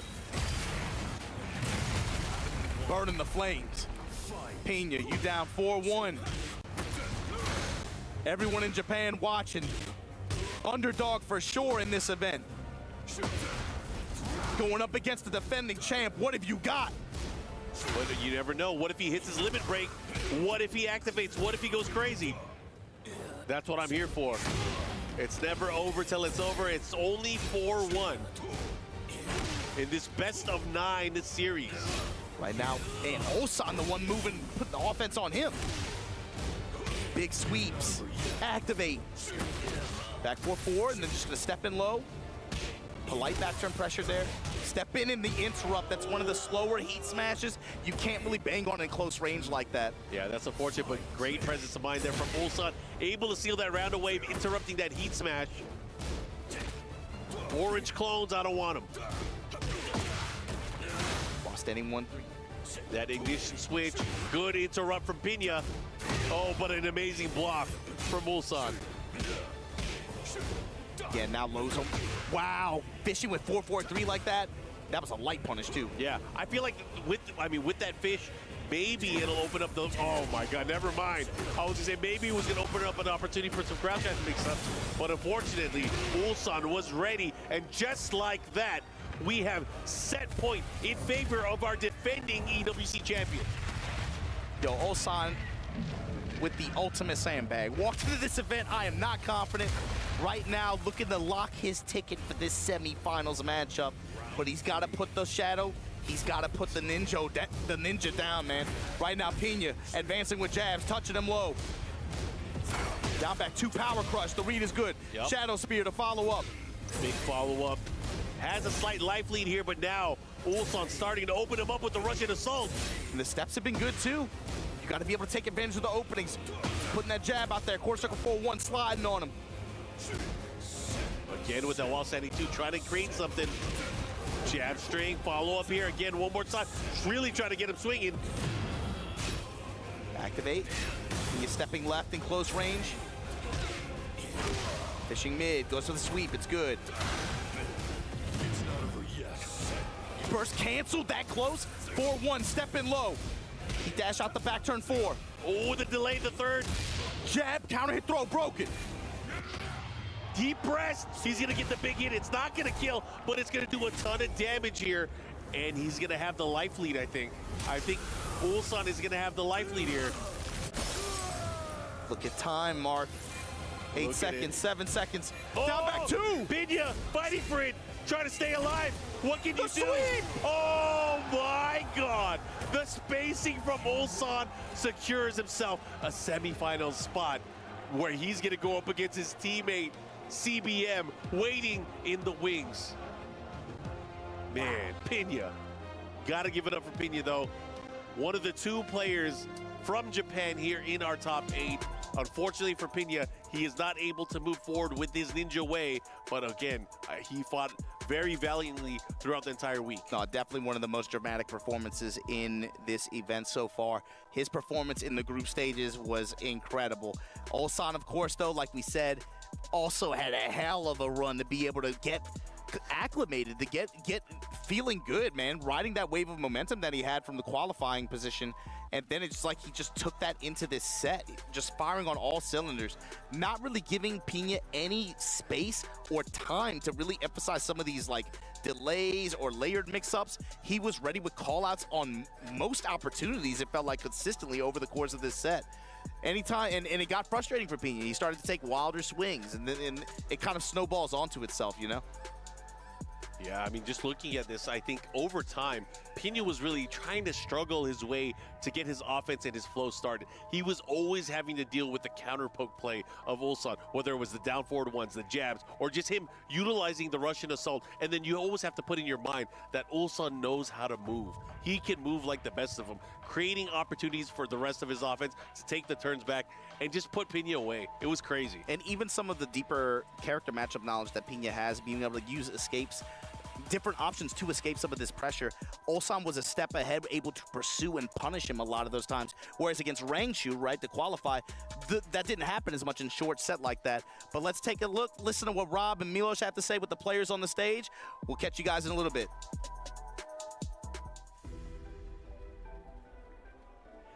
Yes, ladies and gentlemen, we have our victor in the quarterfinals. It's Ulsan! What an incredible matchup that we just witnessed all the way to the end. But I have to ask you, you've gone through the lower bracket run into quarters and now into semis. How are you managing your stress through all of this? Because I can see it on your face. Win, whatever happens, there's always a lot of relief when the game ends. 일단 울산 선수 승리 축하드리고요. 첫 번째 질문은 정말 패자조에 거쳐서 이렇게 또 8강을 거쳐서 4강까지 오게 되셨는데 정말 어떻게 보면 정말 긴 또 여정을 지금 펼치고 있잖아요. 그래서 그럴 때마다 항상 굉장히 좀 스트레스 받아 하시는 모습을 보이셨는데 그걸 좀 어떻게 관리를 하셨는지 궁금합니다. 일단은 루저스 예선에서부터 데이 1에서부터 운이 너무 좋았어가지고 사실 그거는 정말 이제 운이 도와줘야 되는데 도와줘서 여기까지 온 것 같고 또 그만큼 그 운이 따랐기 때문에 지금 8강까지 와서 그 운을 놓치고 싶지 않아서 지원은 준비되어 있는 것 같습니다. 네. Well, from day one, I think I was pretty lucky from lower, even though I was in the losers bracket. So that being said, I don't want to lose this luck again. I mean, you're holding it, and so far, Dragunov has been your big pick to kind of keep that luck going. Do you have anything hidden in the back for us to show later on, or are you just locking in the Dragunov? 일단 지금까지 주무기인 드라곤오프로 정말 좋은 활약을 보여주시고 계신데 혹시 드라곤오프 말고 혹시 다른 또 비장의 무기를 준비하고 계신지 궁금합니다. 했었는데 이런 큰 무대에서의 쓸 정도의 제가 숙련도가 없다고 생각하기 때문에 이번 대회에서도 드라곤오프로 작년이 운이 아니었다라는 거를 너프가 됐는데도 운이 아니었다라는 걸 증명하고 싶어서 드라곤오프로 쭉 갈 것 같습니다. Well, I have prepared one, but I don't think I'm good enough for it. So yeah, I'm gonna stick to Dragunov, and since it's being nerfed now, I will prove that it wasn't luck that I got the championship last year. A very good way of putting it. And lastly, you play CBM next in the semifinals. Are you ready for a team kill? Yeah, he's my teammate, but I don't care. Like this tournament, like Tekken 8 is individual tournament. I don't care. Just who can beat me in EWC? There it is. That is the confidence of our EWC 2024 champion. Now on to the semifinals. One more time for Ulsan. You may go crush your opponent's key and get on with our day. Who can beat me at EWC? Ulsan is feeling himself. He said it. He wants to prove, even with this adjusted Dragunov, that he is the player to beat. It was not a fluke last year. I'm gonna do it again. Bro, the 180 from 4 days ago. You cannot believe anything this guy says. Bro, his face was like in his hands, in his lap the whole time. But now he feels the momentum. He probably remembered how it feels to be that champion. You said it, his face in his hands. It was like that up until the first moment of the first game, and then it's like once he started making once he started to get some momentum, all of a sudden everything changes. It's back. It was like shades of last year. It's like sitting in grand finals already. Who does he think he is? I am. Look at this, he's throwing thumbs up after executing Pina's key. Look at this, man. Anyways, I'm excited. Let's go ahead and throw it back to the stage. Yo, how insane was that last match? Incredible. And then come on. That was absolutely ridiculous. And then the interview had just as much energy after. He let it be known. They nerfed Dragunov, so I want to show y'all there was no luck last year. You talking about my character? No, this is all me. And it clearly was through all of this. Said he's got one more character in store, but maybe won't even need it. Locking in the Dragunov for the rest of the tournament. Of course, now Ulsan versus CBM in the semifinals. But we still have to take a look at the other end of the single elimination best of 9 bracket. Okay, with that being said, I believe it's time to get into our next match. That is if EWC is ready. Are we ready for our next match? That said, ladies and gentlemen, let's go ahead and get to it. First, welcome to the stage, Q-Dog!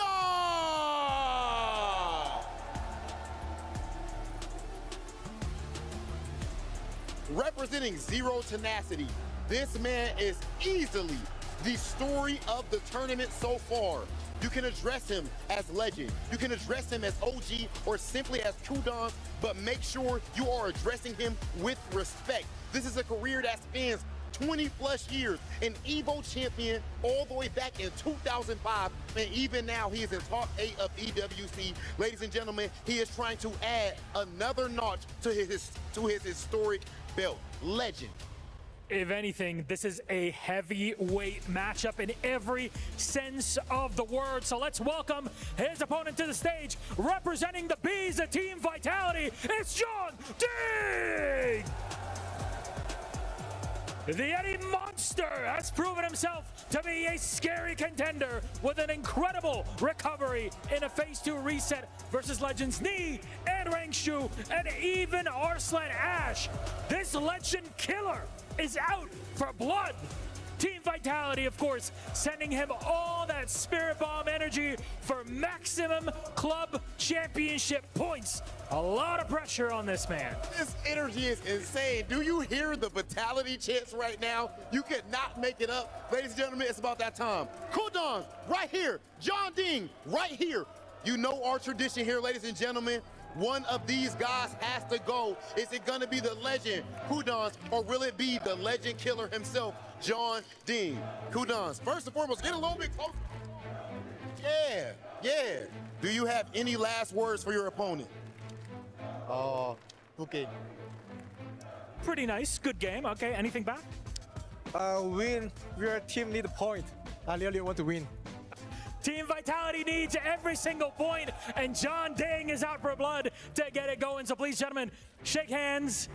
Go ahead, place your keys, take your seats, because our game is about to begin. Our players are set. We are absolutely ready. Rion, are you ready? That's all you need to know. On to our commentators for our third quarter final. Big brolic John Ding let him know. He's trying to play to the crowd. He's like, hey, man, my team needs some points. I'm trying to get this win over Kudans in a 1-5 showdown here. But Mark, can we talk about the way this dude came up this week? Not even this week, the past 2 weeks, past 3 weeks. Had a big win in Korea. Kudans showing I've been around, I never left. He definitely has not left. He is the Mishima legend. That being said, I'm excited to see how this is going to play out because we got Kudans going up against John Ding. Last time these guys played, Kudans ended up taking it. But again, that was last time, not this time. And especially with the way John Ding he's played even today. You know, gotten over, I would say a lot of people looked at that group lineup and would have said, you know, not necessarily in his favor, but he played his heart out, and look at where he finds himself. In this top 8 bracket here, locked in for a long set against Kudans, who, like you said, kind of beat him pretty badly a couple weeks ago, 3-0 in winner's side of his STL finals. But here we go, we're going to get this Heihachi versus Eddie matchup. You guys know what to expect. For, I think, John Ding, what I'm looking for is, how is he going to be able to try to get in range and get that mix? And especially with the movement and the offensive presence that Kudans has had so far this week. Yeah, I think key here is how is he going to get his momentum? Because Kudans has so many ways to kind of disrupt that. The key here is he's using a 13-frame mid-check move with that down forward one in conjunction with the jabs, but also his pinpoint accuracy with his movement going forward and sideways. That is the scary part. And it's also the timing in which he does those things too. That in conjunction with the movement, like you said, the way he does these built-in delays and hesitations to be able to realign with you if you want to try to step or if you want to try to press late. He just has an awesome sense of timing of being able to harass you with down 4-1 and alternate timings with the follow-ups that he can do with that, but then also with how he moves with wave dash, employing electrics, and being able to just pull the trigger on the options that he can do out of that. Even sweep, it just seems like he's been firing on all cylinders since he got here, man. And these guys are no stranger to each other. Of course, they played against many iterations of themselves, even being on the same team in the past. So these guys are going to have to perform at the highest level. Arguably, they are playing two very completely different characters. This Eddie is not the same as Tekken 7 Eddie. This Heihachi is not Devil Jin. Yeah, absolutely not, especially with the way heat mechanics work. And that's something else that's really shown with how Kudans has been playing recently. He has really embraced the modern Tekken 8 systems, and you can see the strategies that he develops around Warrior's Instinct, especially. It took him a while to embrace it, because again, for the majority of year one, he was on Devil Jin, trying to make it work. And that character got adjusted so many times where he lost the ability to do a lot of the things that were performing well at a high level for him. And eventually he did make the switch. And now he's starting to see the benefits. It's taking some time, man, but an old dog can learn new tricks. Oh, yeah. But this is the legend, man. Kudans, one of those players who, by name, you talk about this series, his name has to come up. On this Heihachi going up against John Ding Eddie. Here we go, starting things off. This race to 5, best of 9 series. You got the Mishima legend going up against one of the best capo players in history. Look at the immediate interrupt on Wingott Stan's throw. Instant check there. The confirm from Kudans there on the mid strike, and then again the sidewalk on the headbutt. But here we go. I like the counter there with the down 4, the check. Oh, but he's out of range. He can't be whipping that. And Kudans is going to make him pay. This is going to hurt big time. That's going to be a story of the set as well. You cannot whiff against this character. He is going to hurt you really badly. It does not take much at all. And he got the heat activation that round 2. Building up that potential win con when it comes to round 4, round 5. 4-4-2 pick up there. Axe kick. Sidestep, double kicks, evaded, and uppercuts under the jab there. Oh, he missed the follow, but it doesn't matter. Still able to cash in on some of the heat. Stomping the battering ram, and the sidestep double kick's good this time. Able to tag him for that high hit. What's the mix though? What do we got? Oh, he got him with the second and third hit. Oops. Able to cash in. Oops, all mids. Now what? How are you gonna deal with this? Raw smash. Delay and right back at you. Counter hit sweep. In that situation where he's at such negative, he goes for a hell sweep, gets the counter hit, and capitalizes with the combo. That's crazy. That's a mental read. That is a hell of a bet. I can't believe he did that. Good punish.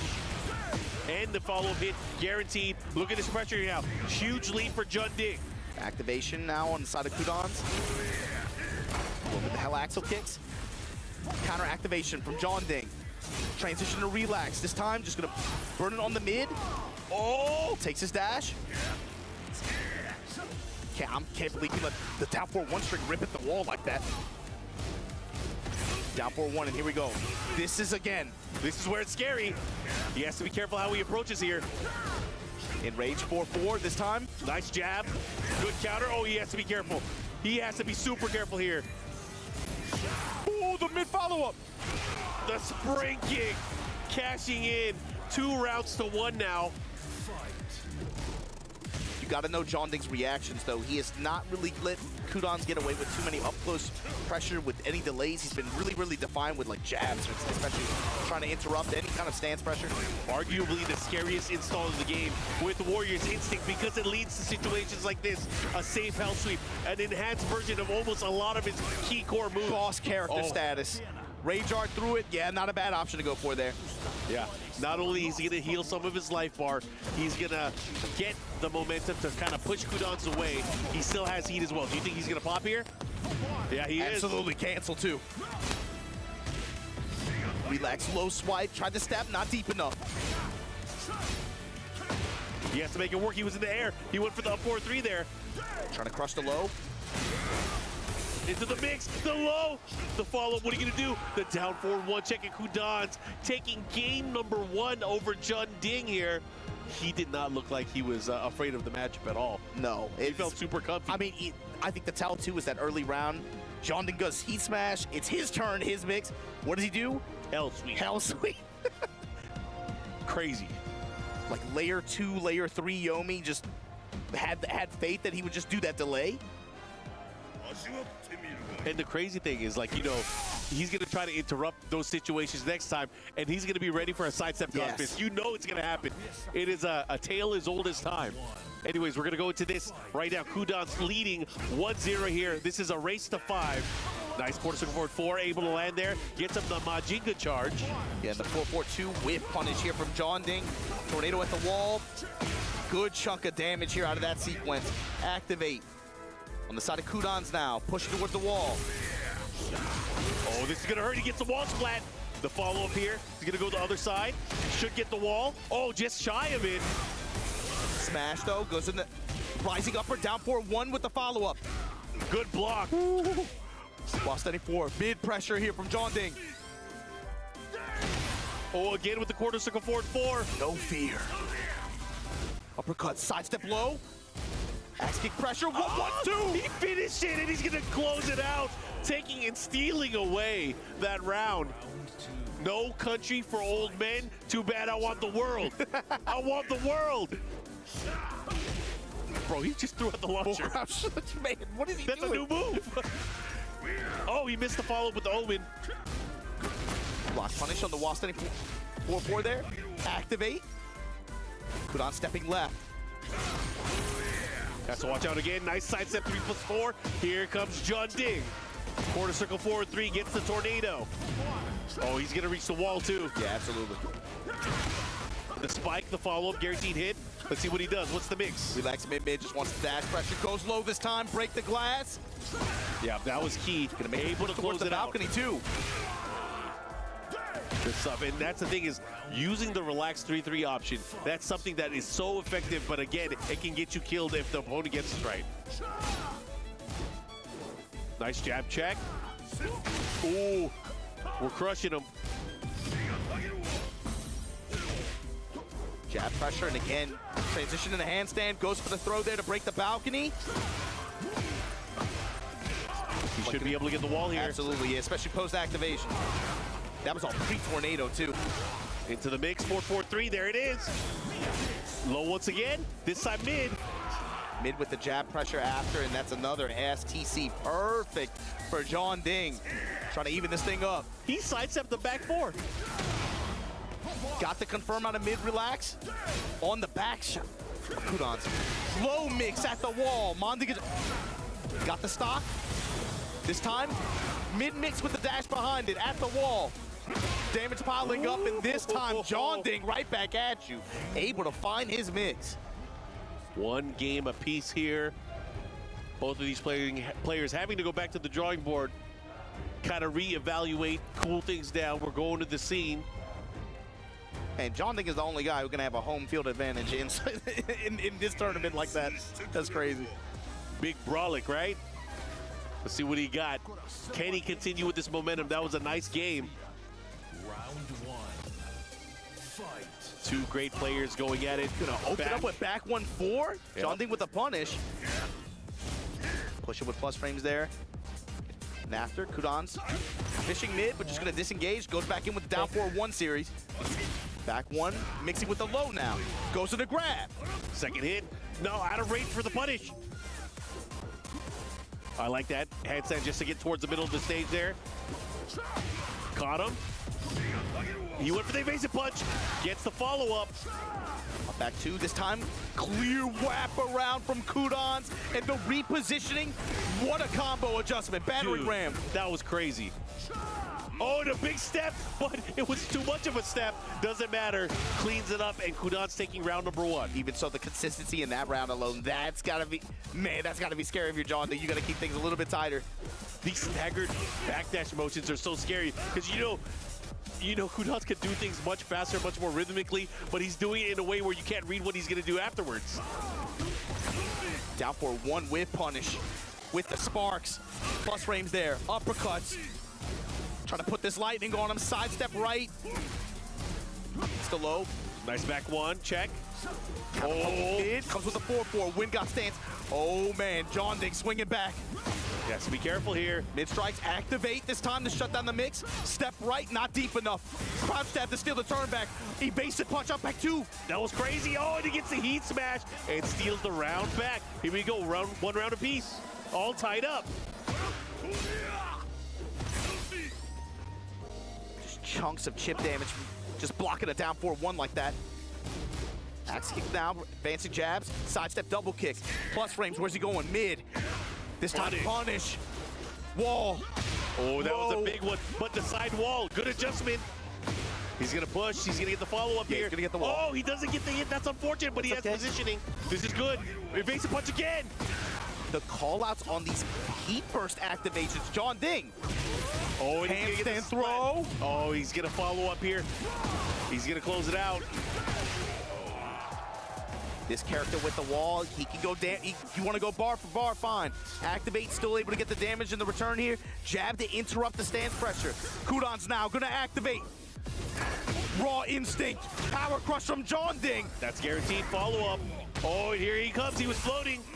Anti-air activation. Oh man, Kudans now cooking at the wall.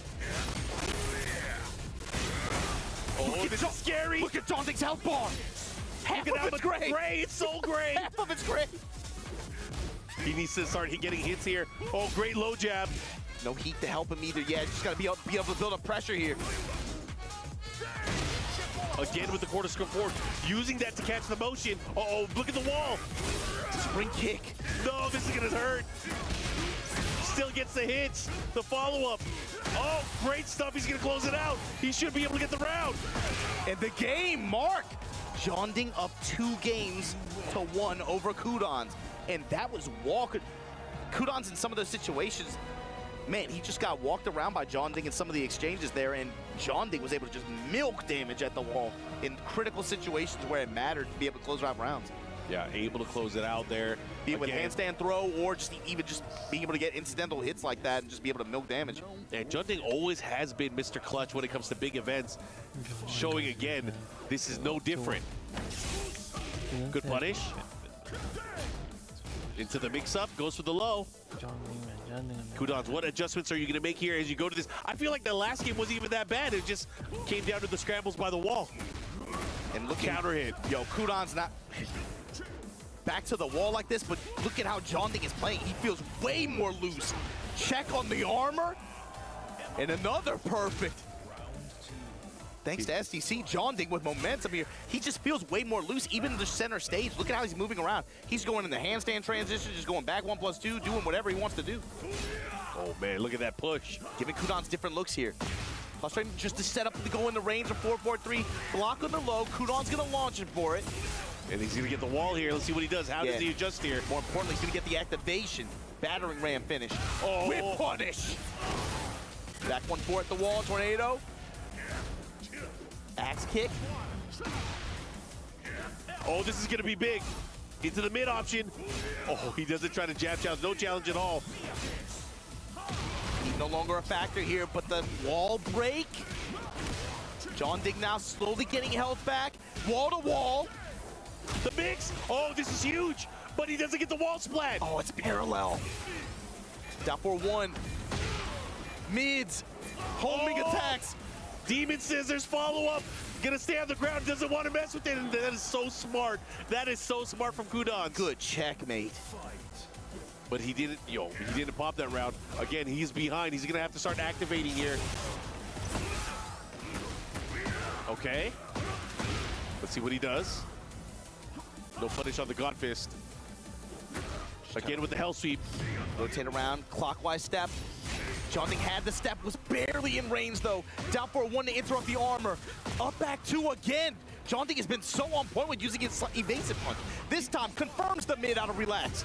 Oh, but from crouch down forward 2, picking him up from the transition. This is huge damage. Is he dead? Oh, now he is. Run up, down, back 3. I think Kudons wants this. I think once he activates that final tick, he's gonna pop. Yeah, he's looking for 1 sequence here just to be able to build the space. 1-1-2. If he gets the wall, he'll activate. Or a launch. Yeah, if he gets the positioning. Or here. Activate now, Jonding, you got a problem. This old man is steaming. Low touch the interrupt. Oh, mid with the dash. All of his heat. Oh, the step. He knew which way to go. Keeping it right side. Jab interrupt from Jonding. Great jab check from Kudons. Is he gonna do it? Fisher with the hammer. 4-4-3, this time goes mid. Oh, he caught him. He baited him for it. This is huge. Great spacing trap. It's not gonna kill, but we have a good situation for a mix-up. And he gets the mix-up in his favor. Pivotal, crucial round. Look under Kudon's light bar though. When's it coming? Forward, that kind. When got stance able to get interrupted. Heat activation now from Kudons. Go sweep, activation. Oh man. Oh my instinct. Man. Oh, he got him with the demon uppercut. From downtown. Bang.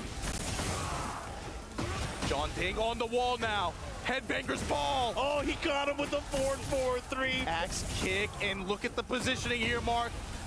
To finish. Kudons right back in it, 2-2. That is such a crazy insult. That 4-4-2 comes out with like a huge hurt box or hitbox. It's insane. Oh man, what are you gonna do? These guys are tied up now.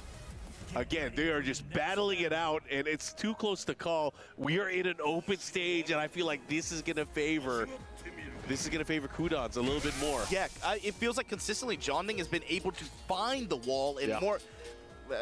He really just milk a lot of return out of it in a lot of, especially after scramble situations so far. That's really what's put him in position to get these 2 games. But Kudon's in open stage and gonna let you know electricity, my friend. Right here, right now. Touch the sky, 85 damage in the open. Axe kick pressure. We got stance there. Jonding with good movement as well. Overall, again, Jonding's also had really, really good Z-axis control. Being able to find some openings himself. The run-up and the delays on the sweeps here.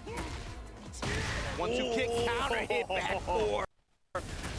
That hurt big time. He's going to activate here. Oh, Jonding. He's going to get the kill. He going to kick you in the ribs, counter hit, gets the finish. This old man hurts. Kudon's letting you know what time it is. Why he so mad? This Heihachi guy. He like you when he take pictures. Never smiling, man. Always mean mugging. You know what's the craziest thing I've noticed, like hit effect wise? When Heihachi has Warrior's Instinct, his hair gets crazy. It is like the sharpest version of his haircut. You guys got to see it when he pops that. Man, he got to go to Turkey, bro. Yeah, he got to get that. He needs to get that kind of install. Here we go. He goes for the Rage Art, gets the hit there, but he is living on a sliver. And Kudons has a huge life lead. However, this could be the start of something. This could be the momentum. Is he gonna pop? I think he will. Yeah, he burst, cancel. Quarter circle forward. Never mind. Quarter circle forward 4? No. Quarter circle forward 2. Talk to the hand, Mark. Just like that. Trying to start things off in a similar way, but sidestep double kick from Jonding. Gonna get a launch. Wheel kick ender gets his stock. 4-4-2. Runs up, just takes the low. Oh, he has to be careful how he approaches here. He's starting to step. He's starting to move. The jab checks. The down forward 1. No punish. Jonding getting a lot more loose with his movement, too. That down back 3, sprinkling it in. He has to be careful for the God Fist, man. He has to be super careful the way he's moving that way. Back 1-4, spring. Spring kick here. Activation from Kudons now. Has his win con. 4-4-1+2 with the dash behind. He's going to activate it. He smells blood now? Yeah, he's smelling blood. He wants to end it. Oh, he whiffed. Counter activate here. Jonding goes with the back 1. Crouch jab to interrupt. Kudons trying to lay it on him. Holding this mix. Relax mid. While steady 4 series. Oh, they all hit. That's huge. The time. Oh my goodness. He stole that round. There was no time left, and he's laughing. Kudons up 3-2 in this first of 5 set. And you got to talk about Kudons has had good fortune in events out here in this region before, right? But man, to be in the lead here in quarterfinals here for top 8 at EWC for Tekken 8, Jonding, you got to have an answer for that. We're going back to the same. Here we go. These guys are battling. We are in for a treat again. This entire top 8 stacked with legendary players, strong challengers. The top 8 stacked with legendary players, but think about the legendary players that went by the wayside for these guys to be able to fight for these stakes here. All right, here we go. Nice, goes for the Hell Axel. Trying to create something, beats out the God Fist with the side step 3+4. Bro, I saw his life flash before his eyes. You saw that blue. Oh, Jonding now, cooking at the wall. Handstand mix, goes with the 4, goes into the mid, out of relax, out of the transition. This time the low to beat the armor. Stocks active. Size, what the 4-4-3? You give Kudons the space, he's gonna activate. Low touches here. Beats the armor with the jab string. The whip in, oh man, goes into the low out of the handstand transition. Jonding has to find his wave, has to ride this momentum. Handstand 1 goes into relax. He's been favoring that transition point a lot. Kudons backing up, beckoning. Dash of activation. This time the Axel. That did so much damage. Yo, this man hits. And he has the wall here, gonna get the blue stuff. Into what? Rampage ender at the wall here. Jab flow from Jonding. Great challenge there. Yeah, gotta respect it. Fine mix. 1-1-2, just goes for the flash punch. Goes low. Big pickup here from Kudons. That's pretty cheap. Sidestep double kicks to open this round. And John Ding, he's just looking for that win con. I just need the wall. I need my activation in the wall. Back 2 series there to try to get as much return as possible. But the activation anti-air spike. Jab streaks the step to the right to smash. Chop him up. Ooh, into the God Fist. The wall jump attacks. John Ding able to side switch, gets intercepted. Can he do it? Oh, look at there, gets the punish. Goes for the mid option. Down for 1, the flash. Crouch jab. Trying to steal his turn back. The lows adding up. Oh, the power crush he almost had it. Oh my goodness. Kudans. Who's gonna take it? Who wants it more? Trying to burn the timer. He got the mid strike. He had it. Kudans advantage here. And look underneath the health bar of Kudans. Gonna eat the 4-4 here. 4-4-3 mix is good. Goes mid. John Ding right now cooking. Can he cook enough? Does he have enough in the plate? Step back into the heat burst. 4-4-2. Step in, just take the low. John Ding now has wall control. He challenged. Interrupt and challenge with the 1-1-2. Flash punch. Stomp on him. Whiff, no punish. Plus frames, goes for the sweep. Look at the waves. The dashing pressure. Oh, you better be careful. What a step. What a challenge. Sidestep low. 4-4-3 in the mid mix this time. John Ding fighting with him, but Kudans, you give this guy an opening, you know what's coming, Mark. There it is. The Warrior's instinct. The walk. John Ding eats the flash punch. Oh my God, be careful how you deal with it. Oh no, this could put him into a nasty situation now. Mark, Kudans has had such good response with using heat burst. Sweep and sweep. The electricity at the wall. The clean hit the counter. He caught him looking, he's gonna get the splat. Yo, this is a big opportunity for John Ding. He needs this. He needs to tie things up here. Can he do it? Good chase down, the follow-up here. Oh my God, he's gonna convert. What a presence of mind. Are you kidding me? The awareness. Bro, what was this? Oh, look at this. Goes for the mid. This is huge. No, what is he doing? John Ding got the low. Crouch jab. There's no time. He has to do something. He has to make gotta go in. Oh my God. On the L sweep, the punish. Man, oh man, these guys are going at it. You can see it on John Ding's face, like, man, some of these situations, they come just down to these last-second scrambles and decisions. Man, the crowd obviously having a good time here. These players are going at it. They're going back and forth. We're going to get ourselves another game. But man, oh man, we are tied up.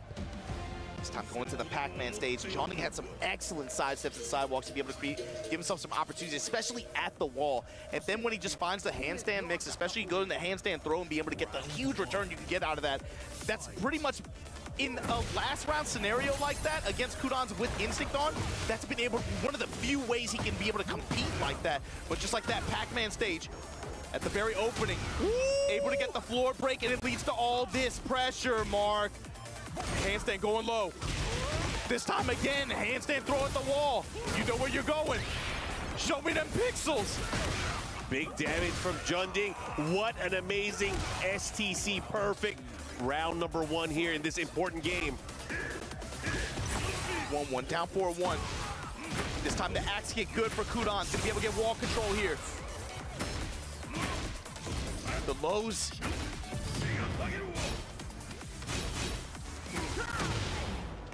And the 4-4 from Eddie. John Ding now finding his win con. He has the wall, going for the throw. Kudans finally reads it. Oh, this is big. Electricity in your back. And the finish. The trophy, the glory, it's all on the line here. They say they want the long sets, Mark. We gonna give it to them. Low out of relax. Race to 5 games. Oh, man. You only get 1 shot. Plus frame goes for the low. Oh, he put a stop to it. Interruption on armor, but just like that, John Ding able to get his space. He has Majinga level 2 now. Has a threatening trip from handstand. Let's see if he's able to utilize it. Good usage of heat burst to be able to break that down 4-1 pressure from Kudans. Right back at you goes Smash. Kudon's just outside of range. Back to the wall. Gets the clean walk. Wrap around on. Oh, this is huge. He should be able to close it out here. He's going to go into the lead now with this round advantage. That was a huge reversal of fortune that round, especially after Kudon's got the sidewalk and the wall. But Jonding with the low block and comes up with the wall standing launch. Just like that. Into the rodeo. Jonding, his movement. The punishment. On the back 1-4. Handstand, transition to relax, goes mid. Who wants it more? Activate. This is such a big game because if you're able to win this, you go into set position. Crotch jabbing again, that consistency. Those sidewalk rights from Kudon's. Activate, counter activate. Bro, this is getting crazy. He's going for the low again. Another one, low again. One more time, baby, for the road. Never mind, he's able to take it. Man, these games are so good. The crowd is going crazy. They are having a good time. Look, you even see Jamil in the crowd having a good time here at the EWC Tekken 8 Finals. But man, oh man. Yo, Jonding is flipping some coins, and right now Kudon's, in some of these situations, it's razor-thin margins. But man, the way Jonding has been able to consistently find the wall and mix like this, it's kept him in this set and has gotten him the advantage. Let's see if they're able to continue even further. Jonding now with the lead here. A lot on the line here for these players. Big counter hit back one. Gets the guaranteed follow-up. Goes low, activate through the string here. Sidestep double kicks immediately. Yo, Jonding is cooking. Yep, Jonding starting to run away with it. Activate at the wall. This is going to be the round. The momentum mark. It's hard. After the performance Kudon's has had, is this how it ends? He doesn't get the launch. He could have launched him there. He's down 4-1. That could have been much worse for Jonding. He needs that. Forward 4 pressure stepping. Finally call out on the reversal burst activations that Jonding has been consistently doing. Yep. And activate. Got to be able to get this finish here. Battering ram at the wall. And Kudon still staying alive here, of course. He needs to get 2 games straight to be able to win the set here. But Jonding, again, just 2 more rounds. Oh, he's starting to use the loads now. He is starting to open up his opponent. I mean, he's doing the high risk, high reward lows too. He doesn't have to go for that, but confidence right now. Bro, he's just doing it again. He's gonna do it again. Smash, this time mid. Yo, Jonding is on one right now. Mark, set point to advance in this final against Kudon's in a 1st-to-5. Jonding smells it. He is close to it. He can savor the Esports World Cup with a few more victories. On the asteroid, don't touch the floor. Whatever you do, activate from Kudon's. 4-4, backs off. Touching him low. Counter grab broken, but Jonding, the positional advantage. Back 1-4 in the open. Oh, Spring kick. The spring kick is so good. The transition in the mid out of relax. The activation. Oh, he went for it again. Forward, down 4-1 pressure. This time smash from Kudon's. Oh, that is a... Oh, my goodness. They are going crazy. The walks, man. Flash punch at the wall. Kudon's not out of this yet. Rampage ender, and just like that. Final round, we're still set point mark. Jonding, knocking on the door. He also has boss mode available. He's gonna do it. Full crotch sweep. Nice combo here, good damage here. Is he gonna pop? Oh, the sidestep 2-1. With the wall. Fishing mid. Yo! I love that option. This is huge. What's the mix? What is it? Kudon's just staying down. Just wants to get off this wall. Get out this mix, but Jonding not gonna let him. 4-4-3 goes mid. Dash behind it. The wall on It's over. Jonding! 5-3 over Kudon's to move on here at EWC Tekken 8. Wow! Such a big victory. You can see Jamil cheering in the crowd for Jonding as he moves forward here in EWC. But for the legend Kudon's, he is now out of the tournament. But man, oh man, what a set between those two. Far from forgotten, especially after both of these guys, man. You got to think they went through hell and made some incredible moments to make it this far in this event. But Jonding, you talk about it, I feel like, man, it's been years that he does this. There is something about this guy when he gets momentum and he starts feeling good, especially if he's got a crowd to ride with him like the way he does this time, he can do and beat anybody on a given day. He has this ability that is beyond clutch. Yes. He flexes on them. And when he flexes, boy, oh boy, everybody's watching. In-game and out of game. Yep. In-game and in real life. But, man, this was a violent They were set. fighting. They were fighting. You know, even when they tied it up 3-3, it could have gone either way. But slowly but surely, I feel like the key is Junding found and picked his shots, especially with those lows, and really tripped up Kudans and how Kudans approached. He stopped thinking about, you know, flowing offensively, and it was more about reacting to how Junding was going in. Yeah, and you need confidence to go for the, again, that's the high risk, high reward low out of that mix, and he was undeterred, unafraid from going for it, especially if it meant at the wall or finding the wall after. Junding was consistently going to it. He wasn't even sweating burning heats like this on just forcing the 50-50 mix like that, just going mid, just to get push and more terrain control, being able to put Kudans back in an uncomfortable situation, whether it be at the wall or confusing him with transitions like that.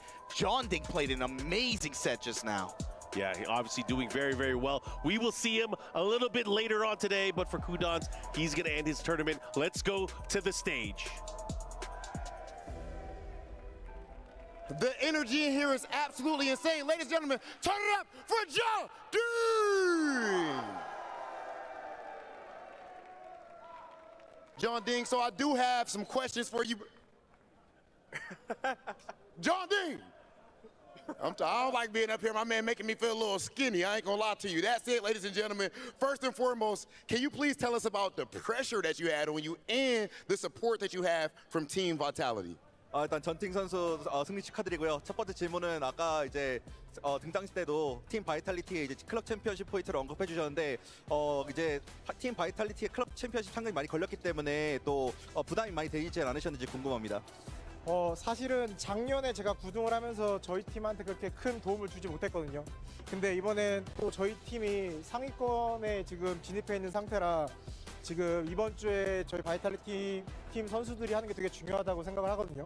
그래서 긴장은 되게 많이 했는데 이렇게 지금 4강까지 올라가고 그러니까 저 커리어뿐만 아니라 저희 팀한테 도움이 되어서 정말 행복합니다. Yeah, last year I placed 9th, so I didn't really contribute to the team. So that being said, now in the semifinals, so I had a lot of pressure to contribute, but now I'm just soaring up, not just for me, but also for the team. And with all of that pressure, you're clearly standing up to it. That said, so far, you've already beaten Knee, you've beaten Rangchu, Arslan Ash, Kudans. Is it fair to say that you're the legend killer? 이제 무릎 선수부터 시작해서 아슬란 애쉬 선수, 랑추 선수, 그리고 이제 쿠단 선수까지 다 꺾고 올라오시면서 정말 놀라운 모습 보여주고 계신데 이제야말로 좀 레전드 킬러라고 부를 수 있을까요? 뭐 레전드 킬러라고 하긴 좀 그렇긴 한데 저도 레전드 안에 포함되지 않을까요? Well, it's hard to say, but I think I'm now the legend myself, so. Enough said. Enough said, ladies and gentlemen. Congratulations. Please go ahead and crush your opponent's key. Ladies and gentlemen, Junding! Welcome back, guys. You heard it from the man himself. Don't call him a legend killer. He is a legend, and I gotta agree, man, especially